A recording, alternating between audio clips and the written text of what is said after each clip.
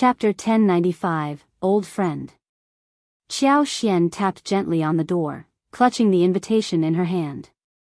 A eunuch greeted her with utmost politeness and ushered her inside. The prince's mansion boasted a side yard that befitted the grandeur of the royal family. The meticulous sutras and the work of skilled craftsmen exuded elegance, setting it apart from any other place.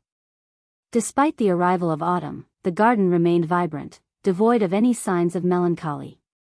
Sweet osmanthus, autumn hibiscus, rhododendron, camellia, jasmine, and a variety of chrysanthemums adorned the autumnal landscape. Splashes of bright colors from the big red oranges and golden and yellow leaves delighted the eyes of onlookers. As they strolled towards the autumn house, the eunuch led Qiao Xian through the exquisite surroundings. Qiao Xian followed along with a smile, harboring no concerns about the eunuch's intentions. They served as her trusted eyes and ears, instilling a sense of fearlessness within her.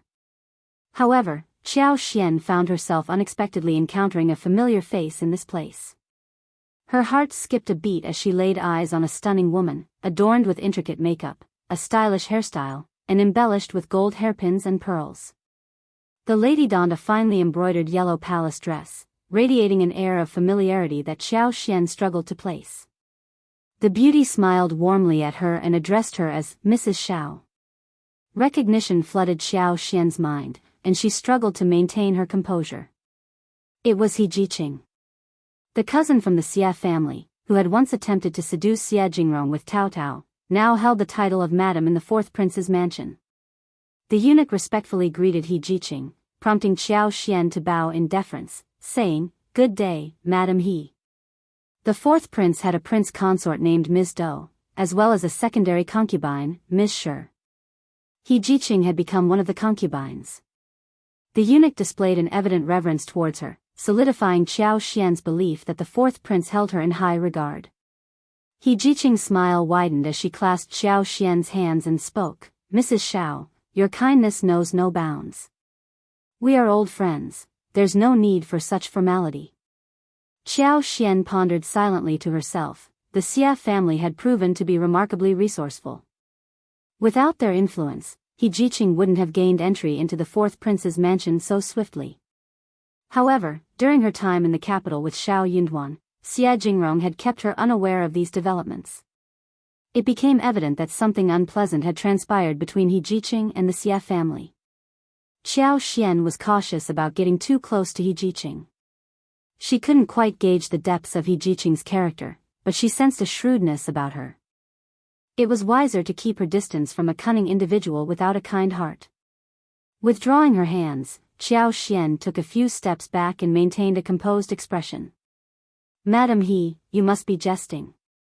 I am not fortunate enough to be considered your old friend. You overestimate my importance.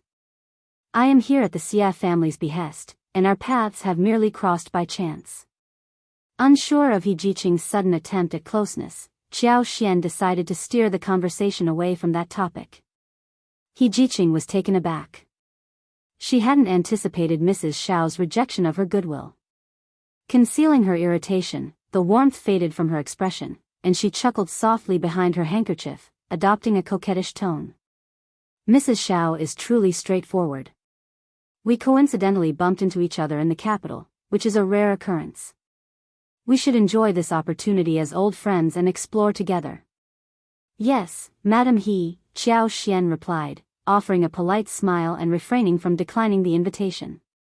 Walking side by side, He Jiqing maintained her smile, commenting on the blossoming flowers and the splendid scenery. However, her composure seemed slightly rattled compared to before. "If you find any errors, ads pop up, ads redirect, broken links, non-standard content, etc., please let us know each report so we can fix it as soon as possible." Chapter 1096, Unwilling. Not long ago, at the Xie family, He Jiqing had attempted to manipulate Tao Tao, only to be exposed by Qiao Xian. The very next day, Lady Qiao had promptly sent her back to the He family. He Jiqing harbored a sense of resentment towards Qiao Xian. Deep down, she believed that Qiao Xian must have divulged something to Xie Jingrong. How else could it be so coincidental that Qiao Xian encountered them on the first day, only to drive them away on the next? Since being sent away, she had realized that she and the Xia family cousins would never be together. However, upon witnessing the splendor of the Xia family, He Jiqing lost interest in pursuing connections with any other family. Instead, she resolved to venture into the capital and establish a close relationship with the fourth prince, leveraging the reputation of the Xia family and the items granted by Lady Qiao. She was even willing to become one of the fourth prince's concubines. Why not? The fourth prince, born to the emperor's favored honored Princess Mei, held a unique position. Although there was a crown prince in the Qin dynasty, his mother had already passed away. Despite being renowned for his talents, the emperor had never treated him favorably. According to He Jiqing, the more praise the crown prince received from the subjects, the more discomfort it caused the emperor. The future was unpredictable, and it was impossible to determine who would ultimately hold the greatest fortune. Who could say that it wouldn't be the fourth prince? He Jiqing envisioned herself as a revered figure, unwilling to settle for a peaceful life with a spouse from a respectable background. That simply wasn't acceptable to her. The fourth prince desired to suppress Shao Yunduan, and Xiao Xian possessed expertise in peonies. He Jiqing saw an opportunity to be of assistance in that regard. If Xiao Xian were to become aware of the current circumstances, perhaps she could let go of the grudges from the past. After all, present benefits held greater importance. However, if Xiao Xian remained unaware of the situation, it couldn't be blamed on He Jiqing. He Jiqing couldn't help but sneer inwardly. Without her skills, no one would have shown any interest in Xiao Xian. She was merely putting on airs. Soon, they reached the autumn house. The wide flat land halfway up the mountain provided a breathtaking view. Positioned next to the mountainside, it offered a sweeping vista of more than half of the side yard. Maple trees were scattered throughout, their red leaves more vibrant than fire, creating a truly enchanting sight in the advanced stages of autumn. He Jiqing and Xiao Xian approached secondary concubine Shi, who greeted them with a warm smile and offered them seats. Curiosity gleamed in her eyes as she assessed Xiao Xian, eliciting a chuckle. I've heard from Mother and Princess Consort about Madame Shao. They all praise your ability to know when to advance and when to retreat. Now, seeing you in person, it appears to be true. Over 10 madams and ladies were present as guests, hailing from noble families or holding prominent positions. Xiao Xian was a new face to them, inciting their curiosity. Their gazes unabashedly examined her. Xiao Xian didn't appreciate their direct and unscrupulous stares. However, this wasn't the first time she had faced such scrutiny, nor would it be the last. Having previously encountered the Princess Consort and the Empress, she harbored no fear. She offered a polite smile. Your flattery honors me, Consort Xiao. Secondary concubine Shi beamed. Madame Shao, please don't be so modest. You truly deserve the accolades. Madame Zhan, the wife of the left assistant minister of the Ministry of Architecture, chimed in. Indeed. We were just discussing Madame Shao and her profound knowledge of flowers. We can't hold a candle to Madame Shao. They all laughed. Another madam pointed at the pot of orchids on the advanced table and asked with a smile, Madame Shao, take a look at it, do you know what kind it is? What is the problem? If you find any errors, ads pop up, ads redirect, broken links, non-standard content, etc., please let us know each report so we can fix it as soon as possible. Chapter 1097, Orchid. Xiao Xian was thinking inwardly, here they are. That was what they were curious about. But that was understandable. She would have been very curious too. That was a rare thing. Xiao Xian threw a look at the orchids.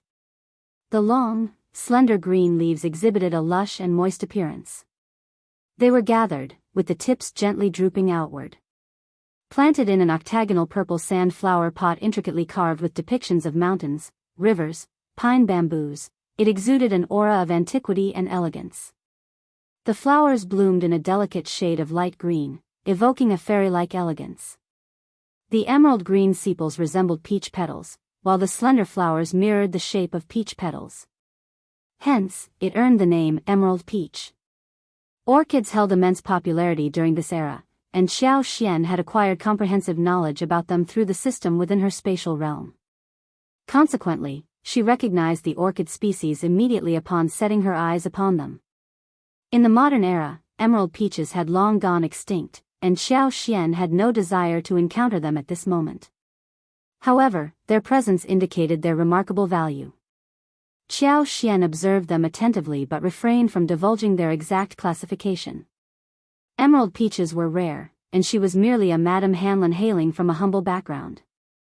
It was unlikely that she had encountered them before. She smiled warmly. While I may not be able to identify the exact species, the orchids are thriving and exhibit no signs of distress. You can rest assured. However, the madam appeared unwilling to let the matter go. Nevertheless, I still find these orchids rather lackluster. Our old master has a penchant for cultivating exquisite varieties such as green clouds, plain lotus, heavy snow, peach cheeks, 18 beauties, and so forth. I can't help but feel that there is something amiss with this pot of emerald peaches. Madame Shao, perhaps you could examine them more closely? Upon hearing Madame Qiao's remarks, the others began whispering amongst themselves, hinting at the possibility of something being awry with the orchids. Xiao Xian maintained her composed smile, fully aware of what was truly happening. If there is any issue with the orchids, it is simply because they have recently been relocated from the greenhouse and are still acclimating to their new environment.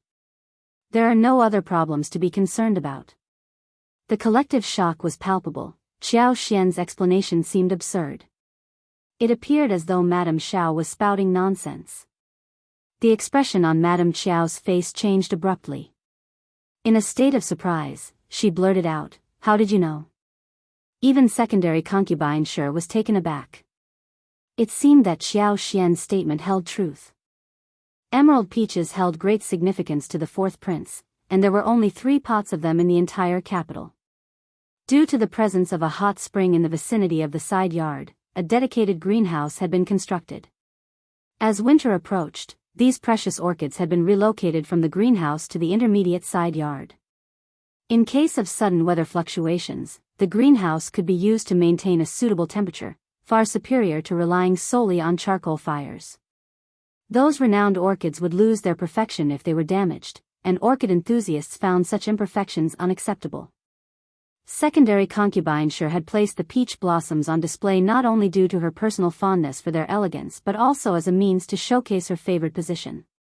A few days prior, there had been a sudden drop in temperature, prompting the relocation of the emerald peaches when the weather improved.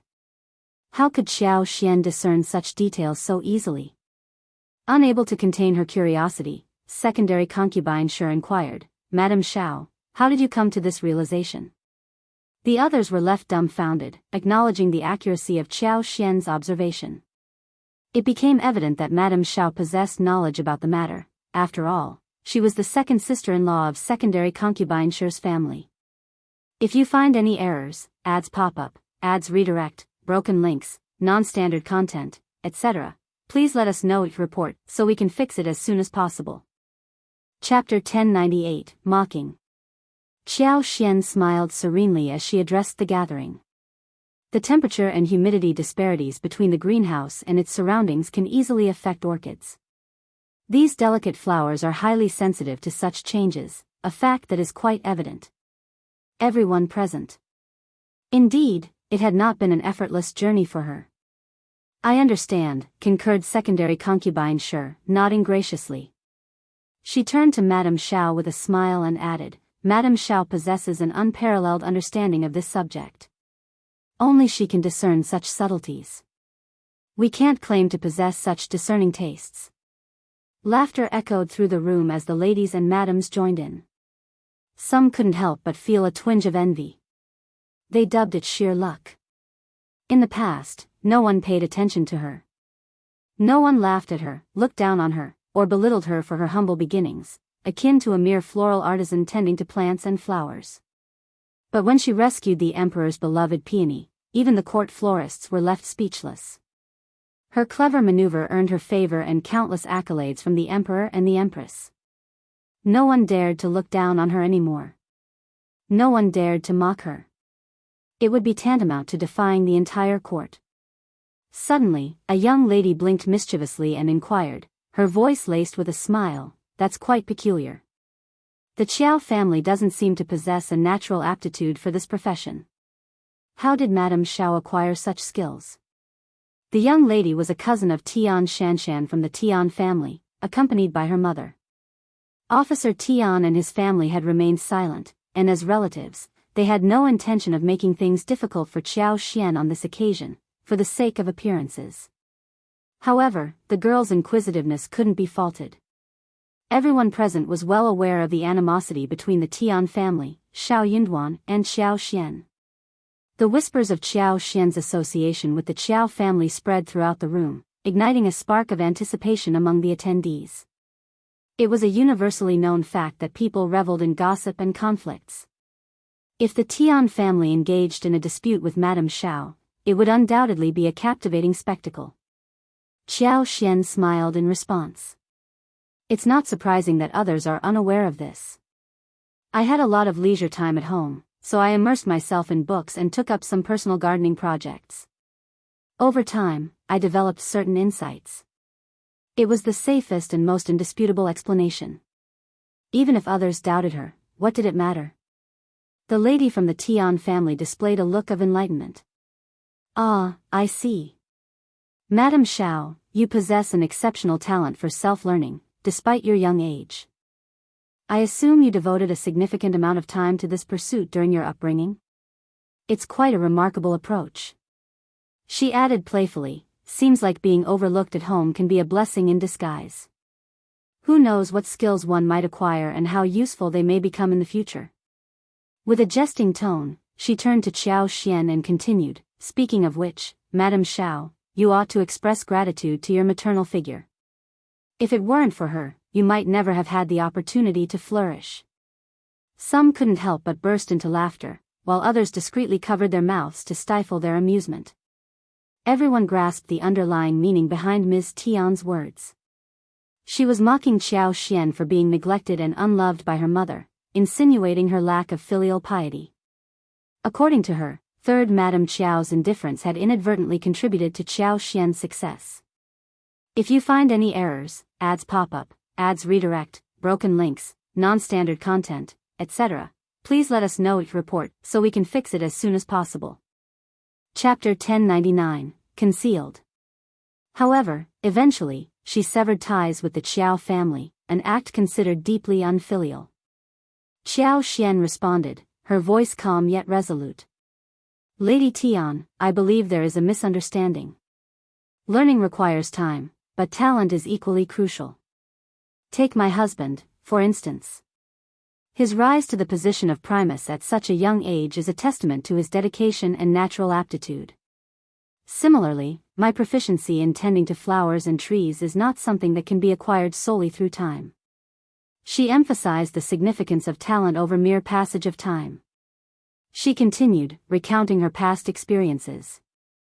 "In the past, I used to sneak out and use the money my mother gave me to purchase books of this nature. Although the content was sparse, I would destroy them after reading, fearful that they might cause trouble. Nevertheless, I gleaned some knowledge. At that time, it was merely for amusement, I never anticipated its practical value." Qiao Xian addressed the topic of gratitude. Regarding Ms. Tian's suggestion to express gratitude to third Madame Qiao, that must surely be a jest. Parents should fulfill their roles as parents, wouldn't you agree? However, I am genuinely grateful to third Madame Qiao for breaking off my previous engagement and arranging my marriage to my husband. It is true that misfortunes and fortunes often shape our destinies.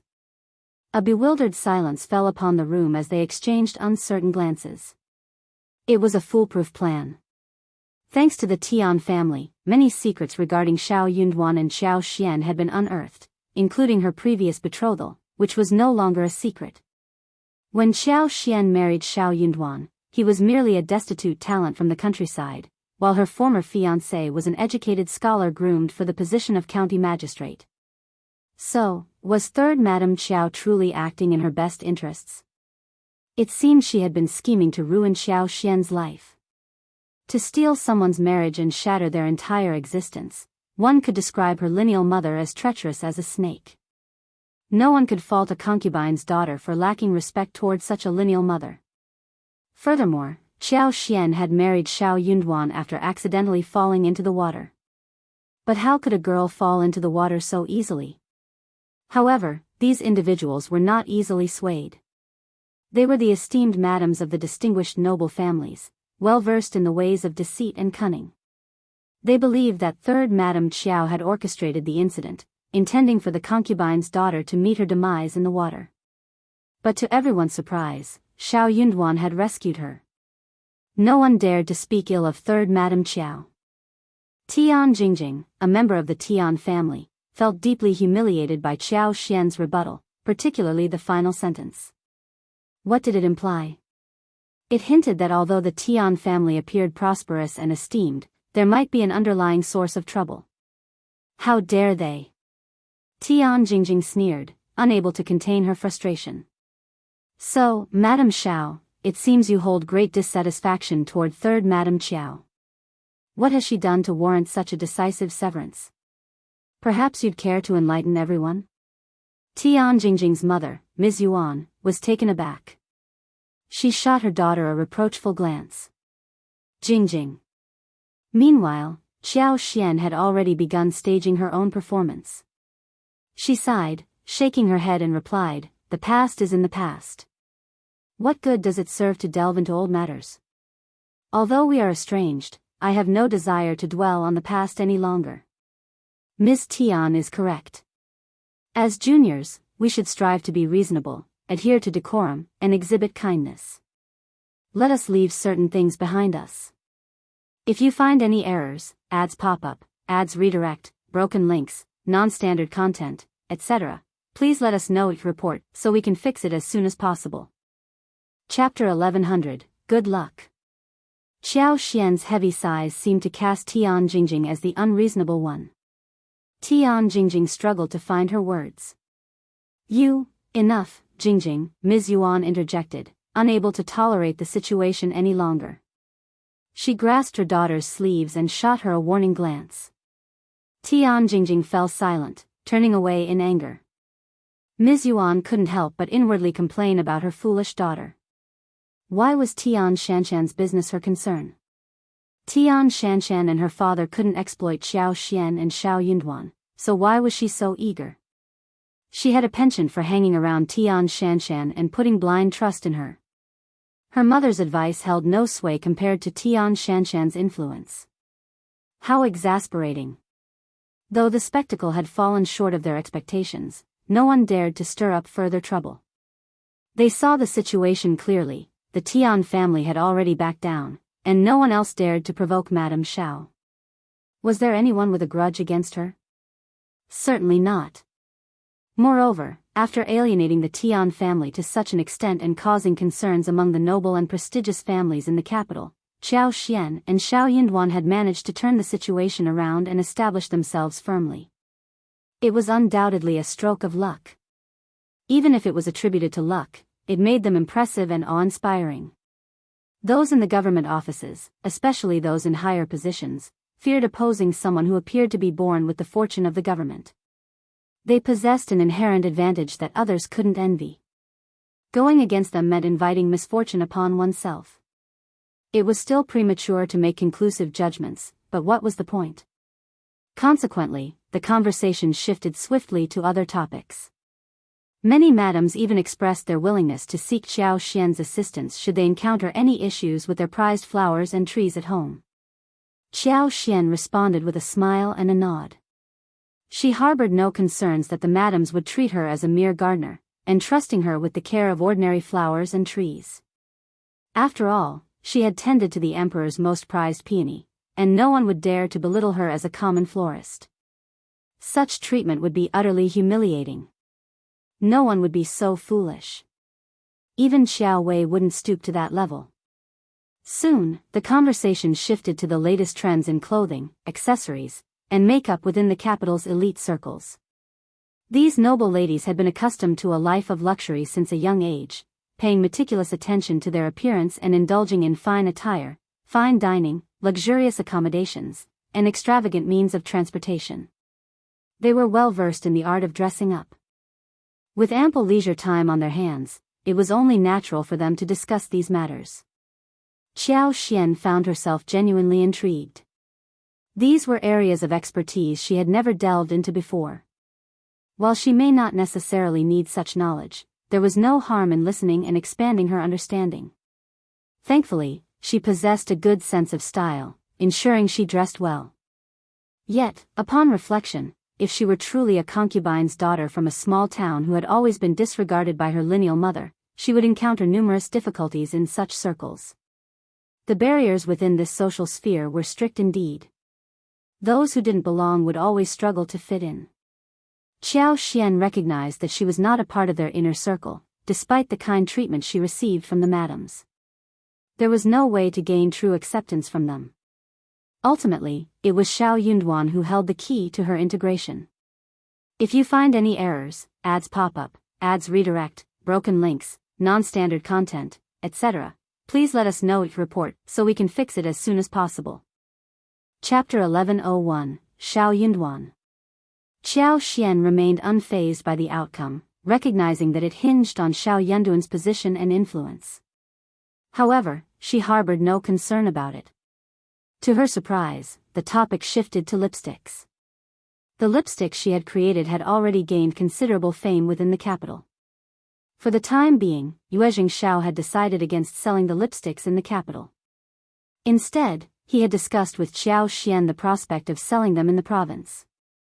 The capital's market was vast, upscale, and intricate in terms of connections. It was best to avoid involvement in it for now. Although they could collaborate with the Xia family to alleviate some of the challenges, the Xia family was a massive clan, and Xia Jingrong's influence was limited.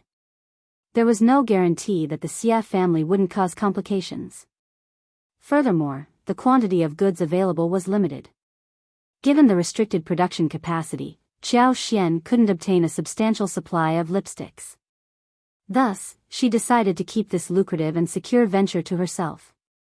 She had no intention of sharing the lipstick formulas and craftsmanship with anyone else, aligning with Shao's opinion. Shao respected her boundaries and never probed into the lipstick formulas and craftsmanship, fostering Qiao Xian's eagerness to spend time with the family. Once she possessed the means to keep the secret hidden from everyone, she could establish a workshop in a suitable location. Yet again, it depended on Shao Yunduan. But she didn't feel rushed. Although Shao was only selling lipsticks within the province, they had gained considerable renown. His elder brother would bring some as gifts for his business partners during his travels, and some people within the province purchased them for their relatives and friends in other regions. Gradually, news of these lipsticks reached the intermediate circles within the capital.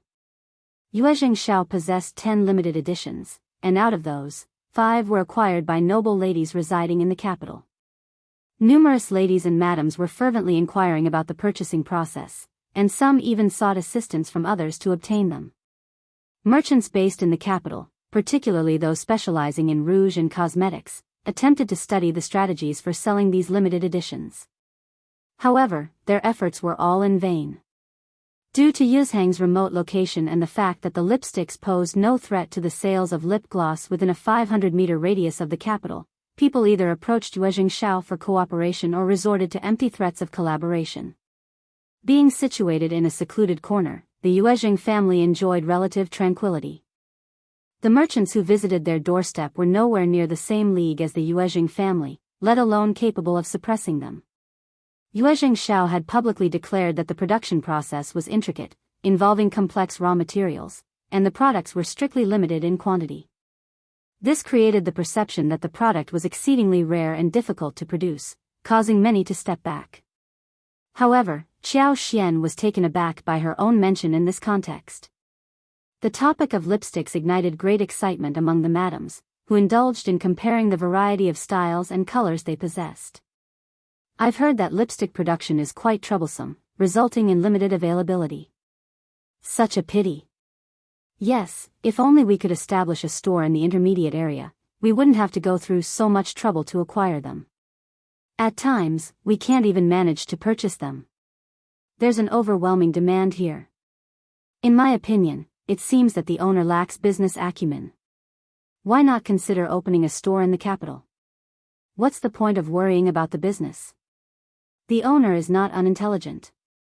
They are capable of making profits, but opening multiple stores might not be feasible. I've heard that there is only one store in Yuzhang City, just one. Absolutely. Exactly. Otherwise, there would have been additional stores by now. If you find any errors, ads pop up, ads redirect, broken links, non-standard content, etc., please let us know each report so we can fix it as soon as possible. Chapter 1102, Not Lying. Oh yes, second Madam said, turning towards Qiao Xian with a smile. Madam Shao hails from Yuzhang, doesn't she? You must be well informed about this, right? All eyes turned to Qiao Xian. Tian Jingjing sneered and cast a contemptuous glance at Qiao Xian, assuming that lipsticks were too expensive for her and she couldn't afford them. How could she possibly know? Lipsticks were being sold for 10 liang, and Yuezhing Shao had offered Qiao Xian 5 liang for each one. Qiao Xian was taken aback by the sudden question. She immediately faced a dilemma. She couldn't reveal the truth, but third Madam Qiao, Qiao Wei, and Qiao Ko knew that the lipsticks belonged to the Yuezhing family. If she spoke up now, it would create an uncomfortable situation between third Madam Qiao and the Yuezhing family, leading to embarrassment. Qiao Xian didn't want such an awkwardness to arise. She didn't want people to perceive her as a liar. Even if third Madam Qiao and the others didn't mention it or didn't have the opportunity to do so, secrets known by two individuals will inevitably become known to everyone sooner or later. But telling the truth wouldn't work either. What if they were compelled to cooperate? Even without resorting to forceful tactics, it would still bring trouble upon them. Qiao Xian felt a headache coming on. She couldn't lie, and she couldn't tell the truth. She lowered her gaze, nodded, and shyly replied, "Of course, I know about lipsticks. I am aware of some aspects of the business with the Yuezhing family. Lipsticks require various ingredients like roses, Chinese roses, pomegranate flowers, cinnamon, red and blue flowers for dyeing." That was all she could disclose. Even third Madam Qiao had limited knowledge about lipsticks. She relied on the Yuezhing family, leading her to subconsciously believe that they were in charge of the business, not her. Even if they were about to speak, they wouldn't have much to say. As expected, everyone was taken aback and quickly grasped the situation. They had never anticipated that Qiao Xian had a connection to lipsticks. Knowing how to cultivate flowers and considering that lipsticks required flower dyes, it seemed logical for the Yuezhing family to collaborate with her. I never expected Madame Shao to possess such expertise. Indeed. Madame Shao is truly talented in many aspects. Wait a moment. They all grew increasingly curious. Qiao Xian began sharing some anecdotes and stories. They listened with emotional sighs, their perceptions of her shifting. How fortunate they were. She must have earned a substantial amount of money simply by supplying flowers. It explained why she could accompany editor Shao to the capital. It also shed light on why editor Shao would rather offend the Tian family than divorce her. So someone asked Qiao Xian if she could buy lipsticks from Yuzhang. The capital was very far away from Yuzhang, and no one would send their family to Yuzhang for no reason. Therefore, whenever there was a new grade, it could not be bought at all. They needed to spend a lot of efforts to buy some. Qiao Xian found herself in a predicament. She had mentioned that if anyone desired the lipsticks, they could seek her assistance. However, she wasn't certain if she could fulfill those requests.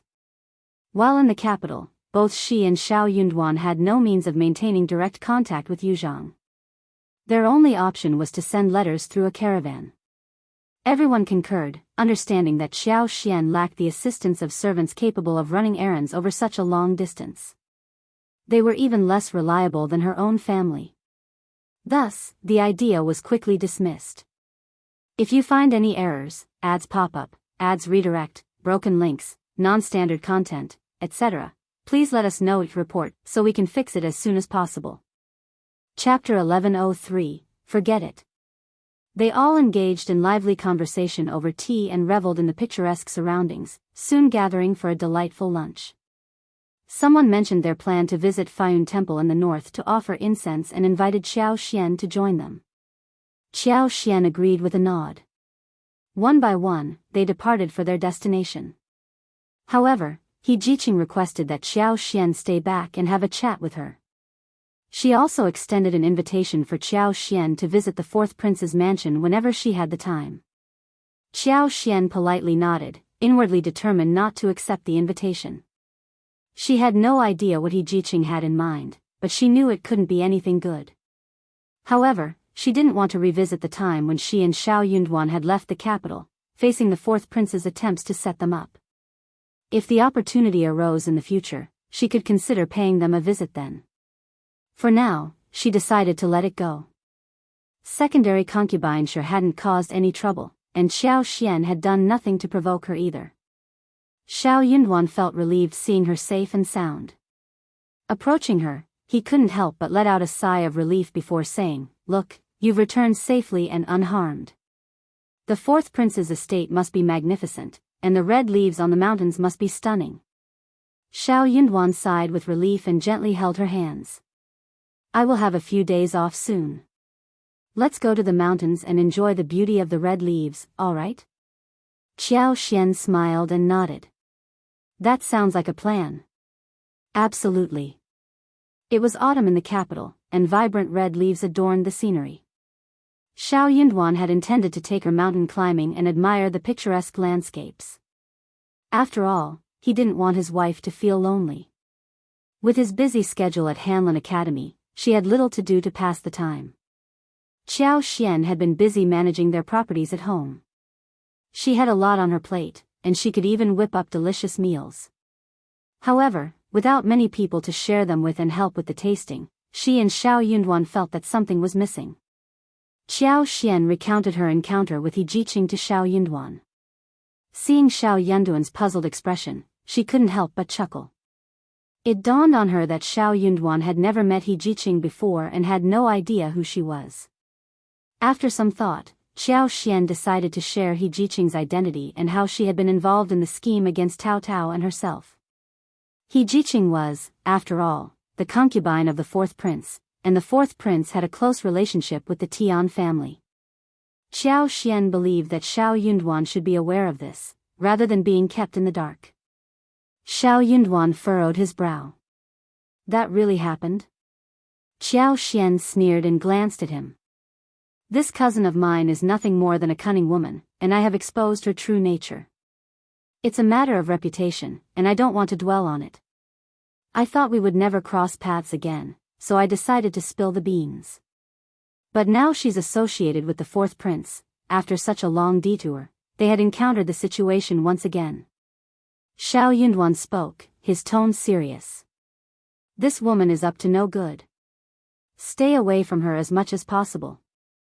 She's just a concubine without an official title, and she won't hold it against you for not associating with her." Although the imperial family held great power, a prince's concubine did not possess enough influence to command the women of the court, especially when it came to someone as unique as Qiao Xian. Qiao Xian smiled.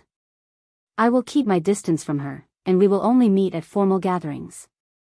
However, she must have approached me for a reason.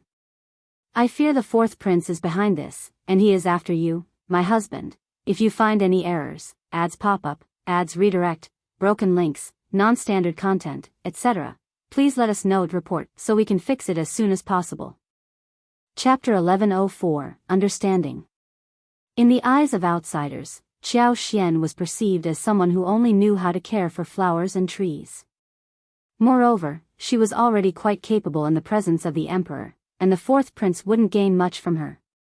Peony flowers didn't fall ill all the time, and Qiao Xian's usefulness lay more in handling emergencies. The fourth prince didn't need to go through so much trouble. However, Shao Yunduan was different. He had achieved the title of champion among numerous intermediate masters due to his genuine talent. He was an honest man with high moral values and fearlessness in the face of power. Most importantly, he enjoyed the emperor's protection, which wasn't an easy feat. Furthermore, anyone from the Qiao family could easily discover the kind of family they were. It would become evident that Shao Yunduan must have employed some clever tactics to sever ties with the Qiao family. In the eyes of outsiders, Qiao Xian seemed disconnected from all of this. The fourth prince might have realized that it was the Qiao family who severed ties, but it was Shao Yunduan who successfully escaped the troubles associated with them. Given these factors, it was possible that the fourth prince had ulterior motives. Shao Yunduan's heart skipped a beat. He hadn't expected his wife to be so astute. "My love, you're overthinking," Shao Yunduan reassured her, taking her hand and speaking calmly. "I am merely a minor editor at Hanlin Academy, and am not worth the efforts of the fourth prince. Even if he harbors intentions, now is not the opportune time." Qiao Xian contemplated his words and agreed, deciding to put those thoughts aside. Instead, she focused on the idea of mountain climbing with him. The persimmons in the capital were especially sweet, the dates delightfully crunchy, and the grapes incredibly delicious. There was an abundance of these fruits during this time of year. They planned to climb mountains, purchase fresh fruits from local farmers, search for wild mushrooms and fungi, and enjoy picking wild fruits. It would be a splendid adventure. Shao Yunduan was well aware that the fourth prince had his eyes on him due to the Tian family incident. However, everything thus far had been a subtle test, nothing overt. He had maintained a low profile, carefully concealing key information to avoid drawing unnecessary attention. He had successfully evaded a few traps along the way. For now, things were progressing smoothly. Shao Yunduan exercised patience, knowing that he needed to wait for the right moment to approach the emperor and request to be released from his current position. He had already devised a solid excuse. He desired to become a local official and make tangible contributions to the well-being of the local populace. That was precisely what he yearned for, as it would allow him to escape the troubles of the capital. If they remained in the intermediate region of the capital, the Tian family would eventually catch up to them. Of course, he could seek the support of a patron and serve the crown prince or another prince, but he had no such intentions. Even though he hadn't been in the capital for long, he possessed enough clarity to perceive the situation for what it truly was, unswayed by the allure of fame and fortune. The emperor dedicated much of his time to cultivation and pill-making, resulting in only 5 or 6 imperial court meetings per month. Governmental affairs were seemingly managed by the crown prince, the princes, and the cabinet elders. However, things weren't as straightforward as they appeared. The crown prince's kind-heartedness often led to the involvement of various factions and forces before reaching a resolution in most governmental matters. If you find any errors, ads pop up, ads redirect, broken links, non-standard content, etc., please let us know each report so we can fix it as soon as possible. Chapter 1105. The events of today seemed to benefit the fourth prince, while the third prince would strive to gain advantages in the next day's events. If there were any vacancies the day after tomorrow, another struggle would ensue. What about the crown prince? He was constantly burdened with the task of balancing conflicts among his brothers. His selflessness was admirable, but his efforts seemed futile when faced with his difficult siblings. It went without saying that the emperor's most trusted Daoist, Shangzhen, had been discovered by honored Princess Mei and the fourth prince. Honored Princess Mei had always been favored, and the fourth prince possessed intelligence that endeared him to the emperor the most. The only one who could challenge the crown prince's authority was the fourth prince. The second prince was not to be underestimated either. His mother, Princess Concubine Virtue, was the niece of the late Empress Dowager and belonged to the powerful Sun family. The Sun family held military might, and the emperor and the Empress Dowager shared a close relationship, having grown up with Consort.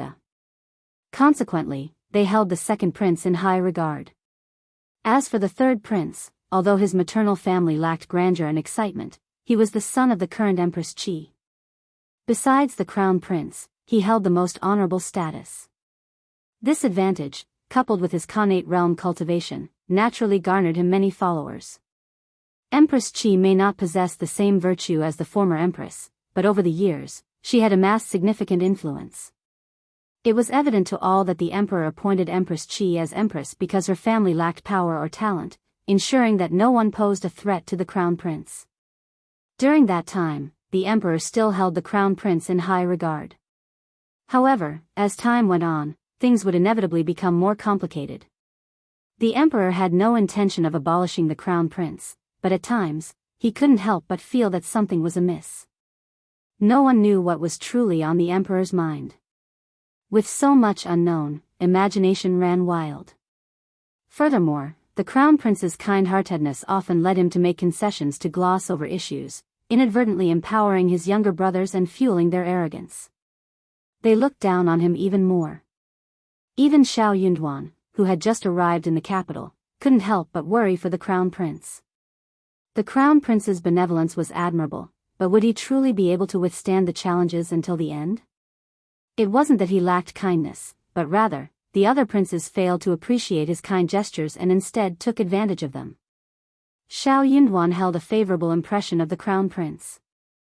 He was a friendly and benevolent man, but as the crown prince, he had no means to exert control over the others. Although the surface of the capital appeared calm, the tension beneath the facade was palpable. No one knew when the taut string would snap. Not wanting to offend anyone, Shao Yunduan decided it was best to leave the capital. In fact, had it not been for the emperor's words at the banquet, he might have been forced out of the capital.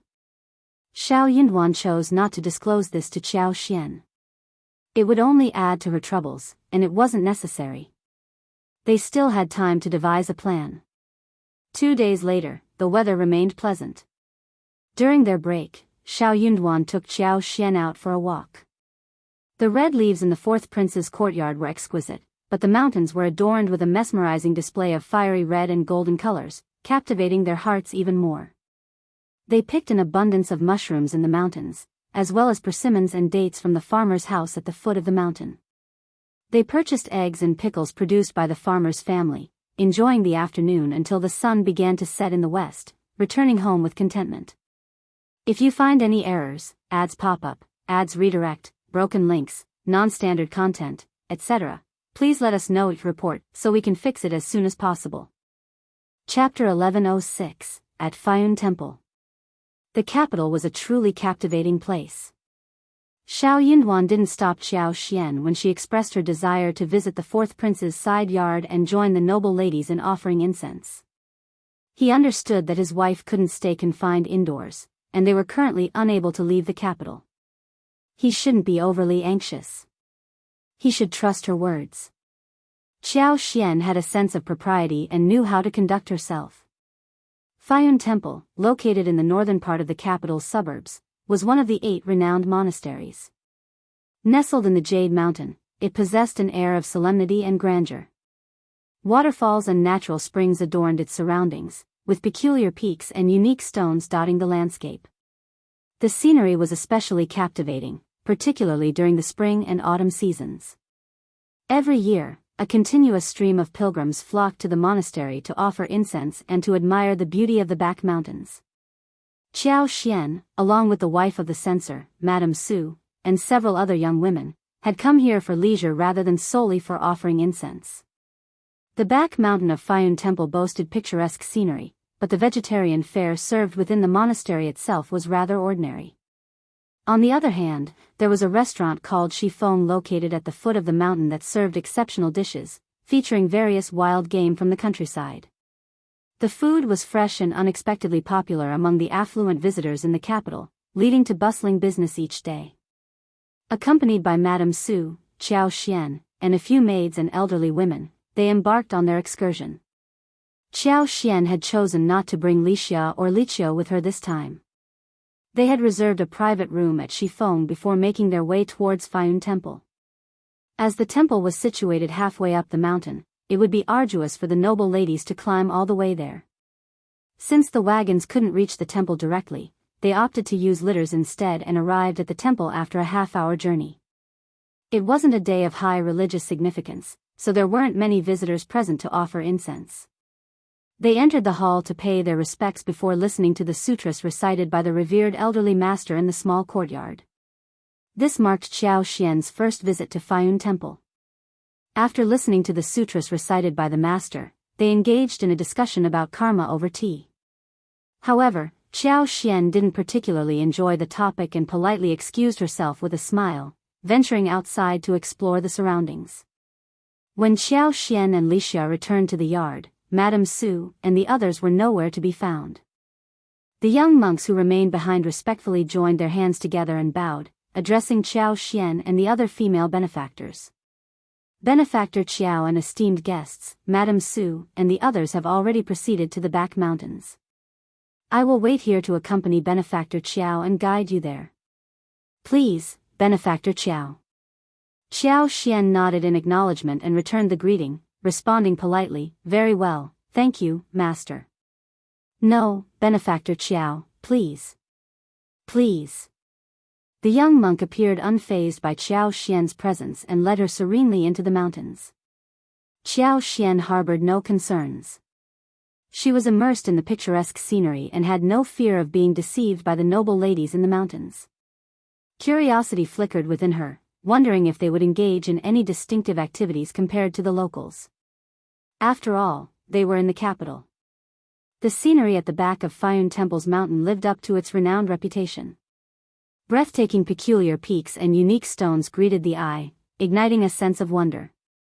The autumn mountains displayed a vibrant tapestry of colors, exuding beauty and charm. Streams meandered through the mountains, cascading in various sizes and forming picturesque waterfalls at several locations. The tranquil sounds of flowing water blended harmoniously with the stunning landscape. If you find any errors, ads pop up, ads redirect, broken links, non-standard content, etc., please let us know each report so we can fix it as soon as possible. Chapter 1107, Cooperation. Entering the depths of the mountain, the scenery became vibrant, tranquil, and enchanting. The air felt noticeably fresher, infused with a gentle fragrance of wood that mingled with the crisp moisture in the atmosphere, rejuvenating the senses. Colorful and picturesque mountains stretched endlessly before Qiao Xian's eyes. The renowned beauty of Fayun Temple's back mountains is truly well-deserved. Masters, cultivating in such a setting and being able to witness this scenery every day must contribute to your extraordinary aura. Qiao Xian exclaimed with a smile, withdrawing her gaze only to discover that the master who had guided her had vanished. The forest remained peaceful, filled with the melodic chirping of birds. The autumn season was in full swing, showcasing the stunning leaves that fluttered like butterflies in the wind. Qiao Xian found herself alone amidst the mountains. Numerous paths crisscrossed through the woods, and unexpectedly, a bend in the road revealed an empty stretch devoid of any presence. Yet Qiao Xian anticipated this turn of events. She even saw clearly that the noble ladies weren't truly immersed in the scenic beauty of the back mountains. Qiao Xian chuckled inwardly, these people were truly despicable. Since she had arrived, she had no intention of leaving. She intended to fully appreciate the breathtaking scenery. If she happened upon any delectable wild fruits, she could transplant the trees into her space. Perhaps she could even gather some mushrooms. See how cooperative she was. Qiao Xian harbored no suspicion that the young monk had deceived her all this while. She reveled in the scenery and maintained a cautious demeanor, utilizing her superpower to sense every blade of grass and tree within a range of 2,000 meters, remaining vigilant to her surroundings. To her surprise, amidst the stillness, Qiao Xian noticed the presence of a young boy, around the age of 13 or 14, lying in the bushes less than 300 meters away from her. The material of his attire was difficult to discern, but it bore a distinct texture that indicated it was no ordinary fabric. A white jade pendant with ginger tassels adorned his waist. His hair was neatly tied with a yuzan, and his pale face showcased well-defined features, including thick eyebrows, a prominent nose, and exquisite facial contours. It was evident that he hailed from a noble family. Startled, Qiao Xian detected that he was merely unconscious but still breathing. Without hesitation, Qiao Xian hurried over to investigate. She wouldn't have approached if he hadn't been breathing, as she didn't wish to involve herself in any trouble. But since he was still alive, she couldn't simply leave him alone. If it were a dire situation, she could always escape. After pondering for a moment, she took out a handkerchief, folded the corners, and covered half of her face. The young man appeared to have lost consciousness due to an attack on his back, evident from the bump on the back of his head. Though he wasn't bleeding, his condition looked rather alarming. He furrowed his brow, displaying signs of discomfort. With his slender frame, he seemed delicate, prompting an instinctual sense of caution. Qiao Xian grasped his hands and channeled her superpower into his body, attempting to alleviate the bump on the back of his head. Before long, the young man blinked and his eyes fluttered open. Startled, he gazed at Qiao Xian, seemingly disoriented about his surroundings and what had transpired. Qiao Xian greeted him with a warm smile, observing his innocent expression. "You're awake now. Stand up."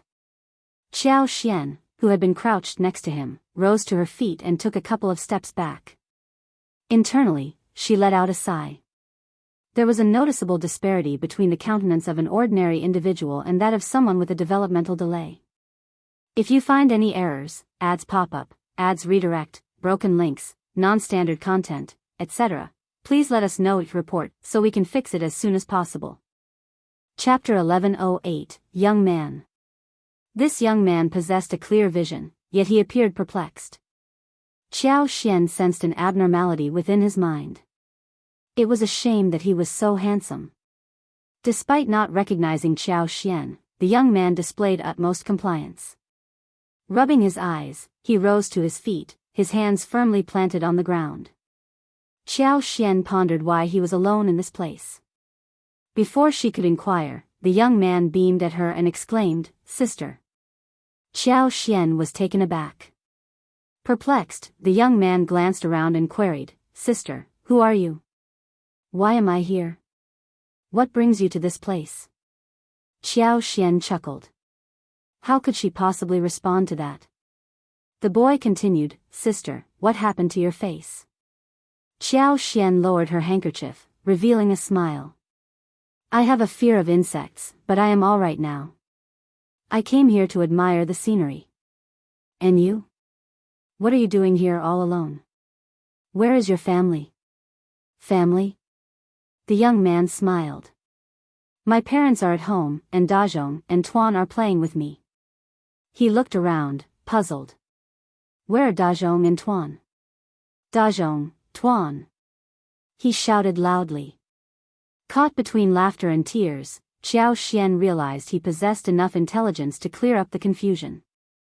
After she had healed him, he experienced no pain or discomfort, and he had even forgotten how he sustained his injury. Qiao Xian gently reminded him, "When I discovered you, you were unconscious on the ground. I revived you. Do you recall how you lost consciousness?" The young man's eyes widened in surprise as he spoke. I think I fell. My head was hurting, but now it doesn't hurt at all. You saved me. Thank you, sister." With a grateful smile, the young man expressed his appreciation to Qiao Xian. His joyous demeanor brought some relief to Qiao Xian, and she smiled back. "You're welcome. What's your name? Where do you live? I can accompany you home." The young man replied cheerfully, "Okay. My name is Qin Yi, and I live in the capital." Qiao Xian sighed inwardly. I see, this was going to be quite challenging. The capital was vast, and she had no clue about his exact destination. It seemed she would have to stay with him a bit longer. If he disappeared, his family would surely come looking for him. "Let's rest under that tree," she suggested. "Okay." The young man nodded, wearing a bright smile. He was well-behaved and amiable. He followed Qiao Xian to the tree and took a seat. However, Qiao Xian couldn't sit still like a child for more than a couple of minutes. She started plucking flowers and grass, lying on the ground to observe grasshoppers and ants. The young man didn't mind. As long as he remained within her sight, she was content. She inwardly chided herself, acknowledging that if all children caused as little trouble as this one, taking care of them would be a breeze. But this child wasn't so easily managed. He returned after a while, his face, clothes, and hands covered in mud and grass. He turned to Qiao Xian and said, "Sister, I'm thirsty. I want to drink water."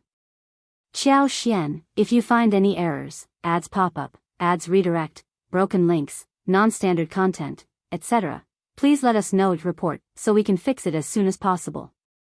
Chapter 1109, Warily sized up Qiao Xian. "Let's go, it'll take you to wash your hands," Qiao Xian suggested. Yeah, that's all, the young man replied. Not far from their location, there was a stream with crystal clear water, allowing one to see the bottom.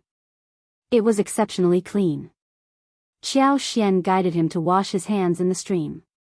She took out a handkerchief, wrung it out, and handed it to him to wipe his face.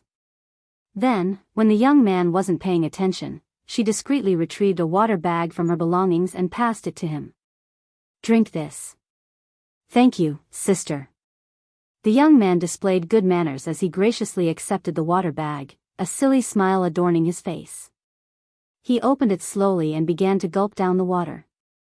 Although he drank without hesitation, his demeanor remained elegant and composed. A person's upbringing was deeply ingrained in their character, and it couldn't be easily concealed. Qiao Xian formed a favorable impression of him. She retrieved a bunch of jujubes from her belongings and handed them to him. Here, taste these jujubes. They are incredibly sweet. After returning home, they had planted jujube trees in her space, cutting off a branch full of fruits. The originally egg-sized fruit tree had now grown to the size of a fist. She hadn't plucked the dates from the tree yet, but they tasted much better than those found outside. Since arriving in the capital, she had also planted apple trees, pear trees, persimmons, and grapes in her space. However, they hadn't borne fruit yet. Hopefully, they would be ready by next year. Thank you, sister. The young man didn't inquire about the source of the dates but expressed his gratitude politely before happily indulging in them. His eyes gleamed with delight. These dates you gave me are incredibly sweet and delicious. Qiao Xian chuckled. Eat as many as you want. This young man was quite skilled in conversation. The two of them returned to the tree and settled down. As they ate, the young man and Qiao Xian grew more acquainted with each other. He continuously requested her to play with him. Feeling a bit overwhelmed, Qiao Xian had no interest in watching insects or picking flowers and grass. She suggested, how about plucking some grass? I can weave a grasshopper for you, all right? In the countryside, there wasn't much entertainment for children, but many people knew how to weave grasshoppers, dragonflies, and other creations. She was particularly skilled at it, even teaching Qiao Xian how to weave straw hats and frogs in the past. The young man showed great enthusiasm, nodding eagerly as he went to gather the weeds. Lord Heir-son, we've been searching for you. Before the young man returned with the weeds, a group of people emerged from one of the nearby forest paths. One of the page boys spotted them and shouted, rushing towards them. Several guards followed closely behind. Lord Heir-son, Qiao Xian was taken aback and decided to stay where she was. This Lord Heir-son seemed to have a simple mind, so he should be fine. Lord Heir-son appeared delighted to see them and waved in their direction. Tuan, Uncle Jiang, you're here. Oh my goodness, I haven't seen you in so long, you had me worried. Tuan approached Lord Heir-son, anxiously examining him. Are you all right? Did you injure yourself? Do you feel any discomfort? I'm fine now, but this sister saved me. Lord Heir-son beamed, glancing at Qiao Xian. Tuan and Uncle Jiang warily observed Qiao Xian. Uncle Jiang took a step forward and expressed his gratitude, saying, How did you save Lord Heir-son? And why are you here alone? If you find any errors, ads pop up, ads redirect, broken links, non-standard content, etc., please let us know each report so we can fix it as soon as possible. Chapter 11:10, Understood. This Lord Heir-son was a simple-minded individual who could easily be deceived and manipulated. Uncle Jiang's questioning was not particularly polite, but Qiao Xian wasn't offended by it. She chose not to mention how Lord Heir-son had lost consciousness when he was injured. With a smile, she explained, A few ladies and I came to Fayun Temple to offer incense, but we got separated as we were exploring the temple. Later, a young gentleman informed me that the ladies were enjoying the scenery in the back mountain, so he led me here. However, halfway through, I suddenly realized that he had disappeared. It was at that moment that I discovered Lord Heir-son lying unconscious in the grass. I had just awakened him when you arrived, Uncle Jiang nodded. I see. He examined Qiao Xian and smiled. Madam Qiao, you seem to come from a prominent family. Why did you venture out without a servant? Qiao Xian replied, Officer, you have a keen eye. My husband is Primus Shao, serving as editor Shao at Hanlin Academy. We have 2 maids at home, but we had various matters to attend to today, so we didn't bring them along. Oh, so you're Madam Shao? Uncle Jiang exclaimed, surprised. He studied her and smiled. My apologies for the misunderstanding. He understood that Madam Shao wouldn't be easily deceived. After all, the core issue lay with the Tian family. Even if the Tian family didn't care, there would be no shortage of people who would take advantage of their vulnerability. They might be attempting to gain favor with the Tian family or simply trying to exploit their weakness. Since their arrival in the capital, Shao and Madame Shao had been in the spotlight. I am honored, Qiao Xian replied with a smile. Since you're all right, Lord Heir's son, I shall take my leave. She understood the situation. Whoever this young man was, he must come from a noble family to be addressed as Lord Heir's son. Seeing Uncle Jiang and the others so concerned about him, she deduced that they must hail from a powerful family. If Qiao Xian hadn't awakened the young man, she would have struggled to prove her innocence when discovered in this situation. However, given the young man's mental instability, he could easily be deceived. If someone were orchestrating this, it could ignite a dangerous situation.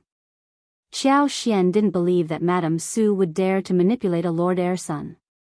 The Tian family, the 4th prince's mansion, or He Jiqing might be involved, but it always seemed to come back to them. Uncle Jiang expressed his gratitude, saying, This is our Lord Heir's son from Lord Anping Manor. Thank you for saving us, Madame Shao. We will surely express our gratitude in the future. Lord Anping Manor? Qiao Xian hadn't heard of it before, but being a Lord Manor meant it was a highly influential family. She smiled and replied, It was merely a coincidence, officer. You are being too kind with your words, and we are unworthy of your gratitude. Uncle Jiang smiled and didn't say anything further. He returned to the mansion to report to the Lord and the Princess Consort of Lord Anping Manor. Lord Anping Manor would never owe anyone a favor. However, as Qin Yi, the Lord Heir's son of Lord Anping Manor, saw Qiao Xian preparing to leave, he tugged at her sleeves and exclaimed excitedly, Sister, where are you going? I want to go too. Tuan, concerned that Qiao Xian might laugh at his master, quickly pulled on his arm and reassured him, Lord Heir's son, what would you like to play? I'll play with you. Qiao Xian smiled. I'm going home. You should also return home. Don't wander alone. There are many unscrupulous people out there. If you find any errors, ads pop up, ads redirect, broken links, non-standard content, etc., please let us know your report so we can fix it as soon as possible. Chapter 11:11, Invitation. Unable to resist, Qiao Xian felt compelled to intervene. This young Lord Heir's son was pure and harmless, especially with his innocent and adorable clear eyes. He appeared delicate, beautiful, and fragile, evoking sympathy from those around him. The young heir nodded obediently and refused to let her leave. I want grasshoppers. He looked so pitiful. Qiao Xian sighed inwardly. Motivated by the situation, Tuan smiled and chimed in, Lord Heir's son, it's easy to find grasshoppers. I'll get them for you. But the heir didn't want that. I want my sisters. Qiao Xian's head throbbed. She turned to Uncle Jiang with a wry smile. I was just speaking with the young heir earlier, mentioning that we would weave grasshoppers for him, but before I could finish, you arrived. Tuan scratched his head, feeling uncertain. He didn't know how to weave grasshoppers. Uncle Jiang started to hesitate. Qiao Xian, as the wife of a court official, had her own county king and the princess consort of the prefecture who, for some reason, had been keeping a low profile. Strategist Shao was the emperor's favorite, and if they kept his wife solely for the purpose of making a grasshopper for the young heir, it would be impolite and would expose their intentions. However, the young master was innocent, and the prefecture lord and the princess consort deeply loved their only son. They didn't want him to experience any grievances. Moreover, the young master had always been indulged and spoiled, so the entire mansion couldn't deny his requests. They couldn't just turn him down. Uncle Jiang pondered for a moment and suggested, the prefecture lord's mansion is not far from here, and the princess consort of the prefecture is currently taking the young master to the abbey for a stroll. Madam Shao, if it's convenient for you, please come to the abbey. That way, when the princess consort learns that you saved the young master, she can personally express her gratitude. Madam Shao, please weave a grasshopper for our young master. Upon hearing this, the young heir became elated, unwilling to let go of Qiao Xian. He exclaimed joyfully, "Yes, sister, please come to my home. I have lots of snacks and fruits for you to enjoy." Confusion crossed Uncle Jiang's face as he turned to Qiao Xian for clarification. Qiao Xian helplessly explained, "I have some dates with me for the young heir to eat." The young master was reciprocating her kindness by offering snacks and fruits. What a well-mannered child. Suddenly, Uncle Jiang understood the situation and smiled. His young master had a remarkable character, although he had never shown such attachment to anyone other than the prefecture lord and the princess consort of the prefecture. Indeed, the young master might be innocent, but he was not foolish. He might not discern those who were flattering him from those who treated him genuinely, but he could sense it. As servants, they were always infuriated. Those young masters might wear smiles on the surface, but inside, they sneered at the young master. They were not worthy of doing so. Madame Shao proved to be a genuinely kind-hearted woman. The young heir added, "The dates are so sweet." He seemed to be lost in reminiscence. Uncle Jiang laughed, assuming the young master was hungry and enjoyed everything he ate. He invited Qiao Xian to accompany them. Qiao Xian felt annoyed by Madame Su and the others. They might not have taken any direct action, but they were undoubtedly accomplices. In that case, there was no need for her to stand on ceremony. "Thank you very much. Officer Jiang, please have someone inform the monks at the monastery to let Madame Su know that she doesn't have to wait for me." "Okay. If you find any errors, ads pop up, ads redirect, broken links, non-standard content, etc., please let us know each report so we can fix it as soon as possible." Chapter 11-12, Confusion. Qiao Xian followed the young heir and Uncle Jiang to the mansion of the prefecture lord of Anping. The young heir was brimming with happiness, engaging Qiao Xian in discussions about feeding the fish, pastries, and fruits. As someone experienced in interacting with children, Qiao Xian effortlessly entertained and conversed with the young heir. Uncle Jiang, initially concerned about her patience, breathed a sigh of relief and found himself growing fond of her. Meanwhile, at Fayun Temple, Madame Su and the others enjoyed a tea session before strolling through the garden to admire the chrysanthemums.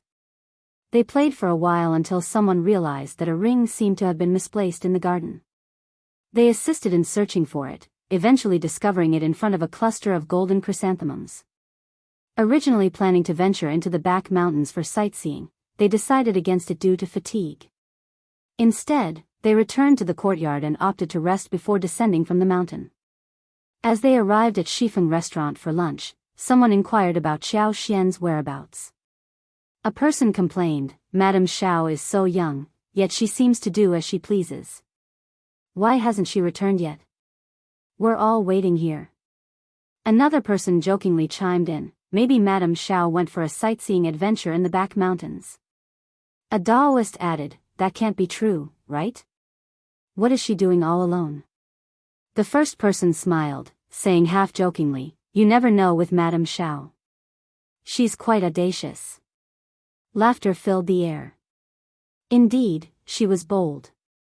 Madame Su's eyes gleamed with curiosity.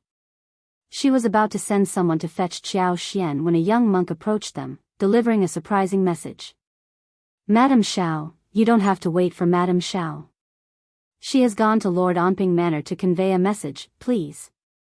"What? Lord Anping Manor? What's happening?" Madame Su's grip tightened on the handkerchief as she exclaimed, "Wasn't Madame Shao in the monastery's intermediate area? Why was she taken to Lord Anping Manor? What transpired?" "Madame Qiao, please remain calm," the monk gently urged, providing an explanation. Madame Shao was initially in the monastery's intermediate area, but Madame Qiao instructed her to wait at the back of the mountain. As she went there, she encountered the young heir of Lord Onping Manor, who had gotten lost. The young heir and she have a good relationship. When the people from the prefecture lord's mansion came looking for her, they asked her to visit the princess consort of the prefecture at the mansion. Worried that Madame Qiao would be concerned, she requested Lord Onping Manor to send someone to deliver the message, so that was the situation. However, what do you mean? We didn't go to the back mountain. Yeah, who informed Madame Qiao about this? This is so strange. Everyone regained their senses and exchanged perplexed glances. A mixture of sourness and complexity filled the air. How fortunate for her to encounter the heir of Lord Onping Manor and visit the princess consort of the prefecture. A few astute individuals began to sense that something was amiss. They refrained from speaking out, but their glances at one another conveyed annoyance and speculation.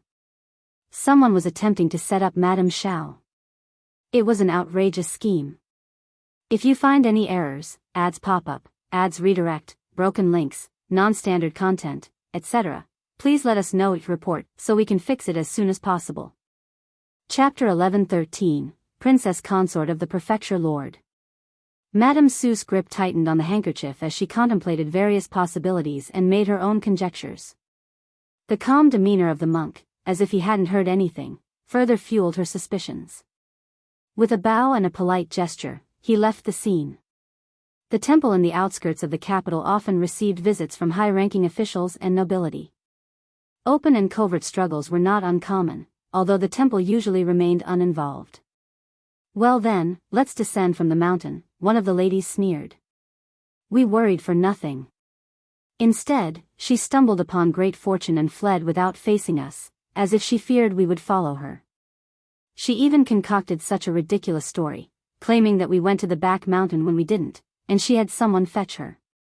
Yes, she's simply making excuses for herself. Another lady chimed in, and the rest remained silent. Madame Su also smiled. Very well, let's go. All the ladies descended the mountain together. Some among them, driven by their desires for fame and fortune, started venting their frustrations towards Qiao Xian. Their anger grew more intense. Had it been someone from the prefecture lord's mansion delivering the message, they could have used the excuse of concern for Qiao Xian and the need to pay their respects to the princess consort of the prefecture, accompanying her to the mansion. However, it was the monks from the intermediate area of the monastery who conveyed the message. No matter how shameless they were, they couldn't simply barge into their residence like that. The prefecture lord's mansion wasn't a place they could casually visit. They would become a laughingstock if they were stopped at the doorstep. How could they not be angry at missing such a golden opportunity? But Qiao Xian remained unfazed. She wasn't worth cultivating a friendship with, in their eyes. At the mansion, Qiao Xian extended her greetings to the princess consort of the prefecture, who belonged to the Onping lord's lineage. The princess consort of the prefecture displayed grace and warmth, delighted to witness her precious son forming such a close bond with Qiao Xian. Despite being 14 years old, the young heir had the innocence and demeanor of a 4 or 5-year-old child. Gender was not a concern in their relationship. The princess consort harbored reservations about allowing her son to interact with others, fearing he might be mistreated. It seemed that both the young heir and Uncle Jiang, who had known him since childhood, had never seen him develop such a close connection with anyone outside their family. Consequently, they treated Qiao Xian with even greater enthusiasm. The only regret was that Qiao Xian was a woman. It would have been more convenient if she were a man. Nevertheless, the young heir grew extremely attached to Qiao Xian, and he might even seek a close relationship with Primus Shao in the future. Qiao Xian crafted 2 grasshoppers for the young heir, a large one and a small one. Delighted, the young heir proudly presented them to the princess consort of the prefecture. He pointed at the big one and said with a smile, "This is mother," then pointed at the small one and said, "This is E." The princess consort of the prefecture burst into laughter, filled with joy. Even the princess consort of the prefecture began to show a gentler disposition toward Qiao Xian. Qiao Xian remained in the courtyard of Lord Onping Manor until 4 in the afternoon, when the princess consort of the prefecture finally managed to calm down the young heir. Only then did Xiao Xian take her leave. With a smile and a nod, Xiao Xian acknowledged the young heir's invitation to have fun together the following day. She had no reason to decline, as she found solace in the pure-hearted young heir. He was far more agreeable than the troublesome ladies. As the princess consort of the prefecture owned orchards and vegetable gardens, she instructed her servants to gather 2 large baskets filled with fresh fruits such as apples, pears, evening peaches, persimmons, dates, walnuts, grapes, and more. Additionally, she arranged for 2 boxes of homemade snacks from the small kitchen to be packed for Xiao Xian to take home. If you find any errors, ads pop up, ads redirect, broken links, non-standard content, etc., please let us know each report so we can fix it as soon as possible. Chapter 11:14, Laughter and Tears. That was what Xiao Xian loved, she accepted it happily. The fruits she received were not as tasty as the ones she had grown in her own space, but they were still quite delicious and fresh. The princess consort of the prefecture lord had sent a low-profile wagon to take her back home, and the coachman was very friendly, even helping to carry down 2 baskets of fruits. Qiao and Xiao were surprised by the amount of fruits Xiao Xian received. "Madam Shao, you have bought so many fruits. They look so fresh." Xiao Xian smiled and told them, "They are gifts." The 2 girls teased that their madam must be very popular to receive so many fruits. Caught between laughter and tears, Xiao Xian couldn't believe they were serious. Was she really destined to have a good relationship with people? It seemed unlikely, especially now that the Tian family was gaining more power. She and Shao Yunduan would not become popular in reality. Soon, Shao Yunduan returned, and Xiao Xian shared her story with him. She didn't mention being set up as no one could deceive her in the mountains. Instead, she told him that she got separated from the madams and ended up saving the young heir of the prefecture lord of Anping's mansion. She also mentioned her visit to the princess consort of the prefecture lord. Curious, she asked Shao Yunduan, "Darling, do you know anything about Lord Anping Manor? What kind of family is it?" The capital was filled with numerous nobles, high-ranking officials, and noble families, making it challenging to keep track of everyone's background. Shao Yunduan, being part of the Hanlin Academy, had access to more information than she did. He was well-informed and often heard about various gossips and stories. Shao Yunduan had heard rumors about the young heir of the prefecture lord's mansion being mentally damaged, so he decided to inquire further. Xiao Xian was taken aback by the revelation. "Oh, it's their family. I heard that the prefecture lord of Anping and the princess consort of the prefecture lord are both gentle people, and their youngest son is their only offspring. When he was young, he was exceptionally bright, capable of reciting sutras and hundreds of poems at the tender age of 3. The emperor adored him greatly. On one occasion, while accompanying the prefecture lord of Anping to the palace, the young heir playfully ate a plate of snacks intended for the emperor. Tragically, a eunuch beside the emperor sought to harm him and had secretly poisoned the pastry. Upon the revelation of this secret, the eunuch committed suicide, and numerous palace officials were implicated. Though the young heir's life was saved, his intelligence suffered irreversible damage, and he could no longer retain his previous brilliance. From that point onward, his mental capacity remained limited for the rest of his life. Xiao Xian sighed, feeling sympathy for the young man. He appeared so handsome and did not seem to be naturally lacking in intelligence. It was indeed an unfortunate turn of events. The princess consort of the prefecture lord and the prefecture lord of Anping must have been devastated when their clever son became mentally damaged overnight. However, the incident served as a shield for the emperor, and the couple did not dare to voice any grievances concerning the matter in court. If you find any errors, ads pop up, ads redirect, broken links, non-standard content, etc., please let us know each report so we can fix it as soon as possible. Chapter 11:15, Inside Story. They had nowhere to vent their anger, and they were not even qualified to investigate the matter personally. The palace remained a mystery to them, leaving them in the dark. What no one outside the family, including Shao Yunduan, knew was that the young master was not poisoned by the eunuch's pastry, but by an elixir made by the emperor and the Taoist masters. As a consequence, all the Taoist masters and eunuchs involved in alchemy were beheaded by the furious emperor, and blood flowed like a river. And because of this, the emperor's reputation was ruined. He felt guilty towards his son and Lord Onping Manor, offering them abundant compensation, but he did not want to see them again. Every time he saw them, he would think of this, and he would feel very uncomfortable. The prefecture lord of Onping knew the truth of the accident and sensed the emperor's uncomfortable thoughts. Over the years, he had gradually faded out of the royal family's sight. Apart from necessary occasions, he and his wife never went into the palace. They did not want to offend the emperor. They did not want to get involved with governmental affairs at all. And the young heir had never been to the palace after that. It was reasonable that he did not want to go to the palace. No one would dare to mention that. The emperor let out a sigh of relief and was very satisfied. Therefore, they kept giving out great rewards. Apart from the crown prince, no other princes could match up to them. That was compensation for them. The prefecture lord and his wife were well aware of this. The funny thing was that even though he made some poisonous pills and the emperor dealt with the most trusted Taoist master, he was still engrossed in Tao seeking and elixir making. He believed that the new Taoist master would be able to make the pills.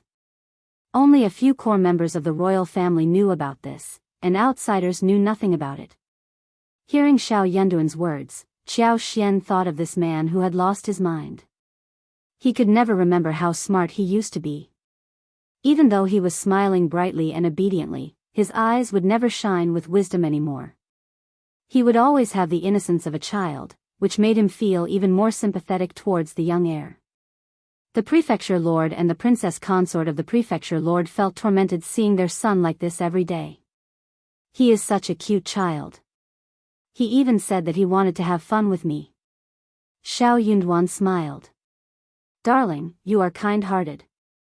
The young master is not stupid, and it is not strange that he likes you. He is just a child, and he can do whatever he wants. But you are my wife, and it would be best not to get too close to him. Qiao Xian couldn't help but burst into laughter. She teased him. What are you talking about? You know that the young master is a child, so what are you talking about? Shao Yunduan laughed. Qiao Xian had thought that the young master would not be here until a few days later, or maybe he had been distracted by something else and forgot about her. After all, children did not have a long memory. It was normal for them to be forgetful. If you find any errors, ads pop up, ads redirect, broken links, non-standard content, etc., please let us know it report so we can fix it as soon as possible. Chapter 11:16, Uncomfortable. Unexpectedly, the young master came the following morning. Apart from Uncle Jiang, Tuan, and a few guards, there was also a nanny and a maidservant. They got off the wagon and introduced themselves as Auntie Zhu and Xiao Shui. The young heir was delighted to see Qiao Xian. He greeted her with a smile and ran towards her, calling her sister. Auntie Zhu and the others greeted them and went into the yard. There were so many people that the patio was filled with more than 10 people. Auntie Zhu drove out the guards, except for Uncle Jiang and the small group, who offered the presents from the princess consort of the prefecture lord. She smiled. Our young master has been trying to find Madame Shao, and the princess consort of the prefecture lord can't stop him, so I drove him here, hoping that Madame Shao would not be disturbed. Qiao Xian thanked her and gave the gift to Lixia, saying with a smile, Thank you, Auntie Zhu, but Lord Heir's son is so innocent and better than many people in the world. I am so glad that he remembers me. Why would I be bothered? Auntie Zhu smiled brightly and nodded with a smile. That is great, Madame Shao. Just treat the young heir as you do to others, don't worry. Auntie Zhu could tell if they were sincere or fake. But her son was too pitiful to be played by others. Even if they looked down on him and laughed at him, as long as he was happy, they would pretend not to notice anything. They could not just put him in a group of 4 or 5-year-old children. That would be humiliating for him. But still, they felt uncomfortable. Auntie Zhu could tell that Xiao Xian was not looking down on that boy. In her eyes, the little boy was normal, and that was more precious than anything else. Qiao Xian and Shao Yunduan's home was not very big, and the young master seemed to have never been to such a small yard before, so he was very curious. Qiao Xian was stuck in a dilemma. She did not know what to play with him. So after a while in the yard, she decided to make some delicious food for him so he could help. Children always like to help. The young heir seemed to have received some very important mission. He was so excited and kept nodding to show that he was going to help. He was so careful that people could not help but laugh. Qiao Xian got some cassava powder, steamed pumpkins and taros, cooked some red beans, prepared raisins, crushed walnuts, and almonds, and asked Li Xia and Li Qiao to help too. Soon, they started to get busy. Their kitchen was not very big, so Auntie Zhu asked Li Qiao to take care of the young master when she saw Qiao Xian. After making sure that the young master would not get injured, she went into the hall with the others to take a break. The young master was a very playful child. The only requirement for the prince and the princess consort of the prefecture lord was that the young master should be happy. As long as he did not do anything against the law and morality, everything else should be treated nonchalantly and casually. They turned a blind eye. After a while, the food was cooked and served while still warm. The round taro balls were very cute. They were filled with sweet glutinous rice and soft red beans, along with sweet raisins, crispy and delicious crushed walnuts, crushed almonds, and drizzled with honey, sprinkled with dried sweet osmanthus. The dish looked bright in color, had rich ingredients, and the sweet taste was very tempting. It was especially appetizing at a glance. Auntie Zhu had never seen it before, but it seemed to be a dessert. She thought that it might be some local snack from Qiao Xian's hometown, so she accepted it with a smile. If you find any errors, ads pop up, ads redirect, broken links, non-standard content, etc., please let us know your report so we can fix it as soon as possible. Chapter 11:17, More Than Anything. But the moment they tasted it, their eyes sparkled. Very delicious. It is sweet, glutinous, not greasy, and chewy. What is it made of? It is so delicious. Tuan and Xiaoshui were both young men and women in their teens. They loved sweet food, and the taro balls instantly fascinated them. Auntie Zhu and Uncle Jiang were not as straightforward as they were, but they seemed to agree. The cassavas were good things, and Qiao Xian had the intention of promoting them. She was not afraid that they would be robbed of their business. The Qin family was so big, and as long as they had a good reputation, no one would be able to steal them away. So she repeated the story with a smile. They even said that they had a lot of cassava powder from their hometown. If they did not mind, they could bring some home to have a try. There were 3 chefs at Lord Onping Manor who specialized in making snacks for their masters. They were very good at making snacks, and they only thought about one thing every day, which was to create different kinds of exquisite snacks for their masters with various ingredients. Auntie Zhu and Xiaoshui were servants who served their masters closely, and they were even more noble and knowledgeable than the masters at home. They had eaten all kinds of delicious food and seen all kinds of luxurious things. But they had never seen or tasted the taste of taro balls. Qiao Xian had never heard of cassava powder before. She was going to give it to the 3 pastry chefs so they could think about how to incorporate it into more flavors for the mansion. Also, the young master seemed to like it very much. That was better than anything else. Auntie Zhu did not turn them down, but accepted them with a smile. The young heir was eating the taro ball desserts he helped to make. He even put 2 bowls in the box, saying that he made them personally and wanted to bring them home for his father and mother to taste. That moved Auntie Zhu and Uncle Jiang. After eating the taro balls, the young heir was thinking about giving desserts to his father and mother, so they went home soon. He could not wait to serve the desserts to his mother. "Mother, I made this myself. Have a taste of it." "What?" The princess consort of the prefecture lord was startled. Auntie Zhu said with a smile, "The young master made desserts for the princess consort of the prefecture lord, and he brought them home for the princess consort of the prefecture lord to try. Our young master is the most filial." "For real?" The princess consort of the prefecture lord burst with joy and smiled.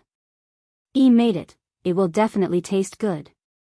The young heir put a spoonful into the princess consort of the prefecture lord's mouth and asked eagerly, "Mother, is it tasty?" The princess consort of the prefecture lord felt sweetness in her heart. She nodded and smiled as she caressed the young master's head. You are so good, so delicious." The young heir was so happy. "Please, mother, I will make more for you." Okay, my son is so filial." The young heir smiled happily. After dessert, the mother and the son exchanged a few words. Shao Shui and Tuan took the young master back to rest, while the princess consort of the prefecture lord asked Auntie Zhu how she was doing at the Shao family. Auntie Zhu smiled and told the whole story. Princess consort of the prefecture lord of Anping smiled. "I knew that Madame Shao is a good person. He likes going there, so let him be. You should treat them nicely and respect them. As long as he is happy, that is better than anything. If you find any errors, ads pop up, ads redirect, broken links, non-standard content, etc., please let us know report so we can fix it as soon as possible." Chapter 11:18, Auntie Zhu smiled and added, "But princess consort of the prefecture lord, will the Tian family and the fourth prince?" The princess consort of the prefecture lord sneered. "Prefecture lord and I are just like this. Haven't we made enough concessions? What else can he do? I just hope that he can live a happy life, so he won't suffer any more while we are still alive. I don't care about anything else." The emperor said that they could have other children, but he also insisted that the title of prefecture lord must be given to Yi. Wasn't that enough? The emperor almost lost his life after being set up by the shameless Taoist. But when his own family learned about this humiliating thing, the emperor became even more afraid of his own family, despite feeling guilty towards Yi. He worried that his family would leak the secret and humiliate him.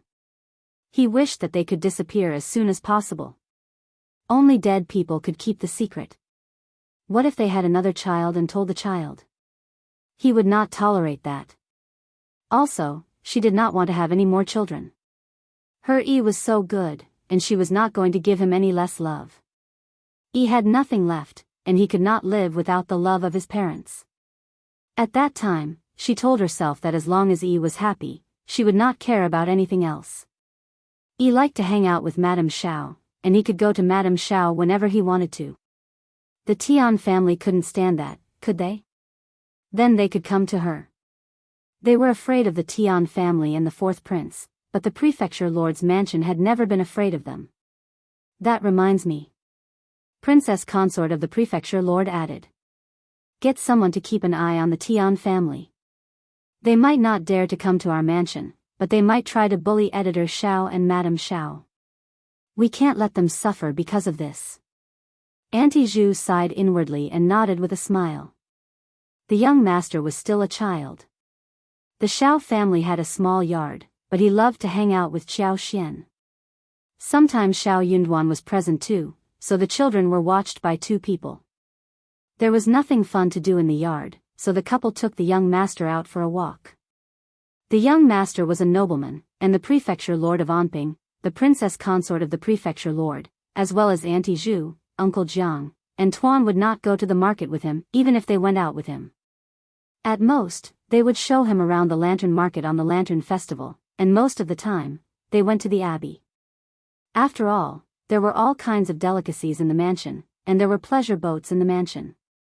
Clothes, treasures, and toys. The embroidery maids and tailors who specialized in sewing and embroidery, as well as antiques for the young heir, were not interesting at all.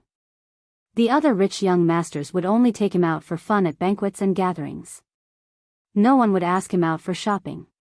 After all, it was not very suitable for the young heir to go shopping, watch rooster fights, or visit brothels. Therefore, the young master did not go out much. Shao Yunduan and Xiao Xian brought him out, which made him very happy.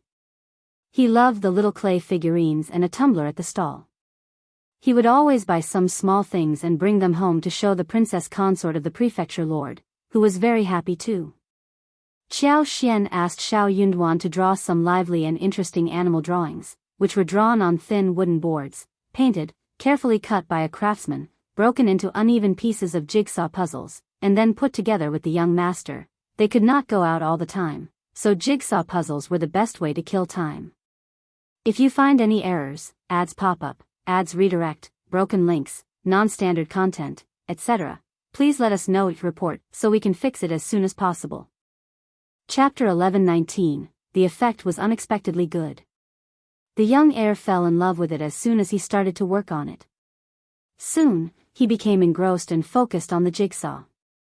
Every time a complete picture was put together, he would be so happy for half a day. Auntie Zhu and the others were very happy to see this. They felt that their young master was very smart. He could even find so many pieces and put them together. When the princess consort of the prefecture Lord of Omping heard about this, she felt glad seeing the puzzles, who said that her son was stupid. If he was, he would not have been able to come up with such a difficult puzzle.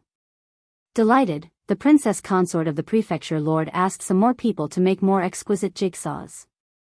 She even made 2 sets of white jade with thinly polished gemstones to give to Qiao. That was indeed very valuable. The puzzle gradually spread among the prefectures and was liked by countless children, becoming popular in the whole upper-class society. Later, the news spread among the commoners, and many businessmen saw the business opportunity and started making them. The ingredients were easy to get, and the civilians did not care if the workmanship was rough, as long as it was fun. The princess consort of the prefecture Lord of Onping was even happier. Madame Shao was the first one to take her son to have fun, and everyone else was imitating her son. Qiao had intended to make some money with this, but when she realized that it was already being copied, she dropped the idea.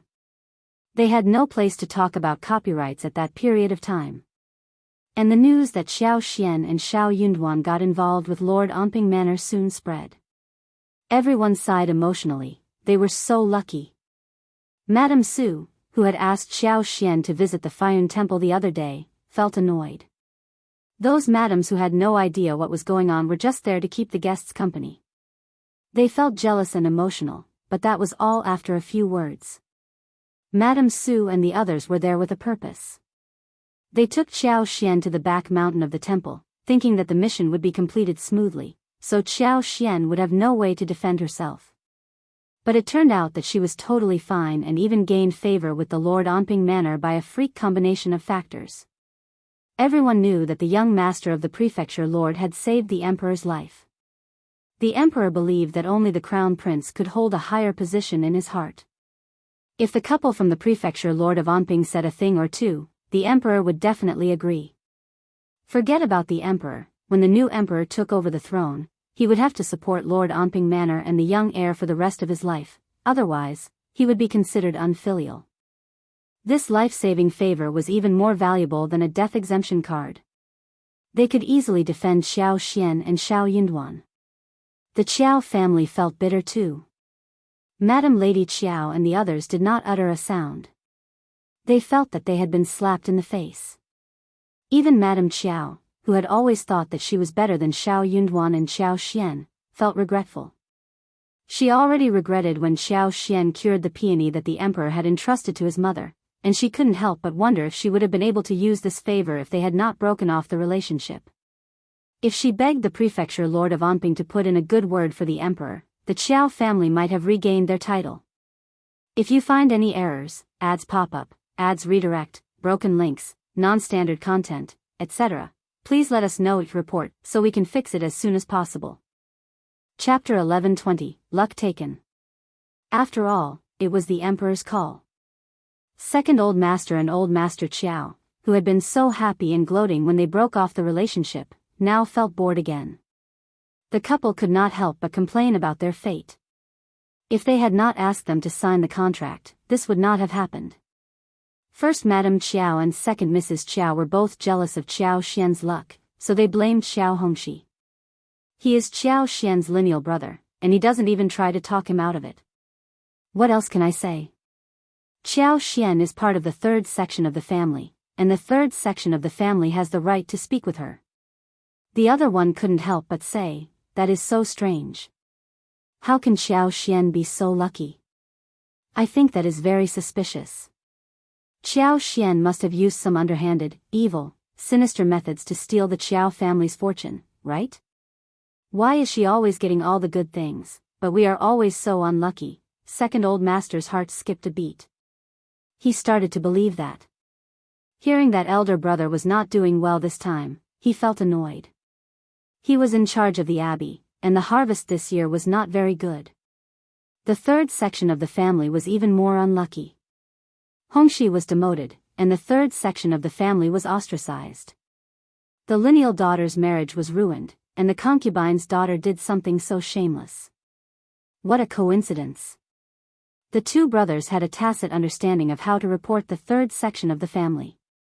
So they kept adding fuel to the fire in front of Madame Lady Qiao. Madame Lady Qiao, who had been feeling very uncomfortable, got even more furious hearing what she said. Madame Lady Qiao felt that her brothers were right. She ordered someone to fetch third old master and his wife. They had not expected that if they insisted on driving Qiao Xian out of the family, Qiao Hongxi would not be able to change their mind, no matter how much he objected. But at this moment, someone needed to bear the anger and grievances, so they could prove that they did not personally push out the favor, so they did not care. Third old master and third Madame Qiao were so confused and bewildered by the scolding. They did not understand what was going on until a long while later. Third Madame Qiao shivered in anger, gritting her teeth. This wretched old woman. They helped the first section of the family and the second section of the family get so much money from the third section of the family, and now they were blaming them for Qiao Xian?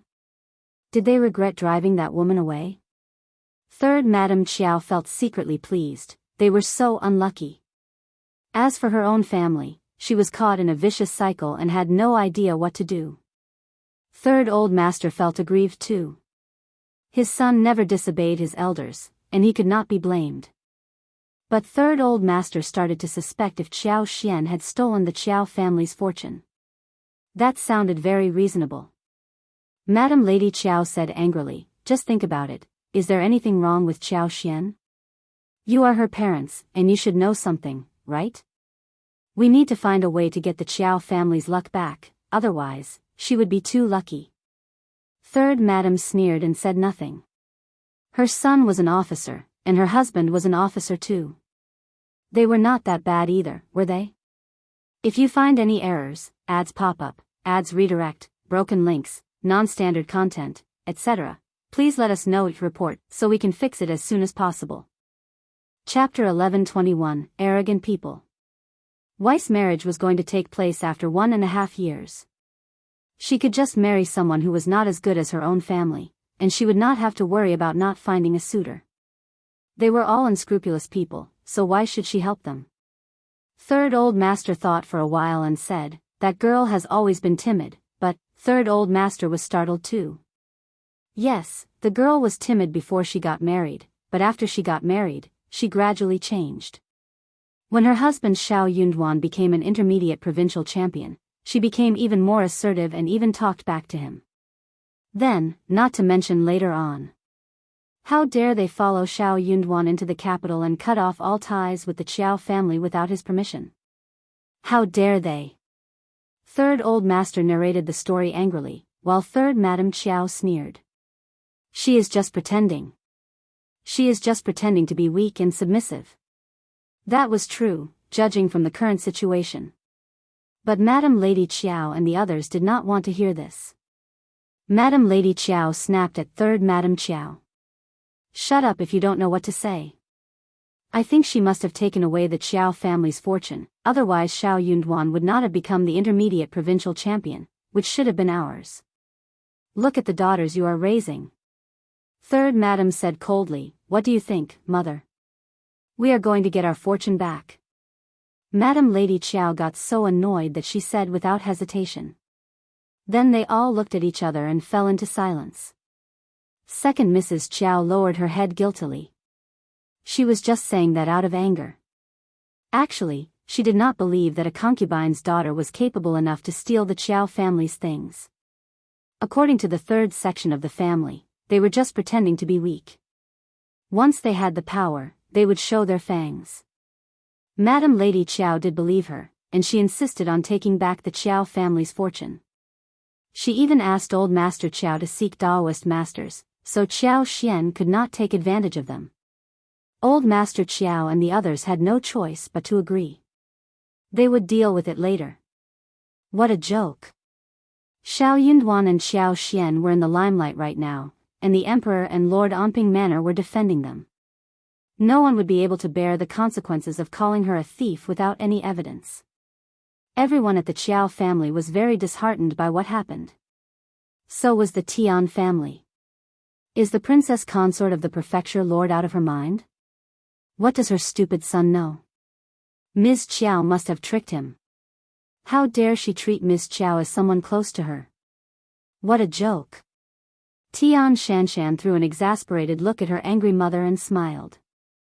They are able to gain favor with the princess consort of the Perfecture Lord because they are capable. Mrs. Tian was startled. She turned to her daughter and sighed. I just can't stand Ms. Qiao. She is so cunning. Tian Shanshan said, how can the benefits obtained through unorthodox methods last long? Mom, don't get angry over these small things. It is not worth it. Let's just wait and see. The Tian family can afford to wait. If you find any errors, ads pop up, ads redirect, broken links, non-standard content, etc., please let us know each report so we can fix it as soon as possible. Chapter 1122, Closer.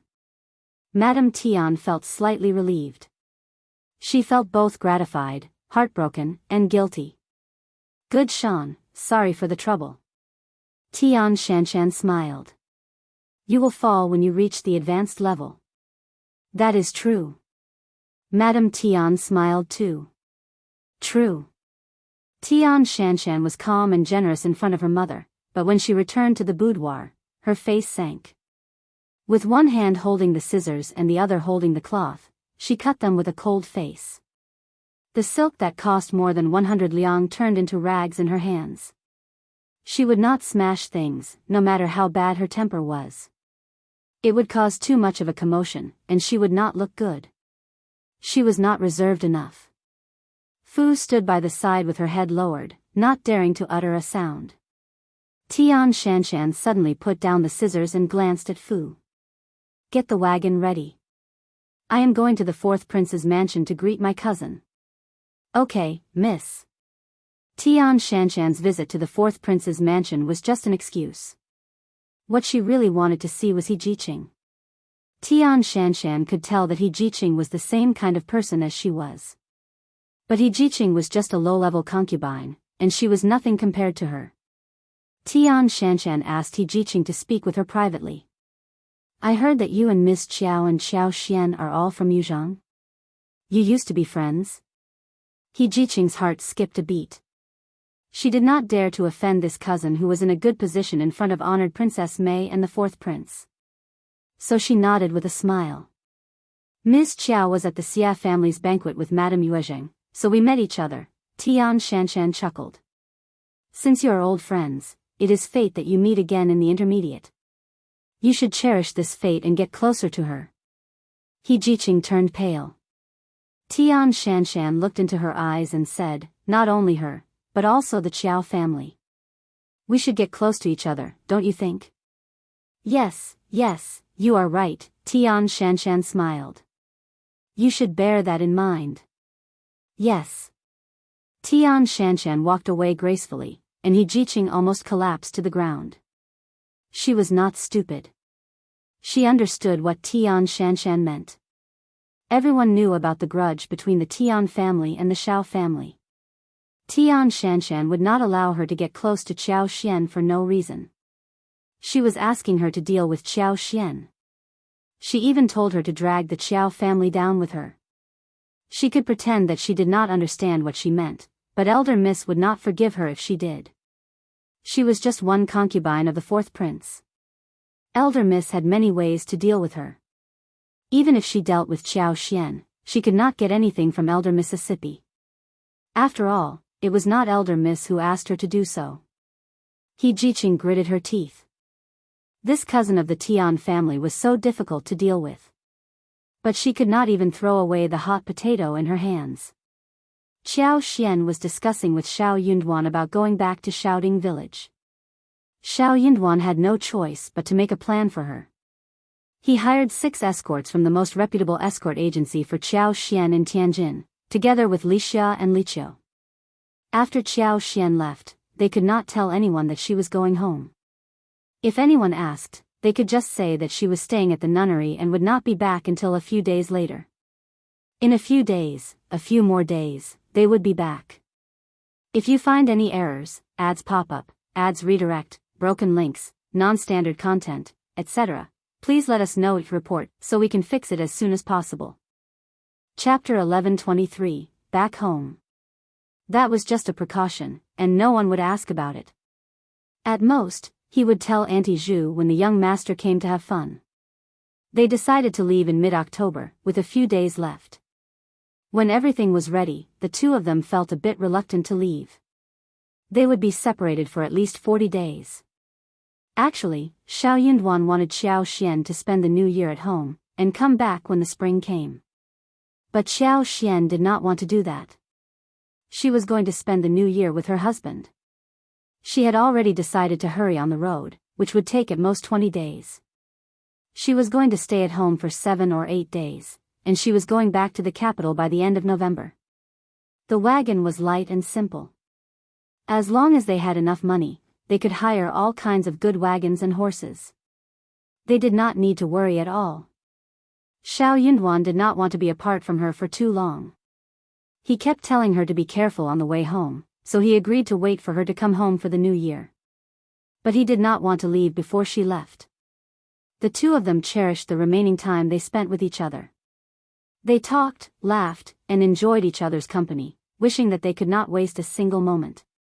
When the night came, they embraced each other, expressing their love and passion, knowing they would soon be separated. They held on to each other tightly, savoring every touch, kiss, and caress. When morning arrived, Qiao Xian slept for half a day. Li Xia and Li Qiao blushed and did not dare to say a thing, pretending as if they knew nothing.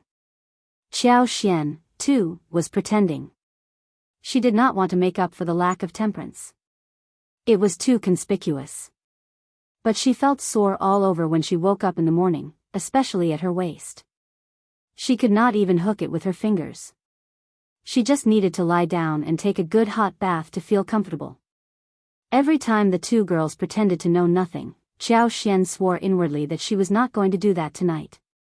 But when it was night time and they were going to be separated soon, they forgot about everything else. Then she gave up the idea. Her husband was the most important, and she should focus on the other aspects. Shao Yunduan did not see her off on the day of departure. He put on the cloak for her, kissed her face and lips, took her hands and said gently, "Pay attention to the clothes on the way, don't catch a cold. Don't be in a hurry, just watch out for the situation. If you really can't make it home, don't force yourself." Qiao Xian felt her heart warmed. She turned to Shao Yunduan and said with a smile, "Don't worry, darling, we are so lucky to be able to see the light of day. We will have a smooth journey."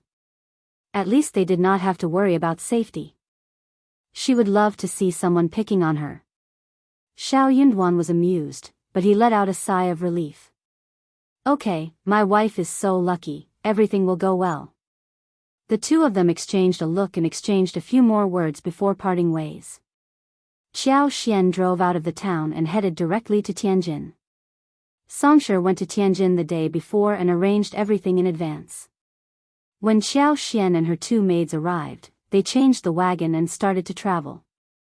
It was still October, and the weather was slightly cooler, but it was not yet cold. If the weather was good and the sun was strong, it would still be hot at noon. But overall, the weather was very suitable for traveling.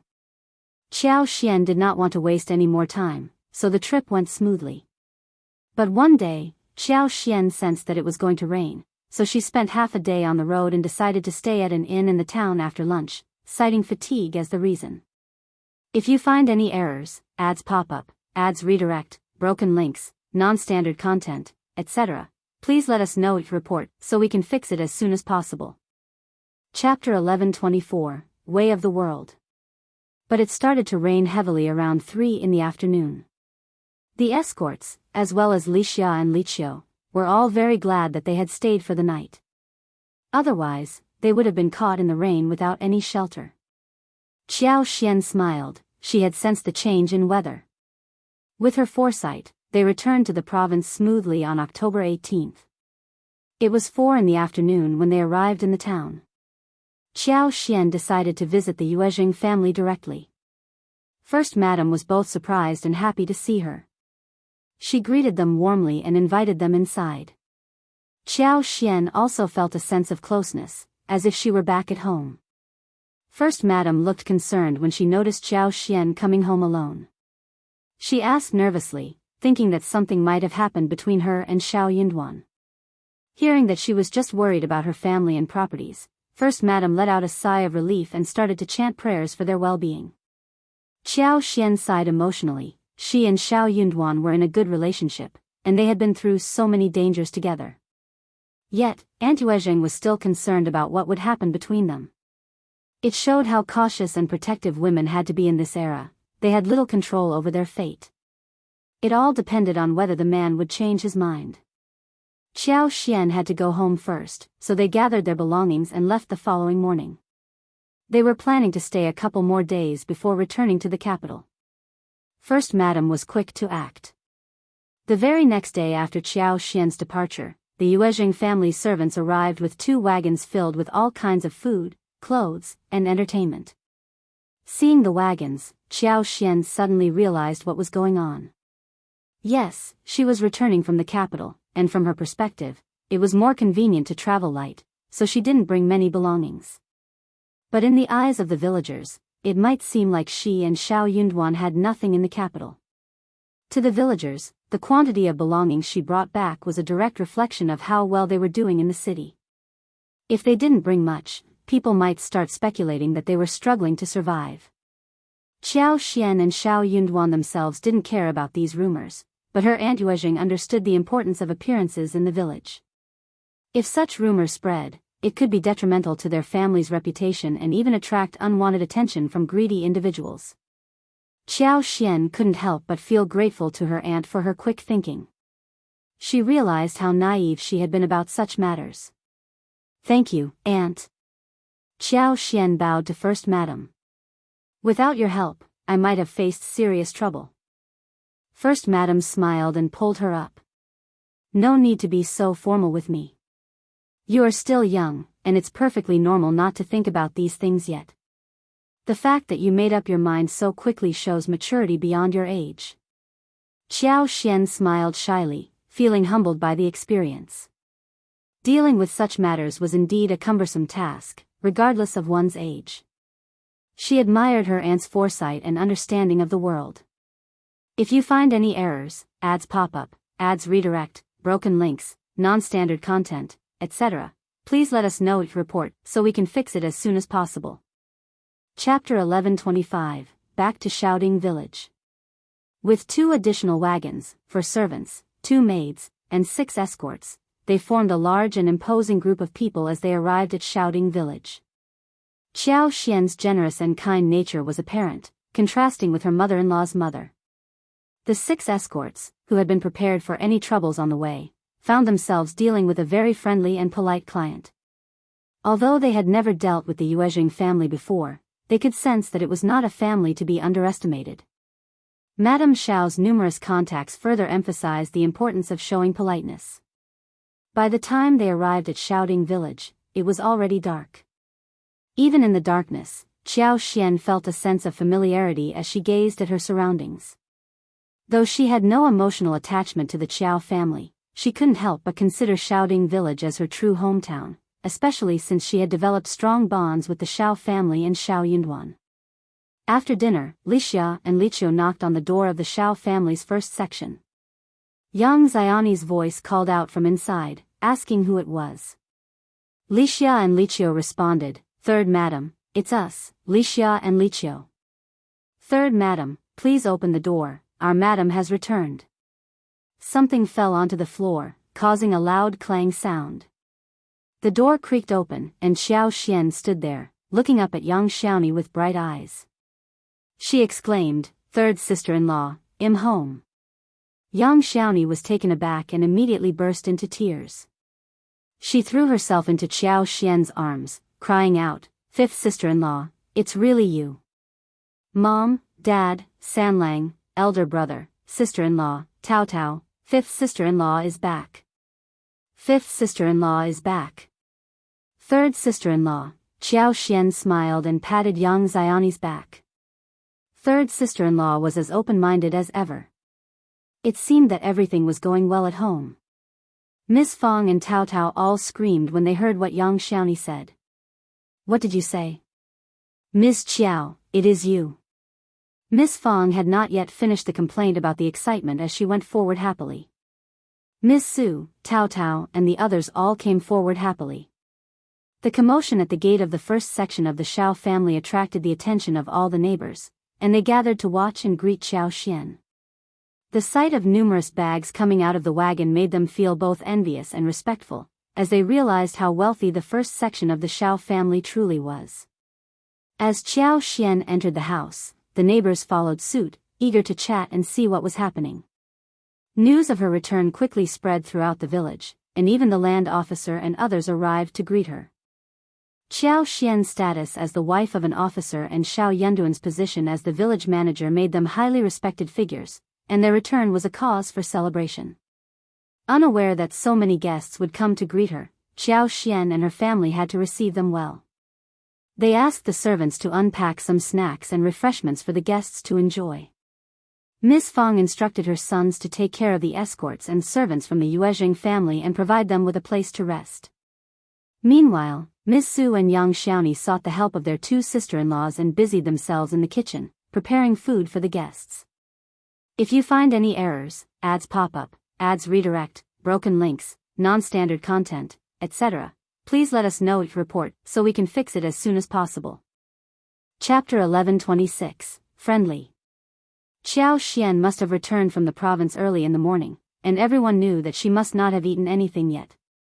As dozens of people had not eaten either, despite the late hour, they all enthusiastically joined in to help prepare food. They worked together to kill chickens, crack eggs, wash rice, and pick and wash vegetables, keeping busy in the kitchen. Meanwhile, Qiao Xian was surrounded by Miss Fong and a group of senior villagers, all eager to ask her various questions. They were particularly concerned about how Shao Yunduan was doing in the capital, and Qiao Xian happily answered all their inquiries. She described the capital as not being as picturesque as they might have expected, but she found the diverse scenery intriguing and enjoyable. She emphasized that life was about experiencing different things, which could make it interesting and exciting. However, Qiao Xian admitted that she had an advantage with her cheat and being remembered by the emperor, which had secured her a position as a supporter of Lord Onping Manor. She acknowledged that she and Shao Yunduan would have been quite powerless in the capital without their establishment there. Once the dishes were ready and placed on the table, Miss Fong joined them to eat and asked some female elders to eat together as well. She then advised them to head home for the night, acknowledging that Qiao Xian must be tired after her journey. She also mentioned that they could come back the next day to continue their discussions. The guests understood and started to leave one by one. A few female seniors stayed behind to share a meal with them, but they also left after the meal. Miss Fong had many questions to ask, but her main concern was about Qiao Xian and her husband's well-being in the capital. When she heard that they were doing well, she felt reassured and told Qiao Xian to rest for the night, promising to continue their conversation the next day. She even said, "You must have had a long journey. You don't have to get up so early tomorrow. You can sleep until noon." When they reached home, Qiao Xian let out a sigh of relief. She felt so tired that she could not stand it anymore. She nodded with a smile and went to bed. She was still sleeping in her and Shao Yunduan's room. Though neither of them was at home, Miss Fong still cared about her children, so her and Shao Yunduan's yard and Qi's rooms were cleaned every few days, and the windows were opened for ventilation. When they came back, they would only need to put the bedroll up so they could sleep. All clean. Qiao Xian could not help but feel moved. Mother-in-law and the others were so nice.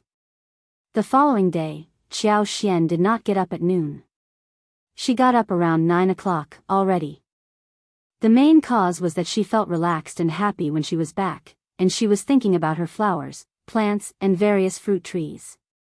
When she woke up, the family had already done what they needed to do, and they had already eaten breakfast, so they saved one portion for her.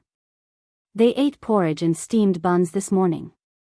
The steamed buns had 3 fillings, namely smoked meat diced with fried plums, fresh mushrooms and shrimps, chives, egg and tofu diced.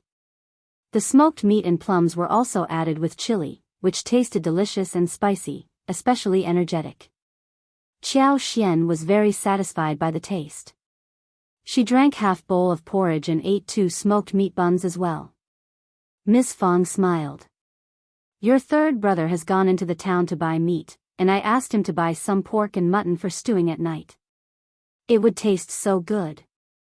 Qiao Xian nodded and thanked her with a smile. Thanks, Mom, I know you treat me the best. I can stew them with fresh mushrooms and bamboo shoots, just thinking about it makes me drool. If you find any errors, ads pop up, ads redirect, broken links, non-standard content, etc., please let us know each report so we can fix it as soon as possible. Chapter 11:28, Many People.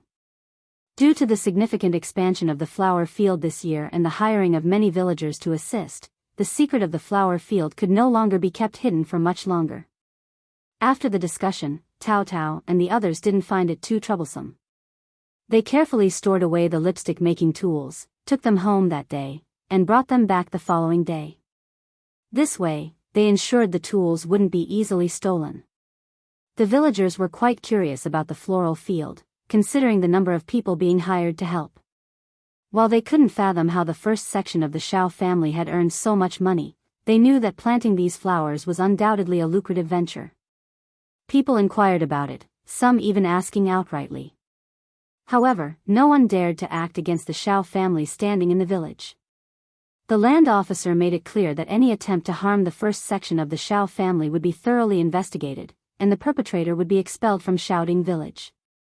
Moreover, apart from the floral fields, the first section of the Shao family was involved in cultivating cassavas and managing the tea fields of the Zhang family. They hired villagers to assist them and paid them well. Additionally, there were various odd jobs available, offering a great way for the villagers to supplement their income. The villagers understood that ruining this arrangement was out of the question, and they respected and cherished the opportunities provided by the Shao family. Moreover, Ms. Fong was not one to be underestimated. With the strength and unity of Shao Sanlang, Shao Dalong, and the sisters-in-law, anyone contemplating doing something harmful wouldn't dare to make a move. Tao Tao took great care of the floral field and proudly showed it to Qiao Xian with a smile.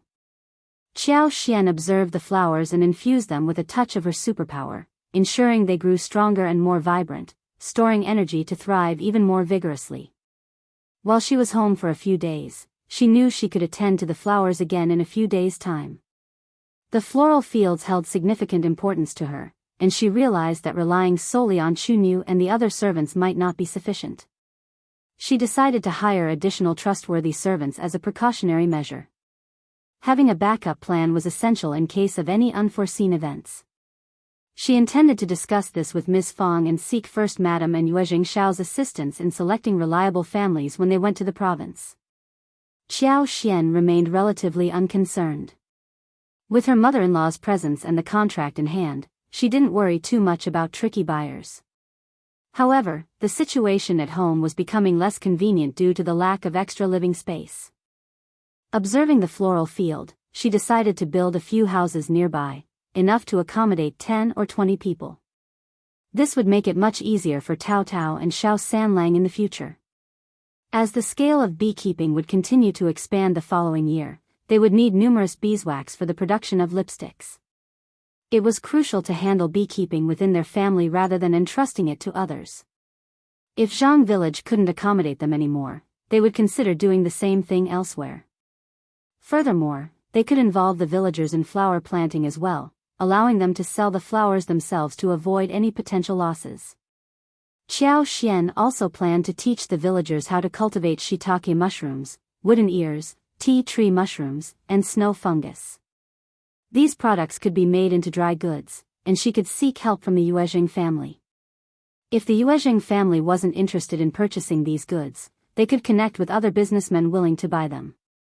The ultimate goal was to ensure that when they enjoyed the profits, the villagers could also benefit by having a share of the rewards. This way, the entire village, as well as their family, would prosper together, creating a mutually beneficial situation. If you find any errors, ads pop up, ads redirect, broken links, non-standard content, etc., please let us know each report so we can fix it as soon as possible. Chapter 1130, Potato. Observing Tao Tao's expression, Qiao Xian could easily tell what she was thinking, and it brought a warm smile to her face. Being trusted and anticipated felt wonderful. Aside from the fruits, Qiao Xian also brought back many potatoes. Thanks to her attentive care, both the potatoes planted in the backyard of the capital and those growing in the space were flourishing. The potatoes in the capital had already been dug before their return. The harvest was bountiful, with more than 10 plants yielding over 30 to 40 potatoes each, all bigger than a fist. Qiao Xian wasn't the only one delighted. Qiao and the others who helped with the digging were equally joyous. Shao Yunduan found it hard to believe. He stood there in awe, staring at the pile of potatoes before him. Among the various crops they grew at home, peanuts, soybeans, corn, and taros, none compared to the impressive productivity of the potatoes. Initially, Qiao Xian referred to them as yams, but the name got out and she subsequently explained that their shape was more like enlarged beans that grew deep in the soil at 5,000 meters, making the name potatoes more suitable. No crop could rival the productivity of potatoes. They had planted dozens of potato plants in the backyard and managed to harvest 2 baskets full of them. The potatoes were plump and filling, resembling yams in shape, but their yield surpassed yams by a considerable margin, making them quite rare. In the evening, Qiao Xian prepared a variety of potato dishes. She made stewed beef with potatoes, fried potato slices, hot and sour shredded potatoes, and even a few small potato pancakes. Shao Yunduan found them all incredibly delicious. Potato slices and shredded potatoes could be used in cooking, while potato cakes could serve as a food source. Even though they might not fully replace other food items, they could easily supplement meals during times of scarcity. Though not as versatile as corn, the potato yield far exceeded that of corn. It had been a long time since Qiao Xian last tasted potatoes, especially her favorite hot and sour shredded potatoes. She proudly boasted to Shao Yunduan about the culinary delights she prepared using potatoes. Shao Yunduan smiled and praised Qiao Xian for her ingenuity. He emphasized the need to keep the discovery of potatoes a secret, cautioning her not to let anyone, especially the young master of the Prefecture Lord's mansion, taste them. Shao Yunduan explained to Qiao Xian in detail that potatoes were a valuable new crop with the potential for large-scale cultivation, which could greatly benefit the people if it were promoted. However, he also stressed the importance of being cautious about it. Specifically, he warned her not to mention it to Lord Onping Manor. The manor had distanced itself from worldly affairs, and getting involved with the court could lead to complications. If the prefecture lord got wind of the potatoes, he might report it to the emperor, dragging Lord Onping Manor into unnecessary trouble. Qiao Xian understood the gravity of the situation and nodded in agreement. She assured Shao Yunduan that she would be discreet about the potatoes. She reminded him that the bountiful harvest was a result of her careful attention to the potatoes in their own backyard. If they were widely promoted, the yield might not be as plentiful. Shao Yunduan replied with a smile, saying that even if a dozen fruits were produced, it would be more than enough. If you find any errors, ads pop up, ads redirect, broken links, non-standard content, etc., please let us know each report so we can fix it as soon as possible. Chapter 1131, Seeds. Shao Yunduan understood his wife's intention. They should keep the potato discovery low-key and avoid raising people's expectations too much to avoid potential misunderstandings. They decided to save the harvested potatoes for seeds and only occasionally stir-fried one to satisfy their craving. In reality, Qiao Xian had much more in her space, twice the quantity outside. She began planting them again and planned to bring some back for her family. While visiting the floral fields and orchards, Qiao Xian generously gifted Ms. Fong and others 15 kilograms of potatoes. She explained that they were excellent for planting next year and emphasized their versatility, as they could be used as both a dish and a rice substitute. The simplest cooking methods were roasting in the stove or steaming in a pot. In times of famine, they could be life-saving. Moreover, potatoes were highly durable and could be stored for a long time. However, she cautioned that the storage area should be dry to prevent them from germinating, as green sprouts on potatoes could be poisonous and should not be consumed.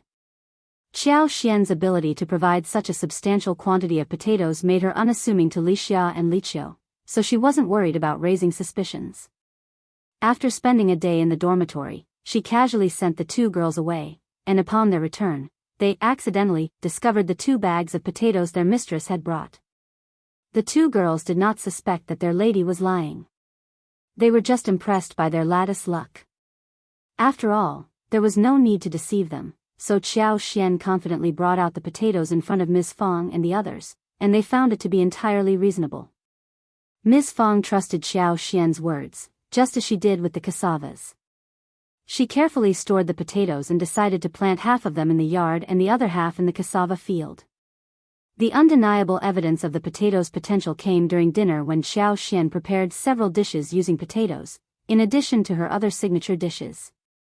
She served sour and spicy shredded potatoes, braised pork ribs with potatoes, and shredded potato pancakes.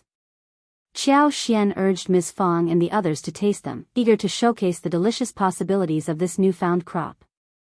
The first section of the family of the Shao family had always believed in her cooking skills, and they had been waiting for that to happen. When the potato dishes were eaten, they all ignited the taste buds. They were either sour, spicy, crispy, soft, powdery, glutinous, or crispy and delicious. Everyone praised them. The potatoes are so tasty. 5th sister-in-law is right. We are going to plant them well next year. Potatoes can be used to make food and fill the stomach. They are so good. Yes, it is a good thing. Qiao Xian was delighted to see their positive response. She beamed and said, "Indeed, they are easy to plant. We can simply plant them and remove the weeds. We don't need elaborate setups, but we should set aside some for the villagers next year." Ms. Fang agreed, saying, "Absolutely. In times of hardship, having potatoes can be a lifesaver." The potatoes needed to be preserved for seeds, so after the meal, Ms. Fang refrained from using any more and decided to save them for the spring planting season. On the following day, Qiao Xian, accompanied by Yang Xiaoni and Shao Sanlang, visited the Zhang village. She thoroughly inspected the tea field and the creeping fig field, utilizing her superpower to ensure everything was in good condition. Her satisfaction with the well-behaved tenants and the families they bought put her at ease. If you find any errors, ads pop up, ads redirect, broken links, non-standard content, etc., please let us know each report so we can fix it as soon as possible. Chapter 1131, Seeds. Shao Yunduan understood his wife's intention. They should keep the potato discovery low-key and avoid raising people's expectations too much to avoid potential misunderstandings. They decided to save the harvested potatoes for seeds and only occasionally stir-fried one to satisfy their craving. In reality, Qiao Xian had much more in her space, twice the quantity outside. She began planting them again and planned to bring some back for her family. While visiting the floral fields and orchards, Qiao Xian generously gifted Ms. Fang and others 15 kilograms of potatoes. She explained that they were excellent for planting next year and emphasized their versatility, as they could be used as both a dish and a rice substitute. The simplest cooking methods were roasting in the stove or steaming in a pot. In times of famine, they could be life-saving. Moreover, potatoes were highly durable and could be stored for a long time. However, she cautioned that the storage area should be dry to prevent them from germinating, as green sprouts on potatoes could be poisonous and should not be consumed. Qiao Xian's ability to provide such a substantial quantity of potatoes made her unassuming to Li Xia and Li Qiao, so she wasn't worried about raising suspicions. After spending a day in the dormitory, she casually sent the 2 girls away, and upon their return, they accidentally discovered the 2 bags of potatoes their mistress had brought. The 2 girls did not suspect that their lady was lying. They were just impressed by their lattice luck.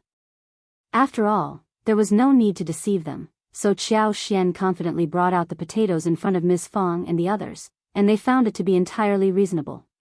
Ms. Fang trusted Qiao Xian's words, just as she did with the cassavas. She carefully stored the potatoes and decided to plant half of them in the yard and the other half in the cassava field. The undeniable evidence of the potatoes' potential came during dinner when Xiao Xian prepared several dishes using potatoes, in addition to her other signature dishes. She served sour and spicy shredded potatoes, braised pork ribs with potatoes, and shredded potato pancakes. Qiao Xian urged Ms. Fong and the others to taste them, eager to showcase the delicious possibilities of this newfound crop. The first section of the family of the Shao family had always believed in her cooking skills, and they had been waiting for that to happen. When the potato dishes were eaten, they all ignited the taste buds. They were either sour, spicy, crispy, soft, powdery, glutinous, or crispy and delicious. Everyone praised them. The potatoes are so tasty. Fifth sister-in-law is right. We are going to plant them well next year. Potatoes can be used to make food and fill the stomach. They are so good. Yes, it is a good thing. Qiao Xian was delighted to see their positive response.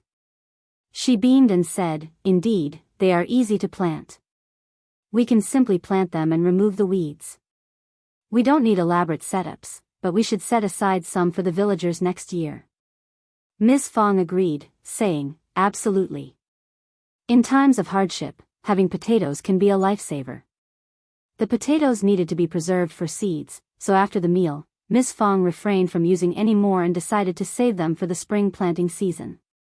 On the following day, Qiao Xian, accompanied by Yang Xiaoni and Shao Sanlang, visited the Zhang village. She thoroughly inspected the tea field and the creeping fig field, utilizing her superpower to ensure everything was in good condition.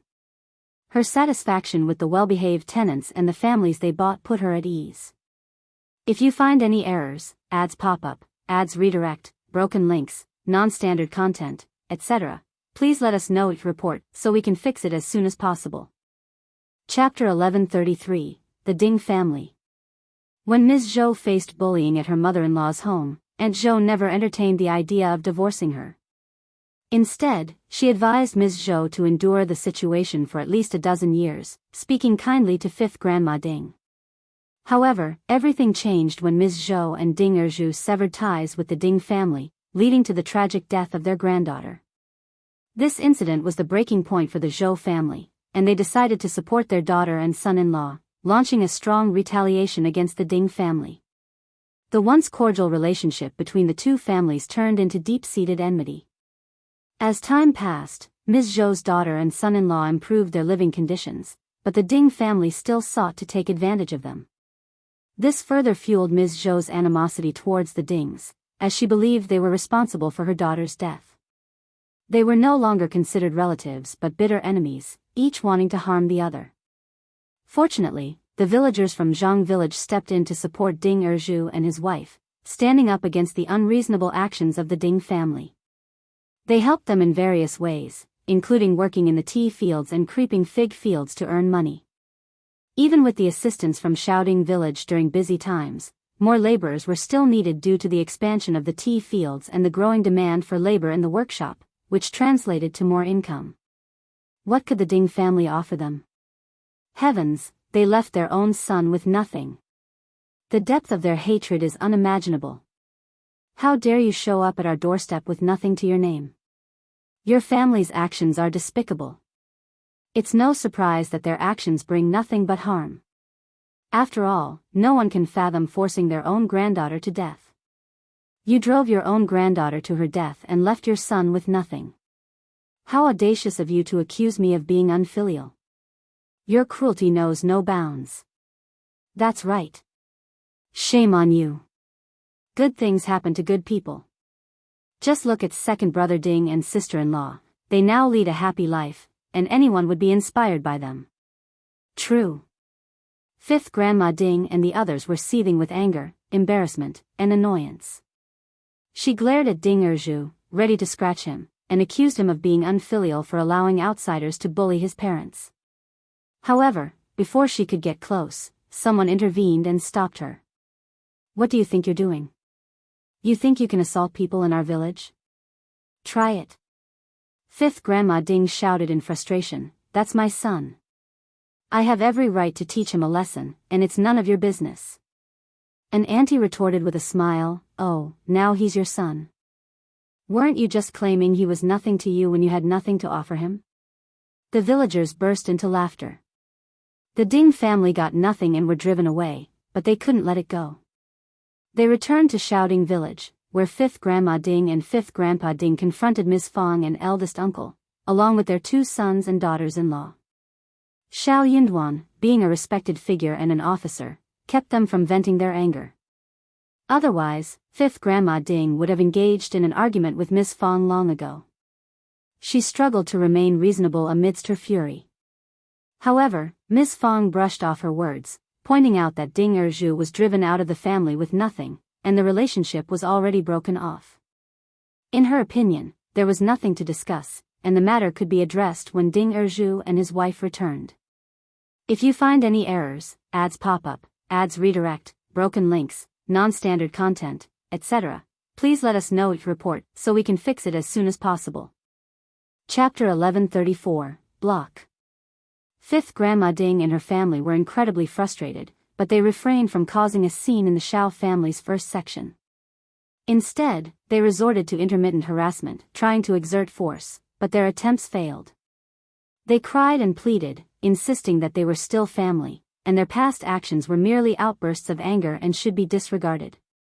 They even suggested that Ding Erju should join forces with his 2 brothers to manage things together, hoping for reconciliation. Ding Erju and Ms. Zhou became increasingly exasperated with these antics. The most absurd part was when 5th Grandma Ding accused Ding Erju of being naive and easily manipulated, claiming that he had been set up and taken advantage of. Fed up with the situation, Ding Erju had no choice but to seek help from the land officer and senior clan members in Shaoding village. Land officer sought Ms. Fang's opinion, but she distanced herself, stating that she had no involvement with them. Land officer then warned 5th Grandpa Ding and 5th Grandma Ding that any further humiliation would not be tolerated. In an era when the power of the clan surpassed that of the law, everyone feared such consequences. Both angry and fearful, 5th Grandpa Ding and his family ceased their actions. Meanwhile, Qiao, who had just returned, was unaware of the situation. During her visit to Zhang village to inspect the properties, Ding Erju carefully chose what to share with her, avoiding any private matters. Satisfied with her visit, Qiao gathered fresh lotus roots, fish, and shrimps and returned to the village. The tea field had expanded to an impressive 600 mu and was flourishing. She anticipated opening another 200 or 300 mu next year, envisioning the scale reaching 1,500 mu, with potential for further expansion in the future. Collecting tea tree seedlings required a trip into the mountains to gather tea seeds. They planned to spend a couple of days in the mountains, and upon their return, Shao Dalong and others would take care of the seeds. Once the weather became slightly warmer after the new year, they could begin the breeding process. Qiao intended to apply her superpower to the seeds over a range of 500 meters, hoping it would yield positive results. She planned to visit again in the spring. Additionally, they could transplant some tea tree seedlings from the mountains and cultivate tea seeds in the space, which would offer greater convenience in the future. During their journey, Qiao shared the plan to pick tea seeds in the mountains with Yang Xiaoni and the others. However, Yang Xiaoni and Shao Sanlang expressed hesitation, considering the absence of qi and the potential dangers of venturing into the deep mountains. They felt it was unnecessary for Qiao, as an officer's wife, to take such risks. Qiao was aware that she needed 3 escorts to accompany her for assurance during the trip. The 6 escorts were still residing at the Shao family's place, and only the Yuezheng family's servants had returned home. Qiao didn't stay home for long, so she didn't make arrangements for them to go to the county city. As a result, they had plenty of free time, mostly tending to their own mounts. Yang Xiaoni and Shao Sanlang were not afraid of Qiao's expedition and even promised to keep her company. Later that evening, as they returned to the village, they excitedly discussed what to have for dinner, mentioning dishes like lotus roots stewed with bones, sweet and sour pig trotters, and mountain mushrooms stewed with chicken soup. Suddenly, their enthusiasm dimmed when they noticed 5th Grandma Ding intercepting the wagon with her daughters-in-law. Yang Xiaoni and Tao Tao's expressions changed, and Xiao Xian's eyes sparkled, as if she had anticipated something. With Ding Erju being the only link she could think of, she couldn't imagine any other reason why fifth Grandma Ding and her family would seek her out. As they were almost home, Xiao Xian alighted from the wagon, wearing a smile, and asked, "Are you here to talk about Uncle Erju and Aunt Zhou? If you find any errors, ads pop up, ads redirect, broken links, non-standard content, etc., please let us know each report so we can fix it as soon as possible." Chapter 1135, No Response. Fifth Grandma Ding was startled. She nodded with a smile. Yes, Mrs. Shao, my unfilial son, didn't you drive them out of the family with nothing given to them? Fifth Grandma Ding was startled. Young Xiaoni responded with disdain, exactly. She's living a good life now, and you think you can just take her back? It's not that simple, Aunt. Spare us your words. Your family has caused so much trouble, and you're still bothering Grandpa Land Officer? Our fifth sister-in-law knows the whole story, and your words won't make any difference. Fifth Grandma Ding became furious, wanting to scold young Xiaoni, but she held back and forced a smile. Fifth Mrs. Shao, it didn't start this way. They were just angry words that were taken seriously. I thought they'd come back after venting their anger and staying away for a few days, but it turned out like this. I love my granddaughter too. She got so angry that she killed someone. It's not like I feel good about it. How can you blame me? I'm heartbroken. Fifth Mrs. Shao, you're a reasonable person. You should be the judge. Erju and his wife have gone too far. Qiao Xian smiled in response. Whether I said those words out of anger or not doesn't matter. What matters is that Ding Xiang is still alive. But without you, things wouldn't have ended up like this. You've had a good life these past 2 years, yet you never reached out to them. Why now? Young Xiaoni sneered. Now that Erju and the others are being paid, things have changed. Fifth Grandma Ding and her daughter-in-laws grew infuriated, their faces turning red, but they dared not confront her. The eldest daughter-in-law of the Ding family attempted to flatter Qiao Xian with a smile. Fifth Mrs. Shao, my husband is capable and intelligent. Why not let him take charge of Zhang village? He'd do a much better job than Erju Pipe. No one would dare to slack off, and he can handle everything for you. The third daughter-in-law chimed in, and my husband is very understanding, even more so than Erju. He can handle any situation.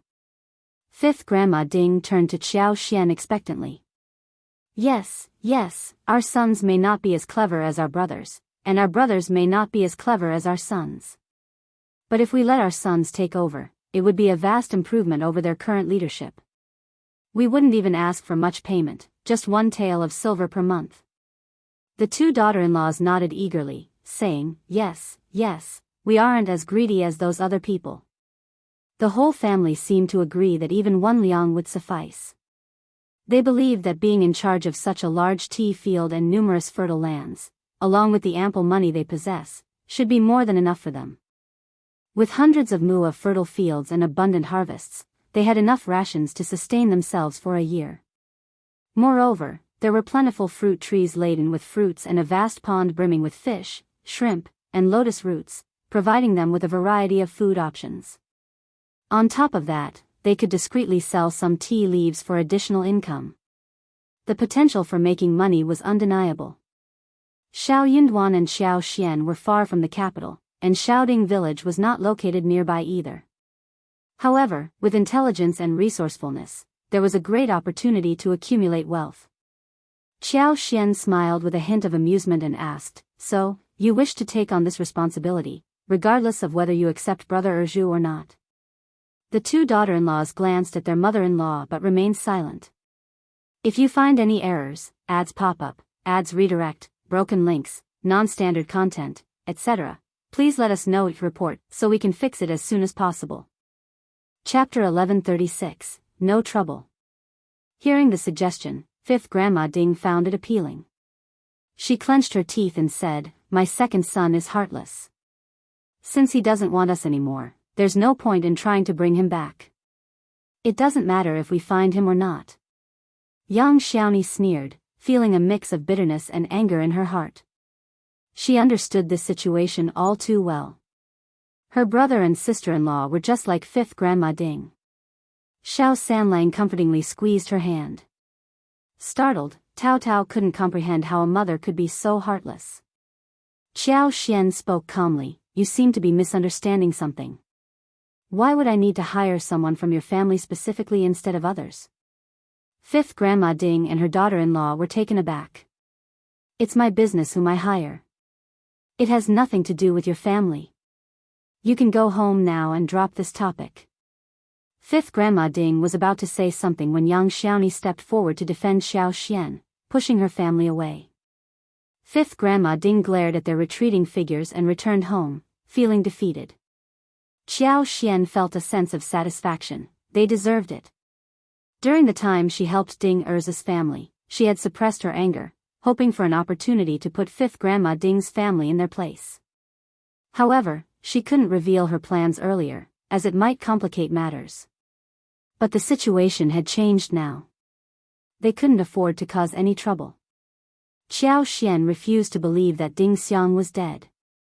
In her heart, she held on to the belief that Ding Xiang might be toiling away somewhere, working hard. As long as she was alive, there would come a day when she returned. What was the point of not coming back for revenge once she became successful? When that day arrived, Fifth Grandpa Ding and his family would be in deep trouble. They couldn't bear it anymore. Well, they had a long way to go. Back at home, Ms. Fong overheard Tao Tao's account of the situation, how Fifth Grandma Ding and her two daughter-in-laws tried to stop Qiao Xian. She grew agitated and expressed her disgust, saying, just ignore them.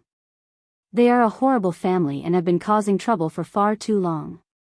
Ding Erzu had no choice but to seek help from the land officer and the senior members of the village. And now they're back at it again. Qiao Xian smiled and replied, they don't need me, and I couldn't care less about them either. Ms. Fong chuckled and agreed, very true. Eldest uncle couldn't resist adding, they claim to leave Ding Erzu with nothing, but he is still the Ding family's son. It's not good for their reputation to be so heartless. You and fifth brother could try to mend things, say a few good words, and let bygones be bygones. After all, they are biological children. Qiao Xian rolled her eyes and chose not to respond. She had already composed herself, knowing that her father-in-law had a habit of being meddlesome, and it was best to ignore his comments. There was no point in arguing because it wouldn't change anything, and she couldn't agree with him. Thankfully, her mother-in-law would handle him. True to form, Ms. Fong sneered, heartless? You caused your own granddaughter's death, and you drove your own son out of the family with nothing. That's what I call heartless. How could you expect to be forgiven? Stop being so repulsive. Eldest uncle found himself at a loss for words. He was about to defend himself, but Miss Fong and Xiao Xian walked away. Pay no attention to the old man. He's been acting out of line for a long time. Miss Fong continued, you may not know this, but when news spread about the valuable fields and tea plantations in Zhang village, the third section of the family made a big fuss. What a joke. They even wanted a share of it, and the second section of the family joined in as well. But when they realized there was no share for them, they decided to become managers. No one dares to appoint them, of course. If you find any errors, ads pop up, ads redirect, broken links, non-standard content, etc., please let us know each report so we can fix it as soon as possible. Chapter 1137, Primus. Qiao Xian found herself just as puzzled as Miss Fong about the situation. After asking a few questions, she finally learned what was happening. Miss Fong then smiled and shared her mixed feelings. I am angry, but I am also glad to see that they are so jealous and envious of us. Her daughter-in-law, Qiao Xian, chuckled and replied with a smile, it's quite satisfying to think about, isn't it? Right? The mother and daughter-in-law laughed. Miss Fong sighed with a smile. Fortunately, the second section of the family has no connection with us, and Erlang and Silang have their own daughter-in-law. Before we can do anything, they stopped Ms. Niu and her husband. Without helpers, the third section of the family can't do anything. But let me tell you, Miss Fong lowered her voice and said seriously, why do I feel that Lu Lang is behaving strangely? He has a dark look in his eyes, and he looks so scary when he looks at people, as if we have a deep grudge against him. He wasn't like this before. I don't think we have done anything bad to his family. How did he end up like this? Qiao Xian was confused too. She thought for a while and smiled. Mom, just leave him alone. He can't do anything to us. We don't need to beg him. He can hate us if he wants to. Don't tell me that my husband is displeased because he became the Primus. That is possible. Miss Fong suddenly understood what was going on. She waved her hands and said disdainfully, he is just jealous. He can't tolerate anyone else being better than him, otherwise, he would get so annoyed. You are right, let's just ignore him. Qiao Xian nodded with a smile. She was not as assured as mother-in-law. Shao Lulang might be up to something. But he was just a cultivated talent and he could not do anything. She just needed to watch out for him.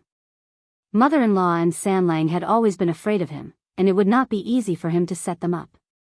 By the time he became a recommended man and advanced scholar, her husband would have reached a very high level. Qiao Xian did not believe that Shao Lulang was better than her husband. Early the following morning, Qiao Xian, Shao Sanlang, Shao Dalong, Yang Xiaoni, and Tao Tao went into the mountains with 3 escorts. That was enough. They all remembered the way to pick the tea seeds. They went straight to the destination after entering the mountains. It was the season when there were the most wild fruits and wild mountain mushrooms in the mountains. Wild fruits were no longer attractive to families. After all, there were many fruit trees in the garden at the back of the yard, and the fruits were large and sweet, and they could not be finished. But wild mountain mushrooms were still very attractive. All kinds of mushrooms in autumn were fresh and fat. When picked, they could be fried, made into soup, stir-fried with pork and chicken, stewed, or made into dumplings and steamed buns. They were all very fresh. But the tea seeds were more important, so they had to turn a blind eye to it. With the help of 3 escorts, the 2-day work was done in 1 day. Everyone had a lot of harvest and carried a few large bags of tea seeds home. Qiao Xian took the chance and put some advanced seedlings into the space, as well as some tea seeds. The space was growing fast, and she did not need to pick the tea leaves. She was going to keep them to bloom and bear fruits, and then take out the tea seeds to breed and expand. Tea was popular in the state, and good tea leaves could be sold out very easily. Thousands of mu would not be too much. If you find any errors, ads pop up, ads redirect, broken links, non-standard content, etc., please let us know your report so we can fix it as soon as possible. Chapter 1139, Unwillingness. Ms. Ma was so motivated that she could not help but complain to her son, Shao Lulang. Lulang, you have to work hard.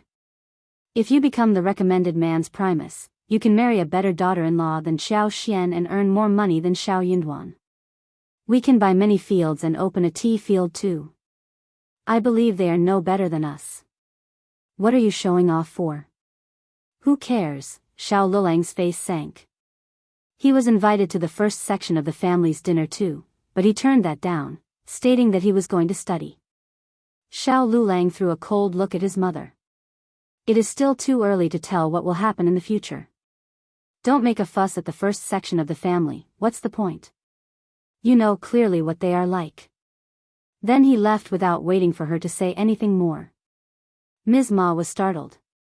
She mumbled, how can this child have such a bad temper? The first section of the family is so cruel, and he doesn't even let me say something.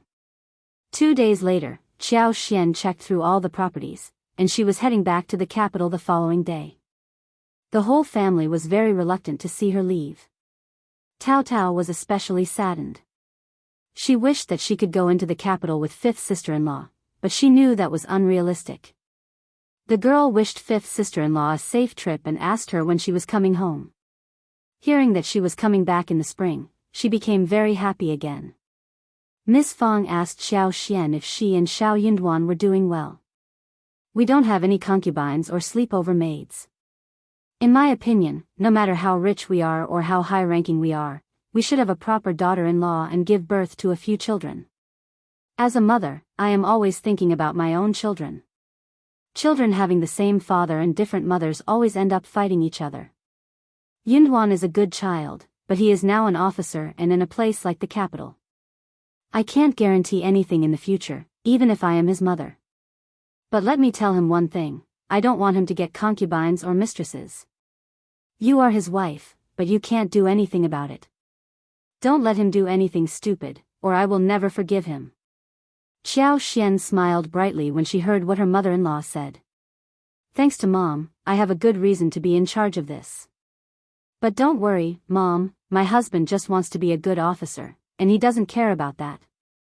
He doesn't want this to happen, just like you. Ms. Fong smiled and nodded. That is good, that is good. Anyway, you need to worry about him outside. He doesn't have the intention to do so, and that doesn't mean that no one else does either. Don't be careless. Ms. Fong sneered. You won't believe it. The concubine of the Ding family, widow's son, has a daughter called Ding Qingqing. Do you remember that? Do you know who they are after? Your elder brother. They are trying to set him up. Luckily, I saw through it, otherwise, your elder brother would have one more concubine by the time you came home. What? Qiao's eyes widened, she just could not believe it. Miss Fong couldn't help but laugh seeing her reaction. That is not strange. They are trying to set up San Lang, but everyone in the village knows that San Lang and Ms. Yang are in a good relationship, and San Lang is smart too. He is not that easy to fool. If you find any errors, ads pop up, ads redirect, broken links, non-standard content, etc., please let us know each report so we can fix it as soon as possible. Chapter 1141, Coincidence. It was because of this habit that they were lucky enough to avoid this disaster. Or if Ding Qingqing had really sneaked in, no matter what happened, it would be very difficult to explain. Miss Qiao and Ms. Hao from the Ding family would definitely put pressure on them, and even the Ding family elders would show up. They could not afford to have a closer relationship with the first section of the Shao family. Why not just give them a push? But when Shao Dalong closed the door, Ding Qingqing couldn't even climb over the wall while widow's son was holding her daughter. The mother and daughter were both angry and anxious, but there was nothing they could do. Widow's son knew that opportunities like this were rare, and she wasn't sure when the next one would come. She gritted her teeth and decided to let Ding Qingqing wait there while she went back to the village to fetch a ladder. But the moment she asked Ding Qingqing to hide well, she looked up and met Miss Fang's eyes, who was holding her grandson. Widow's son, with a guilty conscience, got so frightened that her face changed. She patted her chest. Miss Fong was here at the right time. She suddenly remembered that 2 pumpkins were ripe in the field 500 meters away from the village. Shao Qing had seen someone eating pumpkin rice, and she had to eat it even though she was wheedling. Miss Fong always cared about her grandchildren, and pumpkin rice was not a rare thing. If her granddaughter wanted to eat it, she had to satisfy her. So she thought of the pumpkins and came here with her grandson, intending to tell Shao Dalong to fetch the pumpkin from the field. Unexpectedly, widow's son popped out from the other side of the wall. Miss Fong looked at her suspiciously. What are you doing here? There was no one in the wild land around them, except for the snow fungus shed around their yard wall. No one would come here. Miss Fong knew that widow's son was not a good person, but she did not think that she was trying to steal her snow fungus. That was so bold. There were no secrets in the village. Did she think that she could hide it from others? Widow's son felt guilty. She straightened her back subconsciously and said in an intermediate tone, "What? Is this your territory too? Why can't I be here?" Miss Fong snorted and said nothing more. Widow's son forced herself to walk away calmly, but she was complaining inwardly. Miss Fong might not have noticed her daughter, Ding Qingqing, at first. She knocked on the door and told Shao Dalong about getting the pumpkin. Shao Dalong checked the snow fungus and nodded. Then he locked the door and went to pick the pumpkins. Miss Fong had just finished peeing her 1-year-old grandson and was about to carry him home when Ding Qingqing, who had been so nervous, couldn't stand it anymore. She stuck her head out from behind the wall to see what was going on. Miss Fong saw what she was doing. She soon realized what was going on, but Miss Fong had already figured it out. It was not going to work if someone was sneaking around the shed. Miss Fong shouted, "Who is there?" She ran towards them with her grandson in her arms.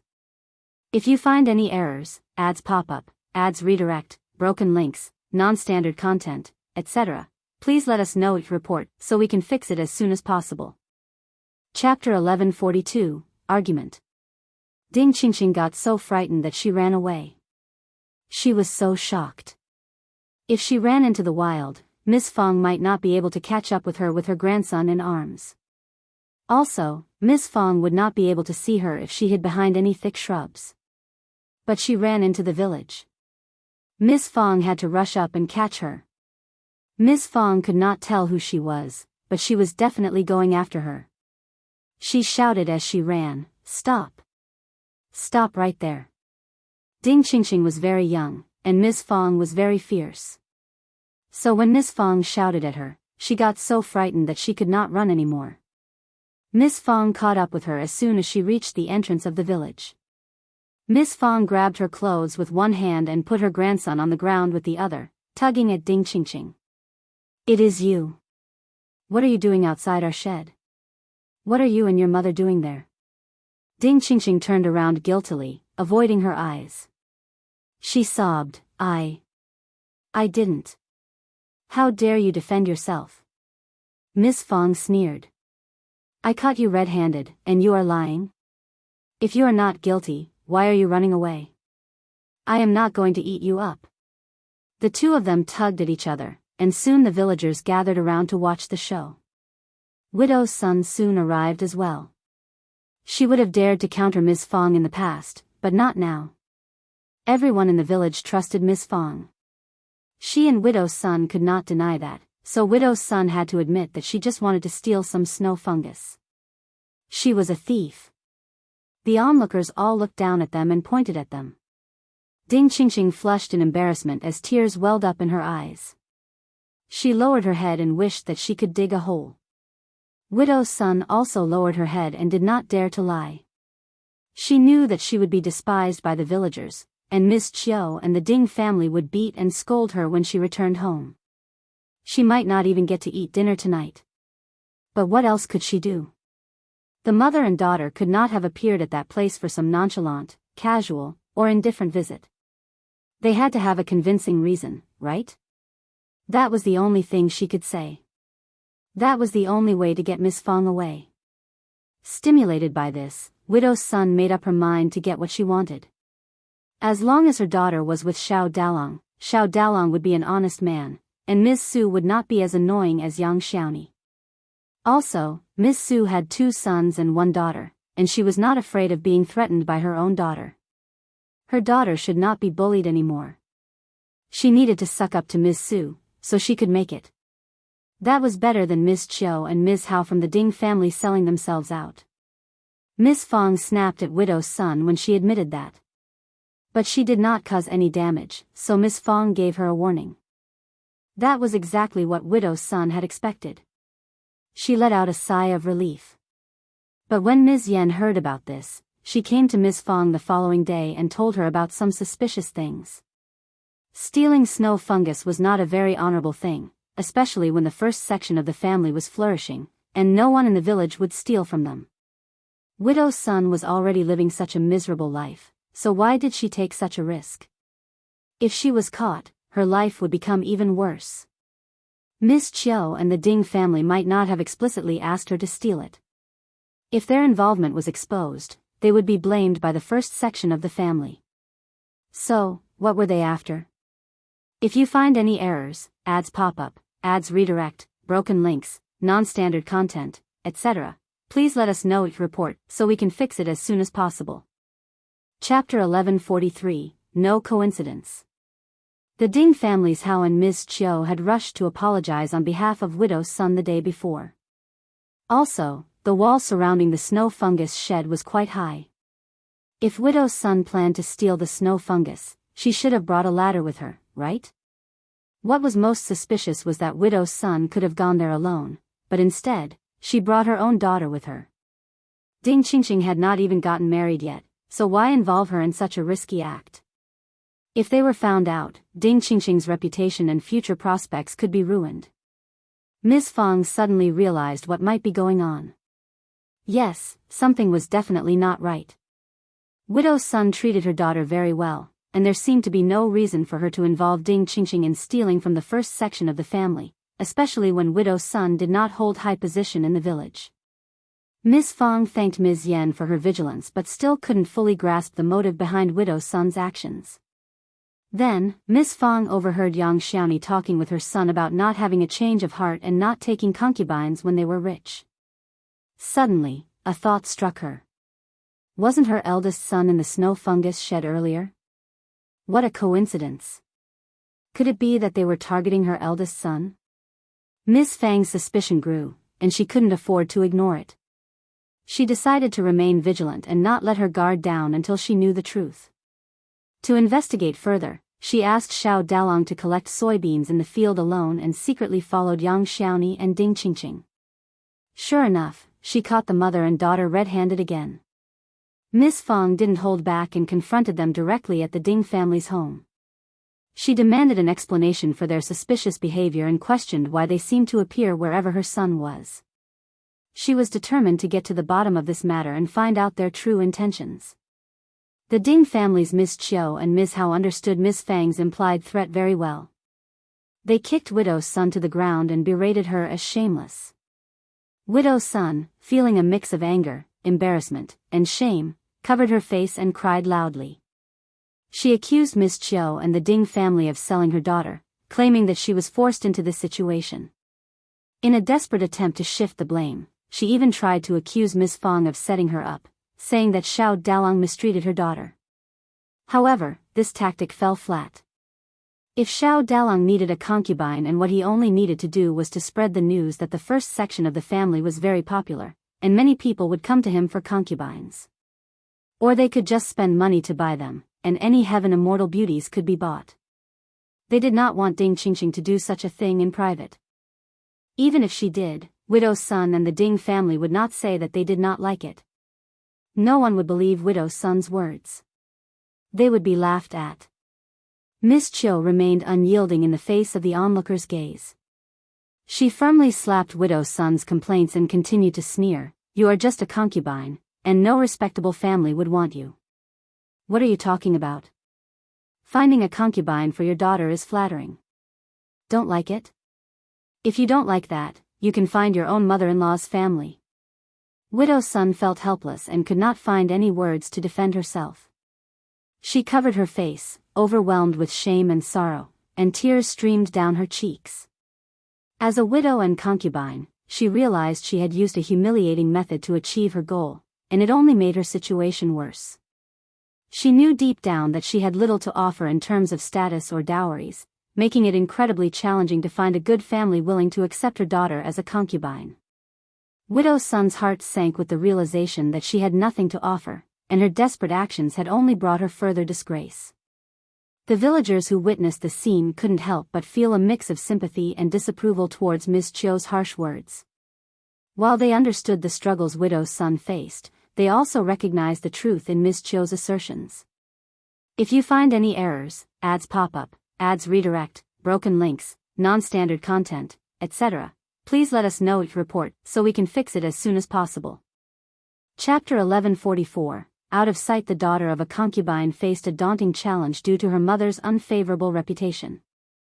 Finding a good family for her seemed like an improbable task. Although not Ms. Qiao's biological child, Ding Qingqing was brought into the Ding family by Widow Sun, who had previously offended her. Ms. Qiao was the stepdaughter of the Ding family, and she played a crucial role in determining Ding Qingqing's marriage. No one dared to question or oppose this arrangement. Ms. Qiao harbored strong resentment towards Ding Qingqing and her mother-in-law for their unruly behavior, which caused significant trouble for the entire family. Frustrated and unwilling to keep Ding Qingqing any longer, Ms. Qiao sought a solution through her in-laws' family and soon got married herself. Ms. Fong was well aware of the limited prospects for women born into concubinage and, despite her disdain for Ding Qingqing and her mother, she felt a karmic connection to her own family. Selling Ding Qingqing off would reflect poorly on her reputation, so she couldn't simply stand by and watch. To avoid any association with such actions, Ms. Qiao chose not to treat Ding Qingqing as a concubine but rather married her off to a distant, less fortunate man. She remained hidden from their sight, and whatever their future held would have no direct connection with her. After Ding Qingqing's departure, Widow's son lost all hope and refrained from causing any further trouble. The senior members of the clan cautioned Ms. Qiao not to go too far, as any unfortunate event leading to a tarnished reputation could jeopardize the entire village's standing, especially with the progress made through Mr. Primus' efforts and the establishment of the school. The village had a Mr. Primus, and the school was built, and classes were starting. Everything was developing in a good direction, so reputation was very important. Ms. Qiao's treatment of Widow's son was widely known, as she would boast about it openly, and some considered it excessive. It was evident that even a person as seemingly insensible as a clay figure might harbor resentment and retaliate if pushed to the extreme. Before becoming a concubine, Widow's son was not an easy person to handle, and it was expected that she wouldn't remain in such a state indefinitely. Ms. Qiao was not convinced, but she did not dare to do that anymore and tried to restrain herself. But Widow's son was still not having a good life. As long as Ms. Qiao did not cause too much trouble, the clan would turn a blind eye. Their family's bad debts could be settled behind closed doors. Ms. Fong informed Xiao Xian about the situation, reminding her to be cautious and not let Shao Yunduan fall into a trap. Xiao Xian acknowledged Ms. Fang's advice and realized the gravity of the situation. She had already been concerned, but now she understood that she needed to be even more vigilant in the future. The capital was not a peaceful place, and the risks were high. The next morning, Xiao Xian and her companions departed. Miss Fong and the others reached the village's entrance without arousing anyone's suspicion. Xiao Xian waved at them from a distance, and as the wagon turned the corner, she sighed inwardly, knowing the risks that lay ahead. Upon reaching the county city, Xiao Xian sent a gift to the county magistrate's wife, explaining that she couldn't visit due to time constraints and had to head directly to the province. She understood that the county magistrate had family responsibilities to attend to, and that was their priority. As a woman herself, she empathized with the county magistrate and his wife, comprehending why they couldn't pay her a visit given their obligations and circumstances. If you find any errors, ads pop up, ads redirect, broken links, non-standard content, etc., please let us know your report so we can fix it as soon as possible. Chapter 1145. Friendly. If Shao Yunduan were also present, they would need to extend an invitation to him for the banquet as well. The county magistrate would likely be displeased if he were excluded, even if he didn't voice it. They might fear that not inviting him could lead to unfavorable consequences in the future, perhaps with the Shao family using this omission against them when they required assistance. As the evening approached early in the season, Xiao Xian and the others arrived in the province, and it was already dark. They made their way directly to the Yuezheng family. The entrance of the Yuezheng family was adorned with 2 rows of large lanterns, brightly illuminating the gate. Auntie Hua, accompanied by 2 maids, was standing next to First Madam, gazing into the distance. As she spotted the approaching wagon, she greeted them with a warm smile. "Fifth Mrs. Shao, how much our madam has missed you. The evenings are growing colder, how was your journey?" Auntie Hua asked as she helped Xiao Xian down from the wagon. Xiao Xian replied with a smile, sensing Auntie Hua's concern. "Thank you for your kind words, elder aunt. The journey was smooth, and I wouldn't dare to keep you waiting. Your thoughtfulness is truly appreciated." Auntie Hua smiled and humbly responded, "First Madam was eager for your arrival, so she sent me to greet you. I am not worthy of such a task. Please, come inside. First Madam has already prepared dinner and eagerly awaits your company." Xiao Xian laughed cheerfully. As the sun sets, the cold becomes biting. The thought of the warm food prepared by Elder Aunt is truly heartening and invigorating. Auntie Hua chuckled in response, "That's exactly what First Madam said. On such days, we should relish a good meal and warm soup. Everything is ready for you." As they strolled together, Auntie Hua found herself growing fonder of Qiao Xian with every passing moment. Coming from humble beginnings, both Auntie Hua and Shao Yunduan had not been born into prosperous families, which compelled her to be respectful and courteous towards Qiao Xian. However, she couldn't help but notice that Qiao Xian's demeanor hadn't changed despite her husband's impressive position as a young and learned officer with a promising future. Such humility was a rare sight, as Auntie Hua had observed many people becoming arrogant after achieving success. Upon Qiao Xian's arrival, First Madam eagerly awaited her with a warm smile. They exchanged friendly conversation, with First Madam showing genuine concern for Qiao Xian's well-being. She offered her a hot towel to freshen up and served her some hot tea to ward off the evening chill. Their interactions resembled that of a mother and daughter, displaying a deep bond and understanding between them. After a brief rest, First Madam signaled for the dishes to be served, and they sat down together to enjoy the meal. At First Madam's spot, a bowl of rice was placed, while a delightful spread of 6 dishes and 1 soup adorned the small mahogany Rui-style round table. The dishes included crab powder, lukewarm kidney flour meatballs, sweet and sour spine meat, braised mutton, casserole tofu fish head, and bamboo fungus black chicken soup. Though common dishes for the Yuezheng family, they were prepared with great care, served in white bowls and plates, steaming hot, enticingly colorful, and perfectly suited to satisfy both stomach and soul. After dinner, they retreated to the small hall to sip tea and aid their digestion while engaging in light conversation. Qiao Xian took the opportunity to update First Madam on the happenings back at her own home.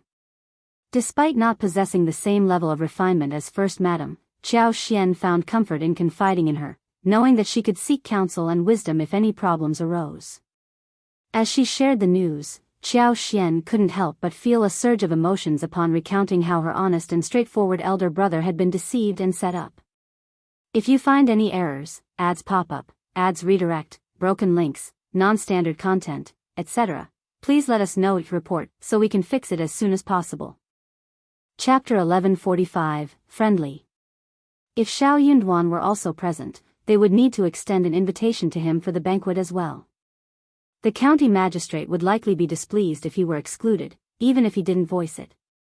They might fear that not inviting him could lead to unfavorable consequences in the future, perhaps with the Shao family using this omission against them when they required assistance.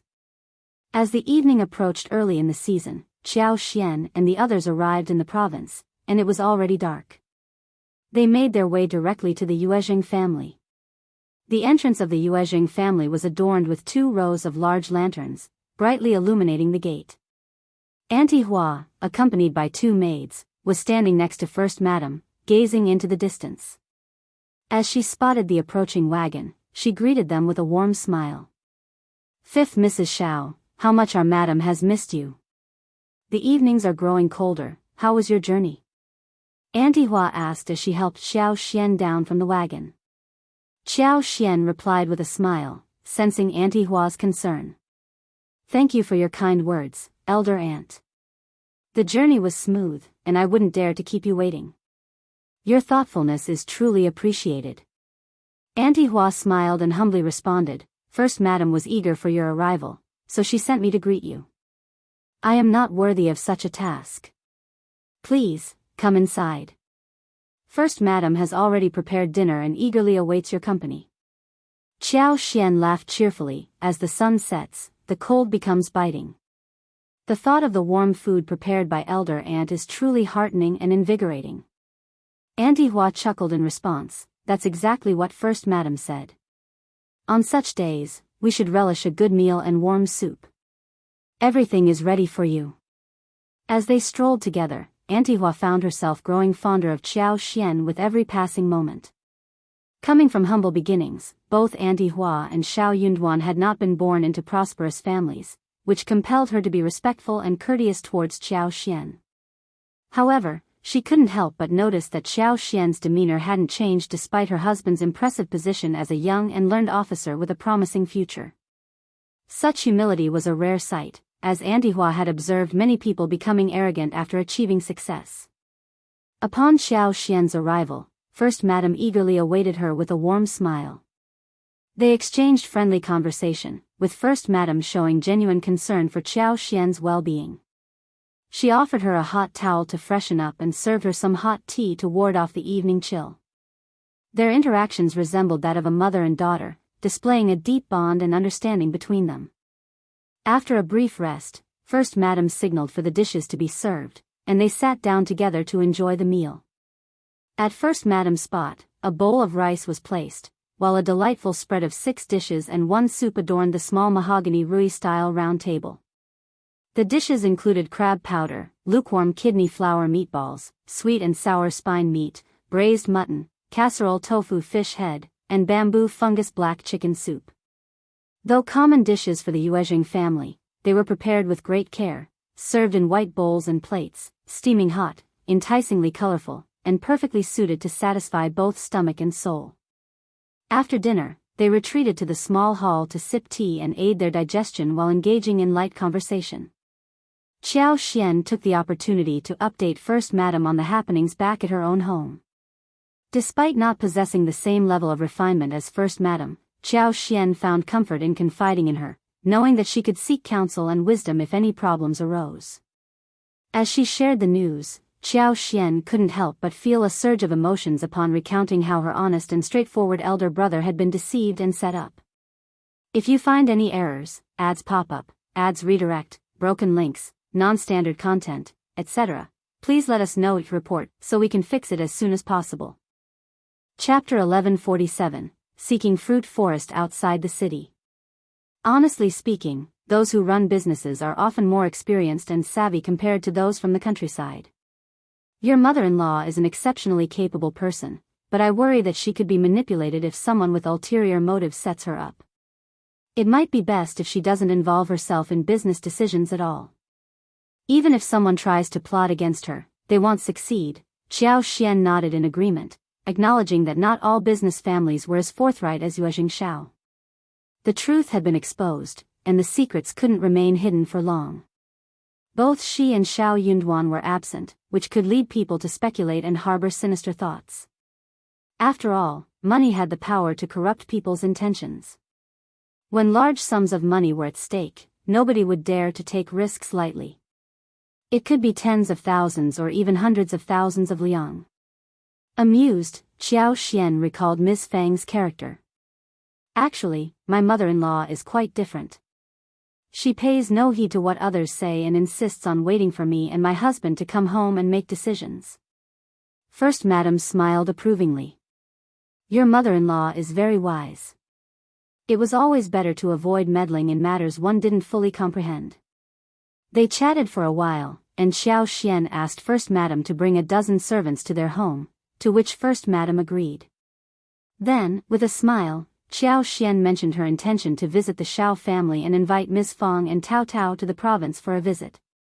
She wanted to get to know the Shao family better. Qiao Xian felt even more grateful, but the thought of Tao Tao's marriage made her hesitate, preventing her from seeking further help from First Madam. That was not very appropriate. First Madam's social circle primarily consisted of business people, and it might not be the most suitable environment for Tao Tao. Perhaps it would be best to wait and observe. If Tao Tao started going out more often and gaining more exposure, the right opportunity might come naturally. As the day drew to a close, Qiao Xian and First Madam bid farewell to each other and retired to their respective guest rooms for some rest. The next morning, Qiao Xian wrote a letter and requested First Madam to deliver it to her home. Yuezheng Shao arrived after breakfast. She had intended to meet Qiao Xian the previous day, but the timing didn't work out. Yuezheng Shao had several business deals to discuss with Qiao Xian, and their discussions lasted for half a day. Afterward, she handed over the payment for the tea leaves, lipsticks, and snow fungus, amounting to more than 90,000 liang. The tea leaf production had increased significantly, and the lipsticks had seen a substantial rise in demand. Additionally, the snow fungus and dessert shops continued to perform well, resulting in substantial earnings. In total, Qiao Xian now had almost 450,000 liang. Indeed, the Yuezheng family had a strong network and efficient channels, all of which were top-notch. With control over the sources and low labor costs, the money came in effortlessly, leaving Qiao Xian worry-free. If she had been managing the business herself, she would have undoubtedly faced numerous challenges and headaches. Luckily, she had the good fortune of partnering with the Yuezhing family, which made all the difference. In the afternoon, Qiao Xian couldn't contain her excitement and decided to visit the orchard. Accompanied by Yuezhing Shao, she set out, but Xie Jingrong was currently away on a trip. Manager Zhou, Manager Bai, and a few waiters seemed to have been informed in advance and were waiting for her arrival, wearing welcoming smiles. The citrus and grapefruit were now ripe for picking. Qiao Xian had already tasted them both at her home in Shaoding village and at the Yuezhing family's estate the previous day. The fruits were incredibly juicy and sweet. Yuezhing Shao mentioned that these two fruits were used to make fruit tea, which had become immensely popular. The dessert stores also sold fresh citrus and grapefruit, attracting a large number of customers. If you find any errors, ads pop up, ads redirect, broken links, non-standard content, etc., please let us know it report so we can fix it as soon as possible. Chapter 1149, Trouble. She was excited about the prospect of having her own potato field next year. Considering her precious potatoes, Qiao Xian generously gifted 10 kilograms of high-quality potato seeds to the Yuezhing family, assuring Yuezhing Shao that they would yield delicious vegetables and rice.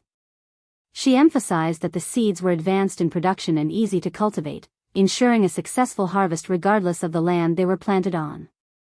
Yuezhing Shao truly understood her intentions. She always sought out the best things. Confident in her recommendation, Yuezhing Shao felt as though he had stumbled upon a precious treasure. He consulted the experienced old gardener, seeking advice on the proper care and cultivation of potatoes.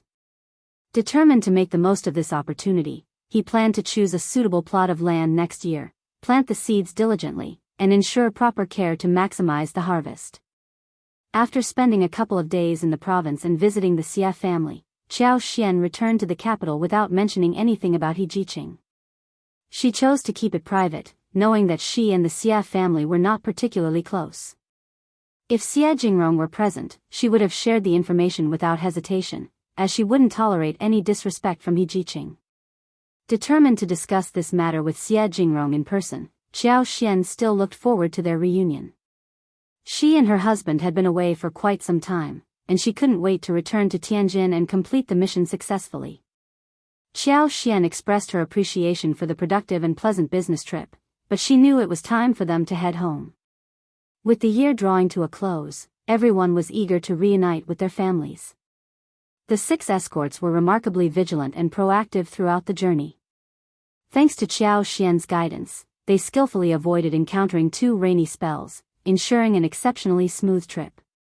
As the days progressed, the weather grew colder, with early mornings being particularly chilly, but the daytime remained pleasant. Finally, on the 20th of November, they arrived in Tianjin. Qiao Xian paid the guards for their services and bid them farewell. Qiao and Xia, however, still felt a bit concerned. They requested Qiao Xian to arrange for the escorts to accompany them on their journey to the capital, as it was a considerable distance from Tianjin and would take a whole day. Their primary concern was the safety of their madam. Qiao Xian, with a reassuring smile, declined their request firmly. She pointed out that the journey to the capital was only a day's travel, and Tianjin was, in fact, considered a faraway suburb of the capital. The official road was well-traveled, broad, and flat, with a constant flow of people coming and going. Therefore, she believed there was no cause for worry regarding safety.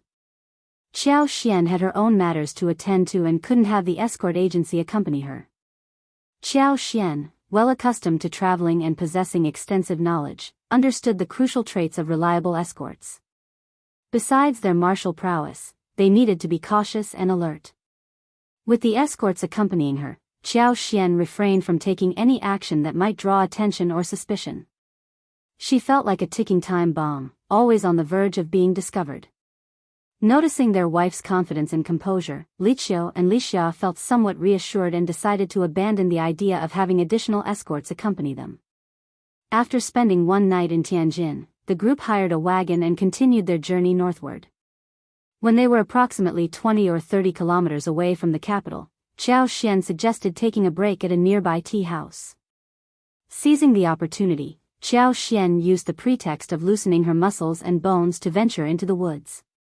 There, she expanded her divine sense, precisely locating one of the fourth prince's estates, which wasn't too far away. Her superpower had been growing stronger every day, allowing her to sense her surroundings without direct physical contact with plants. However, the range of her abilities had its limits. Thus, if she intended to cause trouble for the fourth prince, she knew it would be more effective to leave the wagon and approach the target directly. If you find any errors, ads pop up, ads redirect, broken links, non-standard content, etc., please let us know each report so we can fix it as soon as possible. Chapter 1149, Trouble. She was excited about the prospect of having her own potato field next year. Considering her precious potatoes, Qiao Xian generously gifted 10 kilograms of high-quality potato seeds to the Yuezhing family, assuring Yuezhing Shao that they would yield delicious vegetables and rice. She emphasized that the seeds were advanced in production and easy to cultivate, ensuring a successful harvest regardless of the land they were planted on. Yuezhing Shao truly understood her intentions. She always sought out the best things. Confident in her recommendation, Yuezhing Shao felt as though he had stumbled upon a precious treasure. He consulted the experienced old gardener, seeking advice on the proper care and cultivation of potatoes. Determined to make the most of this opportunity, he planned to choose a suitable plot of land next year, plant the seeds diligently, and ensure proper care to maximize the harvest. After spending a couple of days in the province and visiting the Xia family, Qiao Xian returned to the capital without mentioning anything about He Jiqing. She chose to keep it private, knowing that she and the Xia family were not particularly close. If Xia Jingrong were present, she would have shared the information without hesitation, as she wouldn't tolerate any disrespect from He Jiqing. Determined to discuss this matter with Xia Jingrong in person, Qiao Xian still looked forward to their reunion. She and her husband had been away for quite some time, and she couldn't wait to return to Tianjin and complete the mission successfully. Qiao Xian expressed her appreciation for the productive and pleasant business trip, but she knew it was time for them to head home. With the year drawing to a close, everyone was eager to reunite with their families. The 6 escorts were remarkably vigilant and proactive throughout the journey. Thanks to Qiao Xian's guidance, they skillfully avoided encountering 2 rainy spells, ensuring an exceptionally smooth trip. As the days progressed, the weather grew colder, with early mornings being particularly chilly, but the daytime remained pleasant. Finally, on the 20th of November, they arrived in Tianjin. Qiao Xian paid the guards for their services and bid them farewell. Qiao and Xia, however, still felt a bit concerned. They requested Qiao Xian to arrange for the escorts to accompany them on their journey to the capital, as it was a considerable distance from Tianjin and would take a whole day. Their primary concern was the safety of their madam. Qiao Xian, with a reassuring smile, declined their request firmly. She pointed out that the journey to the capital was only a day's travel, and Tianjin was, in fact, considered a faraway suburb of the capital. The official road was well-traveled, broad, and flat, with a constant flow of people coming and going. Therefore, she believed there was no cause for worry regarding safety. Qiao Xian had her own matters to attend to and couldn't have the escort agency accompany her. Qiao Xian, well accustomed to traveling and possessing extensive knowledge, understood the crucial traits of reliable escorts. Besides their martial prowess, they needed to be cautious and alert. With the escorts accompanying her, Qiao Xian refrained from taking any action that might draw attention or suspicion. She felt like a ticking time bomb, always on the verge of being discovered. Noticing their wife's confidence and composure, Qiao and Xia felt somewhat reassured and decided to abandon the idea of having additional escorts accompany them. After spending one night in Tianjin, the group hired a wagon and continued their journey northward. When they were approximately 20 or 30 kilometers away from the capital, Qiao Xian suggested taking a break at a nearby tea house. Seizing the opportunity, Qiao Xian used the pretext of loosening her muscles and bones to venture into the woods. There, she expanded her divine sense, precisely locating one of the fourth prince's estates, which wasn't too far away. Her superpower had been growing stronger every day, allowing her to sense her surroundings without direct physical contact with plants. However, the range of her abilities had its limits. Thus, if she intended to cause trouble for the fourth prince, she knew it would be more effective to leave the wagon and approach the target directly. If you find any errors, ads pop up, ads redirect, broken links, non-standard content, etc., please let us know it report so we can fix it as soon as possible. Chapter 1151, Where did Old Master go? Ba, it was a safe trip. Yeah, we are back safe and sound. Qiao Xian's excitement soared as thoughts of her husband, whom she hadn't seen in so long, flooded her mind. The anticipation of their reunion and the old saying, absence makes the heart grow fonder, made her heart skip a beat, causing her cheeks to flush with joy. However, upon their return, Shao Yunduan was not there to greet them. Instead, Songshur answered the door. Surprised and elated to see Songshur, Qiao Xian bowed deeply and smiled. Songshur, you're here. That's wonderful. Qiao Xian smiled and nodded, asking, where is my husband? Has he not returned yet? Hanlin Academy should have been off duty, so she wondered why he wasn't home. Annoyed thoughts crossed her mind, could he have gone somewhere else without her knowledge? How dreadful. Where is old master? She asked, sounding rather stern as she turned to Songshur. Songshur had never seen her like this, and it caught him off guard. He replied, Madam, old master is working for the crown prince, and I have been assisting him. Old master mentioned that you would be back soon, so he asked me to come home the day before. He should be back in a couple of days, working for the crown prince? Qiao Xian was startled. She had been gone for less than 2 months, and she felt out of touch with her husband, finding it difficult to comprehend what Songshur was talking about. What could the Hanlin Academy possibly do for the crown prince, especially when he was out of the capital? Songshur said, yes, madam, never mind. Qiao Xian waved her hands and said gently, let's eat dinner first, and after dinner, you can tell me about this. We won't cook tonight, but you can buy 4 or 5 dishes from G restaurant outside the alley. 1 soup, and you can take care of the rest. Finding reassurance in the fact that Shao Yunduan hadn't gone out to have fun, Qiao Xian's worries dissipated instantly. She sounded calm and gentle, like the gracious mistress of the family. Songshur had no idea what was going on with his mother-in-law, but he let out a sigh of relief and nodded. He took the money from Xia and went out to order food. Qiao Xian and her servant didn't have much luggage on the trip, only a few bags with some clothes. Xia and Qiao would carry them back to the room and put everything away. There was hot water in the kitchen, and a brick bed in the room made it very warm and cozy inside. Finally, they were home. Qiao Xian let out a sigh of relief, feeling a sense of relaxation wash over her. She smiled, feeling the warmth in her heart. This was her and her husband's home. Indeed, there was no place like home. Qiao Xian felt at ease, carefree, and nonchalant. Even the best hostels on the road couldn't compare to the comfort of being home. But her husband still wasn't there. Soon, Songshur returned with food boxes. Xia and Qiao quickly set up the table and carefully placed the dishes one by one.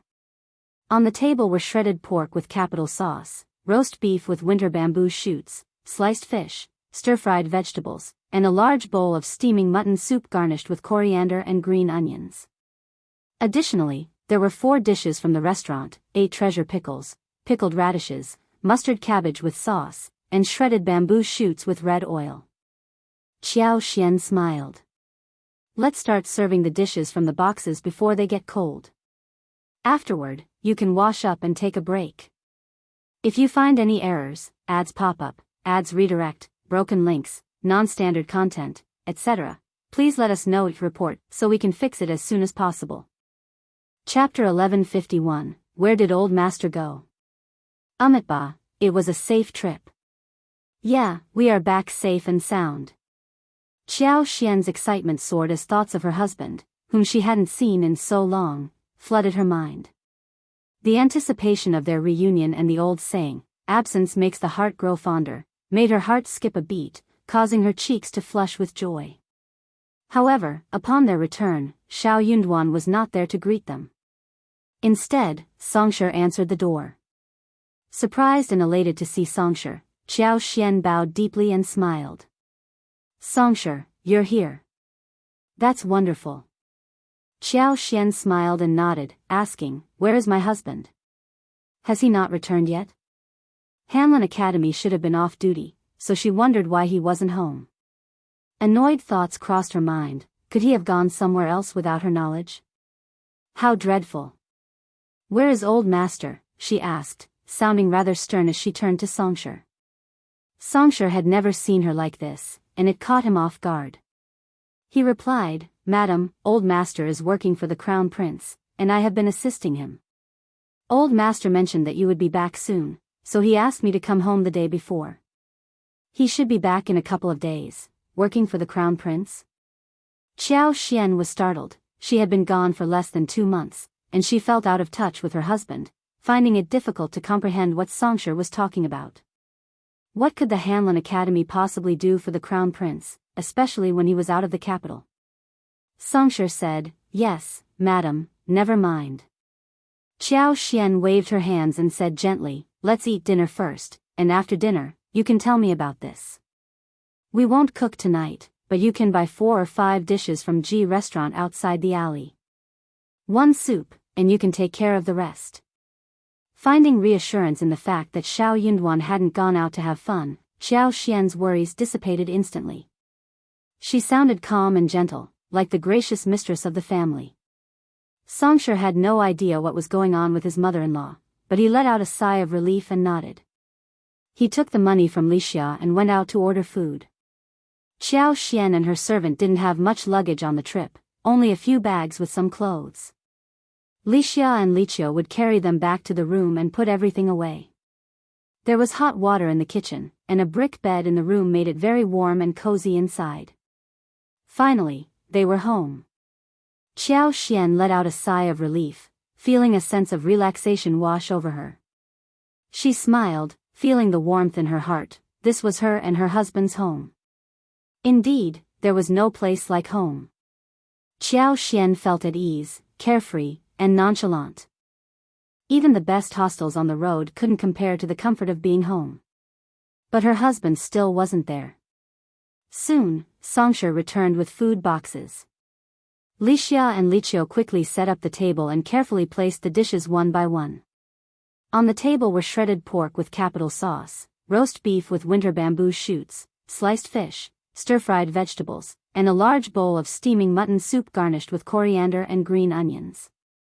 Additionally, there were 4 dishes from the restaurant, 8 treasure pickles, pickled radishes, mustard cabbage with sauce, and shredded bamboo shoots with red oil.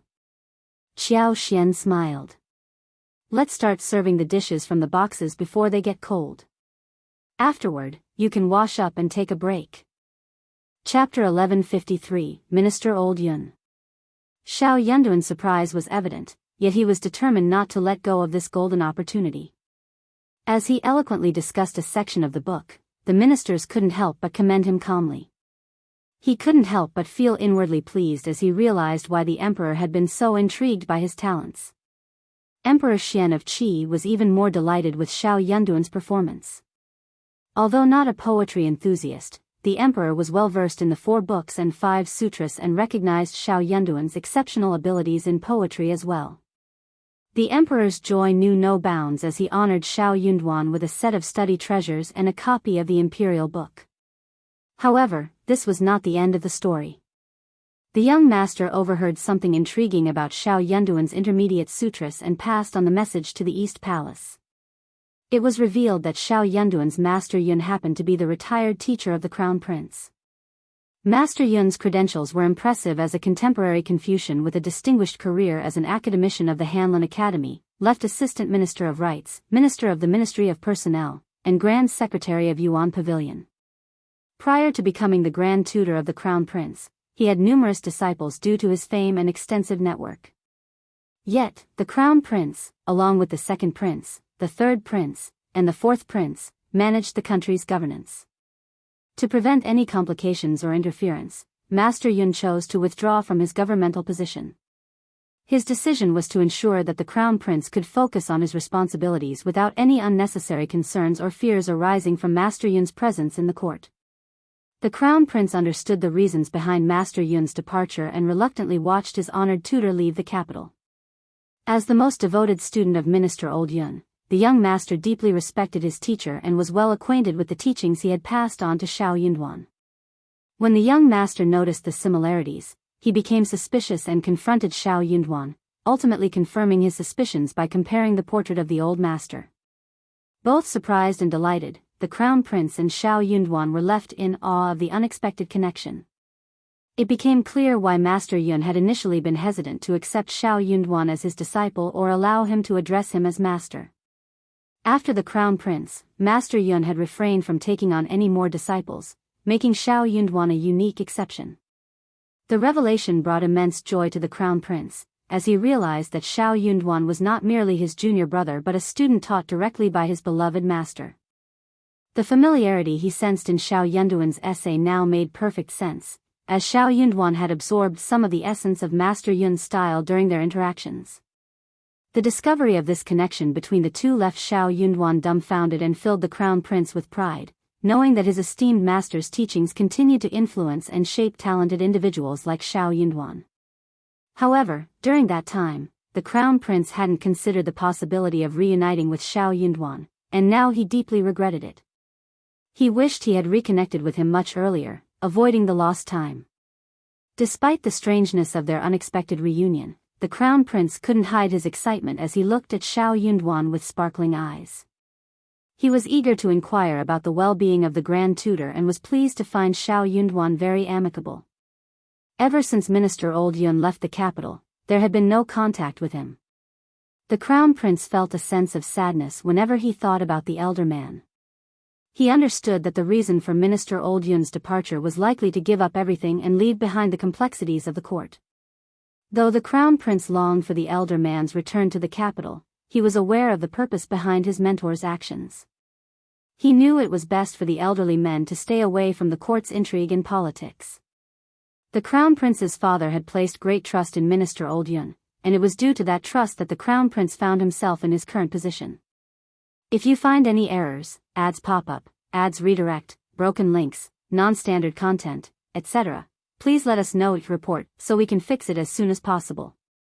Chapter 1155, Returning Our Luck. That was the junior brother of the Crown Prince. Everyone knew how much the young master respected Minister Old Yun.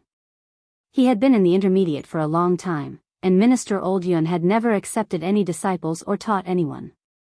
The disciples he had accepted in the early years were all much older than the young master, and they had their own careers, or they had taught countless disciples, so the young master did not need to ask for his guidance. One of Minister Old Yun's disciples was born after the Crown Prince, and the Crown Prince would definitely treat him well. Tian Shanshan felt a mix of sadness and bitterness. She had good taste, but what was the point of having good taste? It was not the right time. In the end, she got nothing. Officer Tian and Madame Tian were both annoyed. What was going on? Needless to say, Madame Lady Qiao felt furious as she covered her chest. She glared at Third Old Master and his wife, demanding them to bring Qiao Xian back home. That damned girl must have stolen our luck. She's so evil. Why did you even raise her? I want her to return our fortune to us. The couple from the first section of the family and the second section of the family did not say a thing. They looked at each other coldly, as if they believed what Third Old Master Qiao said. Or they would rather believe what they said.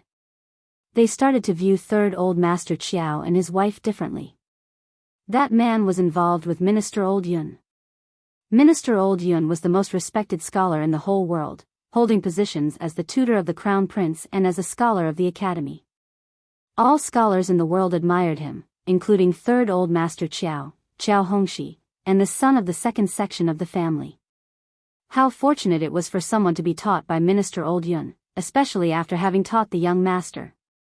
It was like receiving a lifetime of blessings. Qiao Hongxi and Qiao Hongquang were also highly motivated. They believed Madame Lady Qiao's words. Qiao Xian must have stolen the Qiao family's fortune. There couldn't be any other explanation. Otherwise, how could Shao Yunduan have risen from a poor boy in the countryside, born to do labor work, to his current status? Third Old Master's face darkened with regret, feeling the pain in his chest. Third Madame Qiao's eyes turned red, as she cursed fate for being so unfair and blind. And when he thought about how Minister Old Yun had taught Shao Yunduan in the county for so long, Third Old Master felt even more remorseful, wishing he could smash his head against the wall in frustration. It was exasperating. Qiao Xian might not know much, being a woman, but Shao Yunduan was a man and should have had some knowledge. Even if he had no idea who Minister Old Yun was, he should not have lied about it. If he had known that there was such a knowledgeable man in the country, he should have informed him. After all, he was still their son-in-law at that time. Third Old Master couldn't bear it any longer, and he stopped Shao Yunduan and blamed him. Shao Yunduan was feeling increasingly frustrated. He had been worn out by all kinds of social gatherings in recent days, leaving him with no energy to engage with Third Old Master Qiao.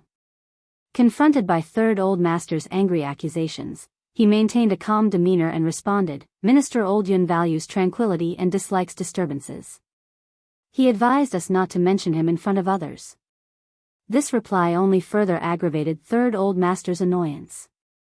For days after the news was exposed, Shao Yunduan received a transfer order from his officer superior. He was officially appointed as the Minister Counselor of the Ministry of Revenue, receiving a promotion from a 7th-ranked officer to a 5th-ranked officer, a remarkable advancement of 2 ranks. For him, this promotion was nothing short of a miracle. Graciously accepting the order, Shao Yunduan bid farewell to the Hanlin Academy and embraced his new position. If you find any errors, ads pop up, ads redirect, broken links, non-standard content, etc., please let us know it report so we can fix it as soon as possible. Chapter 1157, Slap on the Face. Shao Yunduan found himself in a dilemma and needed to carefully consider his next steps. Although he was leading a peaceful life, someone was causing trouble for him. The 4th prince and honored princess Mei were greatly annoyed by the situation. On the other hand, the 2nd prince and 3rd prince didn't pay much attention to Shao Yunduan's actions. They believed that his association with the crown prince and his father's admiration didn't hold much significance, as Shao Yunduan lacked a powerful background and appeared too weak to be of any help to the crown prince. However, things took a different turn because of the Tian family's involvement. The 4th prince felt humiliated and slapped in the face due to their actions. Princess Virtue's son's jokes in front of the Empress, which indirectly targeted honored Princess Mei, only fueled her annoyance further. Feeling humiliated and unable to tolerate the disrespect, honored Princess Mei decided to take a stand against the concubine. Moreover, the 4th prince's growing support and the emperor's favor towards him gave them a sense of superiority over the crown prince, who lacked the same level of backing from his mother's family. They were confident that the crown prince would eventually step down, but Shao Yunduan's actions brought them face to face with a challenge from the crown prince's side. This situation worried them because they considered their reputation and the perceptions of their followers and those who remained neutral. They were aware that no one could compete with the crown prince, and his association with Minister Old Yun commanded even more respect and admiration. After much discussion, the mother and son decided to address the situation by confronting Shao Yunduan. Wasn't he the Primus personally taught by Minister Old Yun? Wasn't he an advanced talent? But if he had a bad character and wasn't that good, did that mean that Minister Old Yun was getting old, not intermediate, and had bad taste? With this, she could get Minister Old Yun off the pedestal. If she could control it well, she might even be able to take down the crown prince. The 4th prince went back to the mansion and passed on the message to He Jiqing. "You are the cousin of the Xia family, and I heard that young Master Xia is in a good relationship with Shao Yunduan, right? I will leave this to you, and I don't care what method you use. If you succeed, I will treat you well." In the end, the 4th prince decided to listen to his mother and not look down at women. He Jiqing was the best person to deal with this. She was Shao Yunduan's old friend, and even if that did not work out, she could be pushed out as the scapegoat. It was reasonable to say that they had a grudge against each other, and she was taking revenge on them. He Jiqing felt both bitter and motivated. That was not a very easy thing to do. She would definitely be moved. She was a concubine, and he would not treat her badly. He would either give her the position of a concubine or give her a son. Either way, she wanted them all. She even wanted both of them. But there was no free lunch in the world, and there was no free lunch. Elder Miss had given her a warning before, and she could still stall for time. But since His Highness said so, she could not delay any longer. He Jiqing asked Xiao Wei to meet her privately. Xiao Wei was very young, but she looked fierce. She was not having a good time either. She was suffering physically and mentally. That was such a huge blow to her. When Xiao Xian fell into the water and was forced to break off the engagement with the Yang family, she felt happy and gloating. Chapter 1157, Slap on the Face. Shao Yunduan found himself in a dilemma and needed to carefully consider his next steps. Although he was leading a peaceful life, someone was causing trouble for him. The fourth prince and honored princess Mei were greatly annoyed by the situation. On the other hand, the second prince and third prince didn't pay much attention to Shao Yunduan's actions. They believed that his association with the crown prince and his father's admiration didn't hold much significance, as Shao Yunduan lacked a powerful background and appeared too weak to be of any help to the crown prince. However, things took a different turn because of the Tian family's involvement. The fourth prince felt humiliated and slapped in the face due to their actions. Princess Virtue's son's jokes in front of the empress, which indirectly targeted honored Princess Mei, only fueled her annoyance further. Feeling humiliated and unable to tolerate the disrespect, honored Princess Mei decided to take a stand against the concubine. Moreover, the fourth prince's growing support and the emperor's favor towards him gave them a sense of superiority over the crown prince, who lacked the same level of backing from his mother's family. They were confident that the crown prince would eventually step down, but Shao Yunduan's actions brought them face to face with a challenge from the crown prince's side. This situation worried them because they considered their reputation and the perceptions of their followers and those who remained neutral. They were aware that no one could compete with the crown prince, and his association with Minister Oldun commanded even more respect and admiration.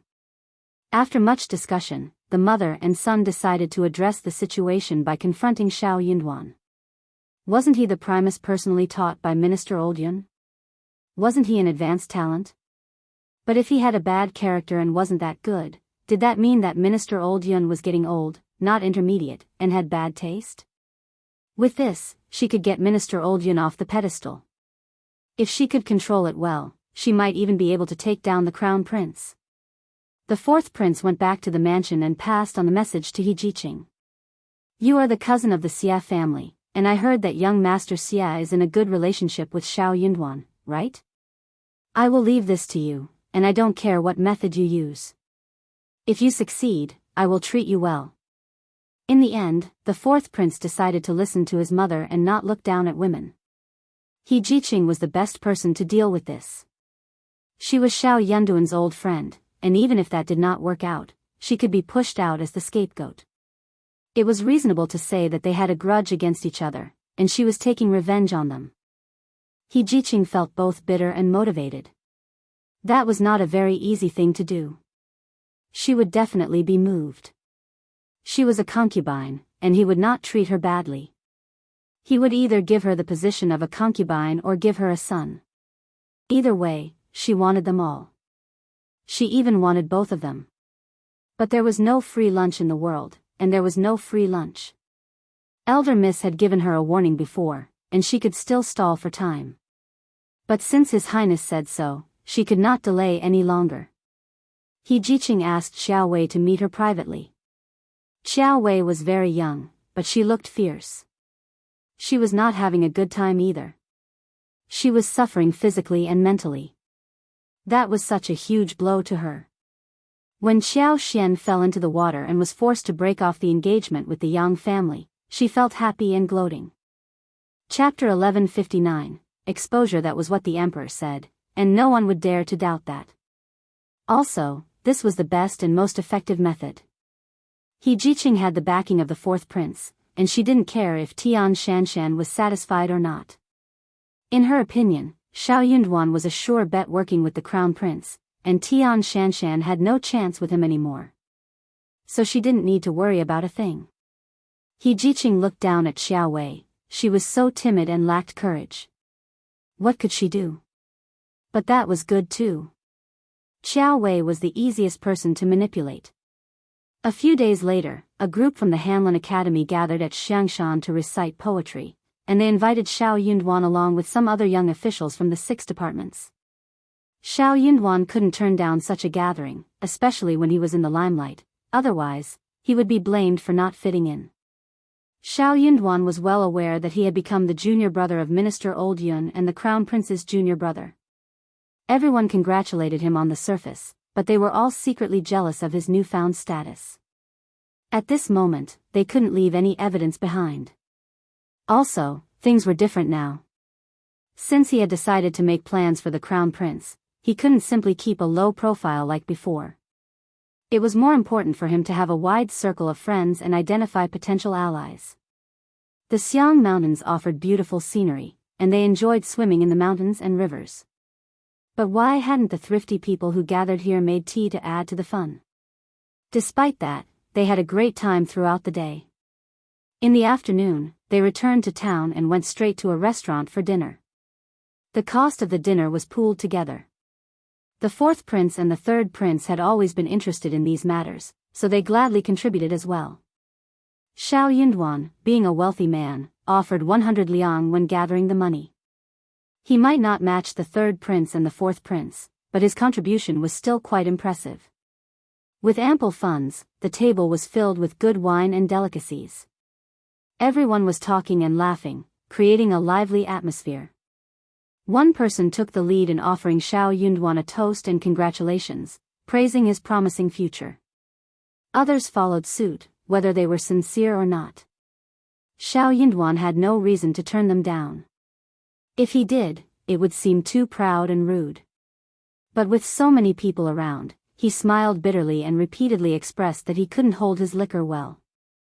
He apologized again and again, eventually convincing them to switch to smaller wine glasses. Reluctantly, Shao Yunduan began drinking them one by one.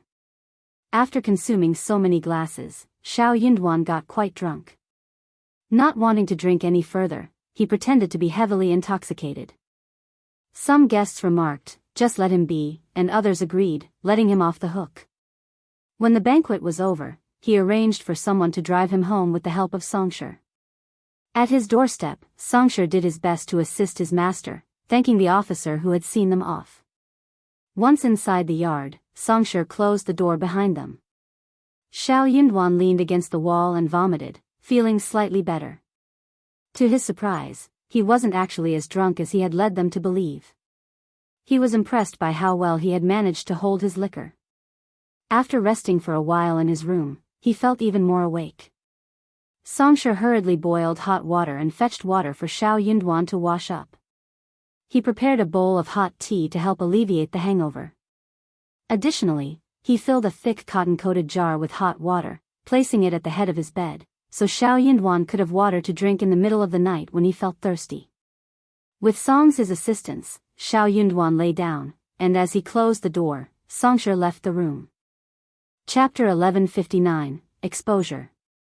That was what the emperor said, and no one would dare to doubt that. Also, this was the best and most effective method. He Jiqing had the backing of the 4th prince, and she didn't care if Tian Shanshan was satisfied or not. In her opinion, Shao Yunduan was a sure bet working with the crown prince, and Tian Shanshan had no chance with him anymore. So she didn't need to worry about a thing. He Jiqing looked down at Qiao Wei. She was so timid and lacked courage. What could she do? But that was good too. Qiao Wei was the easiest person to manipulate. A few days later, a group from the Hanlin Academy gathered at Xiangshan to recite poetry, and they invited Shao Yunduan along with some other young officials from the 6 departments. Shao Yunduan couldn't turn down such a gathering, especially when he was in the limelight, otherwise, he would be blamed for not fitting in. Shao Yunduan was well aware that he had become the junior brother of Minister Old Yun and the Crown Prince's junior brother. Everyone congratulated him on the surface, but they were all secretly jealous of his newfound status. At this moment, they couldn't leave any evidence behind. Also, things were different now. Since he had decided to make plans for the Crown Prince, he couldn't simply keep a low profile like before. It was more important for him to have a wide circle of friends and identify potential allies. The Xiang Mountains offered beautiful scenery, and they enjoyed swimming in the mountains and rivers. But why hadn't the thrifty people who gathered here made tea to add to the fun?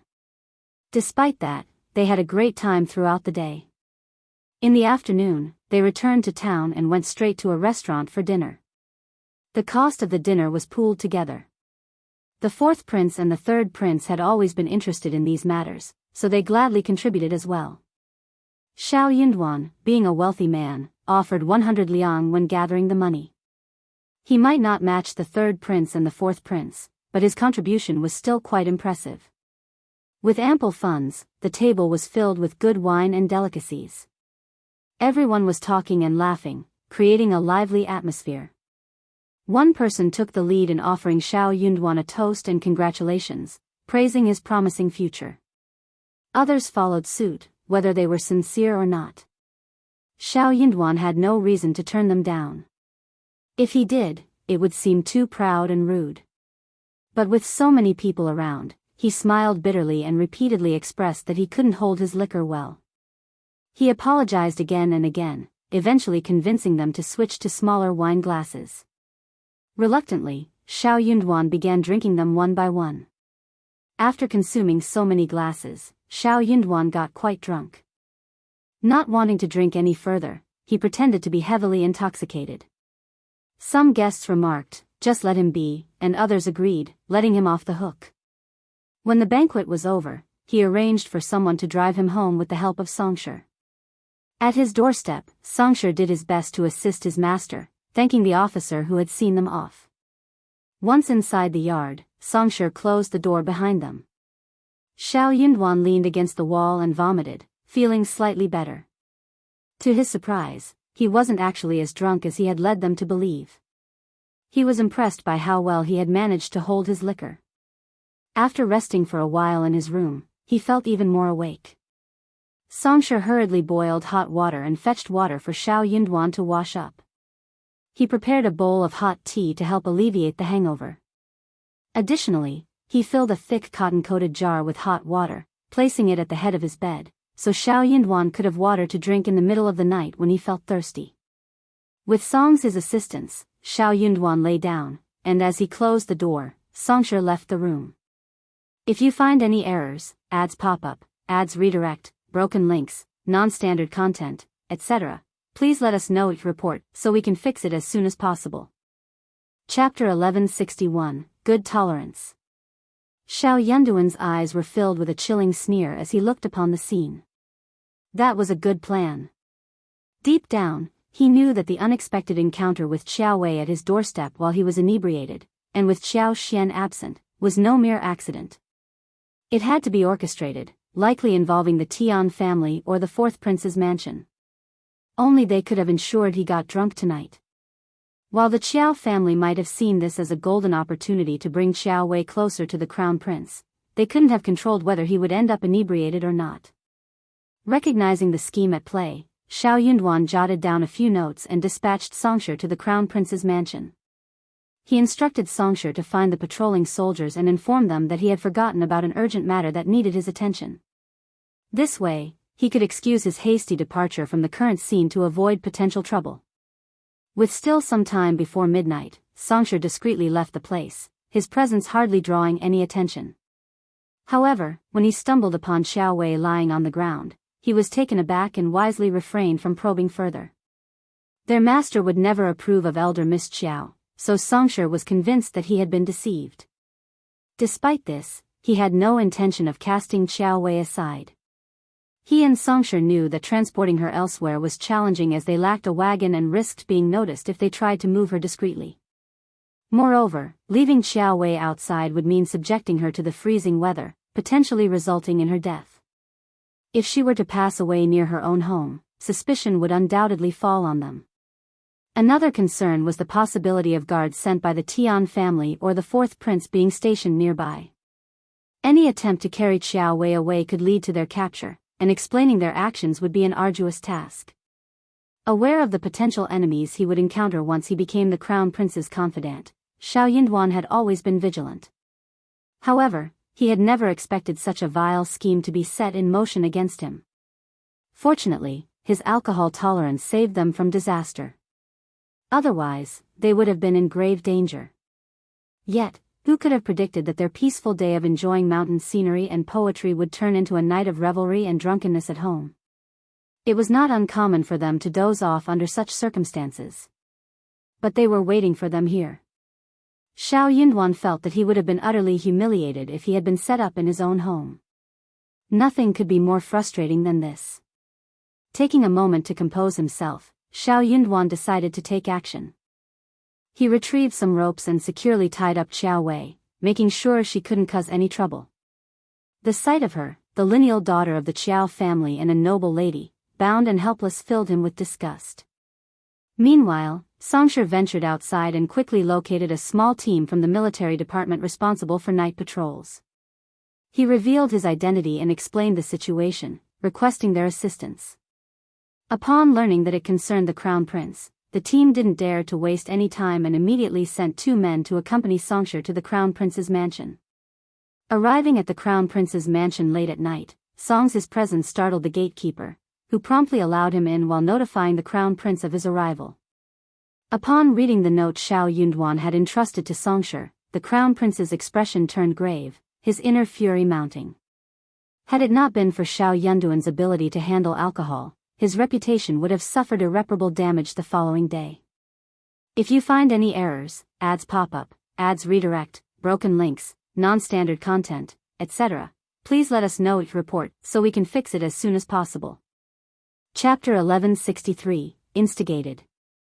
Yunduan briskly left the room, striding toward Xiao Hongxi and positioning himself in front of the door. Xiao Hongxi, what brings you here? He asked calmly. Qiao Hongxi's face was flushed with anger. How dare you ask me that? You've bullied my sister and ruined her reputation. How could you have the audacity to question me? He had harbored the thought of hitting Yunduan for a while, and he saw this as the perfect opportunity. Rolling up his sleeves, he prepared to strike. Reacting quickly, Songsher stepped forward and grabbed Qiao Hongxi's hands, shouting, "Young Master Qiao, don't do anything rash. Our 5th master holds a prominent position as a 5th-grade minister of revenue, while you are merely a fortunate man from Hanlin Academy. Hitting our 5th master would be a grave offense to your superior." At the mention of Yunduan's status, Qiao Hongxi's anger subsided somewhat. The bystanders who had followed Xiao Hongxi were eager to intervene, but they held back, realizing the situation's seriousness. It was a tense and charged moment. Glancing at the onlookers, Yunduan discerned that they were no ordinary troublemakers. Their willingness to come to Qiao Hongxi's aid hinted that they were manipulated into this confrontation. A faint smile crossed Yunduan's face, finding their arrogance amusing. "Young Master Qiao, please explain yourself clearly. Why have you come to my home so early in the morning and made such baseless accusations? You can't simply defame me like this. If you fail to provide a reasonable explanation, we can settle this matter at the Heavenly Mansion office," Yunduan calmly retorted. "How dare you say that?" Qiao Hongxi's rage intensified.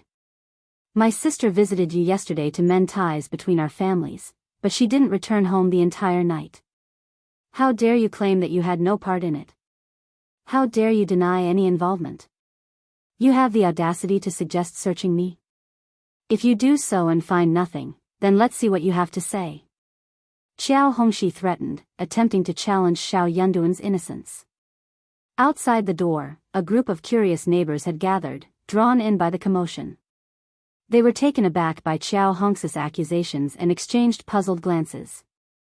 "What is happening? This doesn't seem right. I can't believe Officer Shao would do something like that. He has a good relationship with Madame Shao. Indeed, Officer Shao is known for his talent and was personally taught by Minister Old Yun. It's hard to believe he could be involved in such a matter. I'm skeptical about this." "Agreed, let's not jump to conclusions without proper evidence." Yunduan's expression turned disdainful. "This is utterly ridiculous. You think you can just barge in and search my room without any evidence?" Qiao Hongxi's aggression only intensified.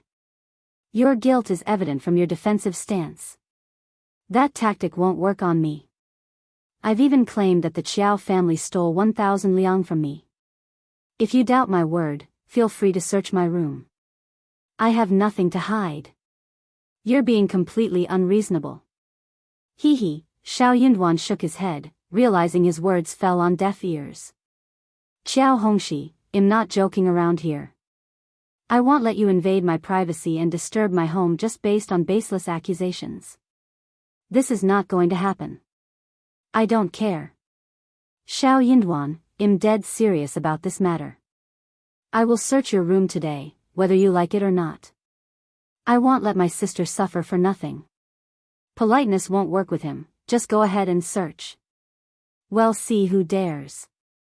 Shao Yunduan retorted sharply. You may be young Master Qiao, but that doesn't give you the right to trespass and act like a robber. You're blatantly disregarding the law and challenging the court. Be careful of the consequences you'll face, like beheading. If you find any errors, ads pop up, ads redirect, broken links, non-standard content, etc., please let us know report so we can fix it as soon as possible. You're tuning in to the Romantic Tales YouTube channel. Don't forget to subscribe and join us on this journey to catch the most captivating stories.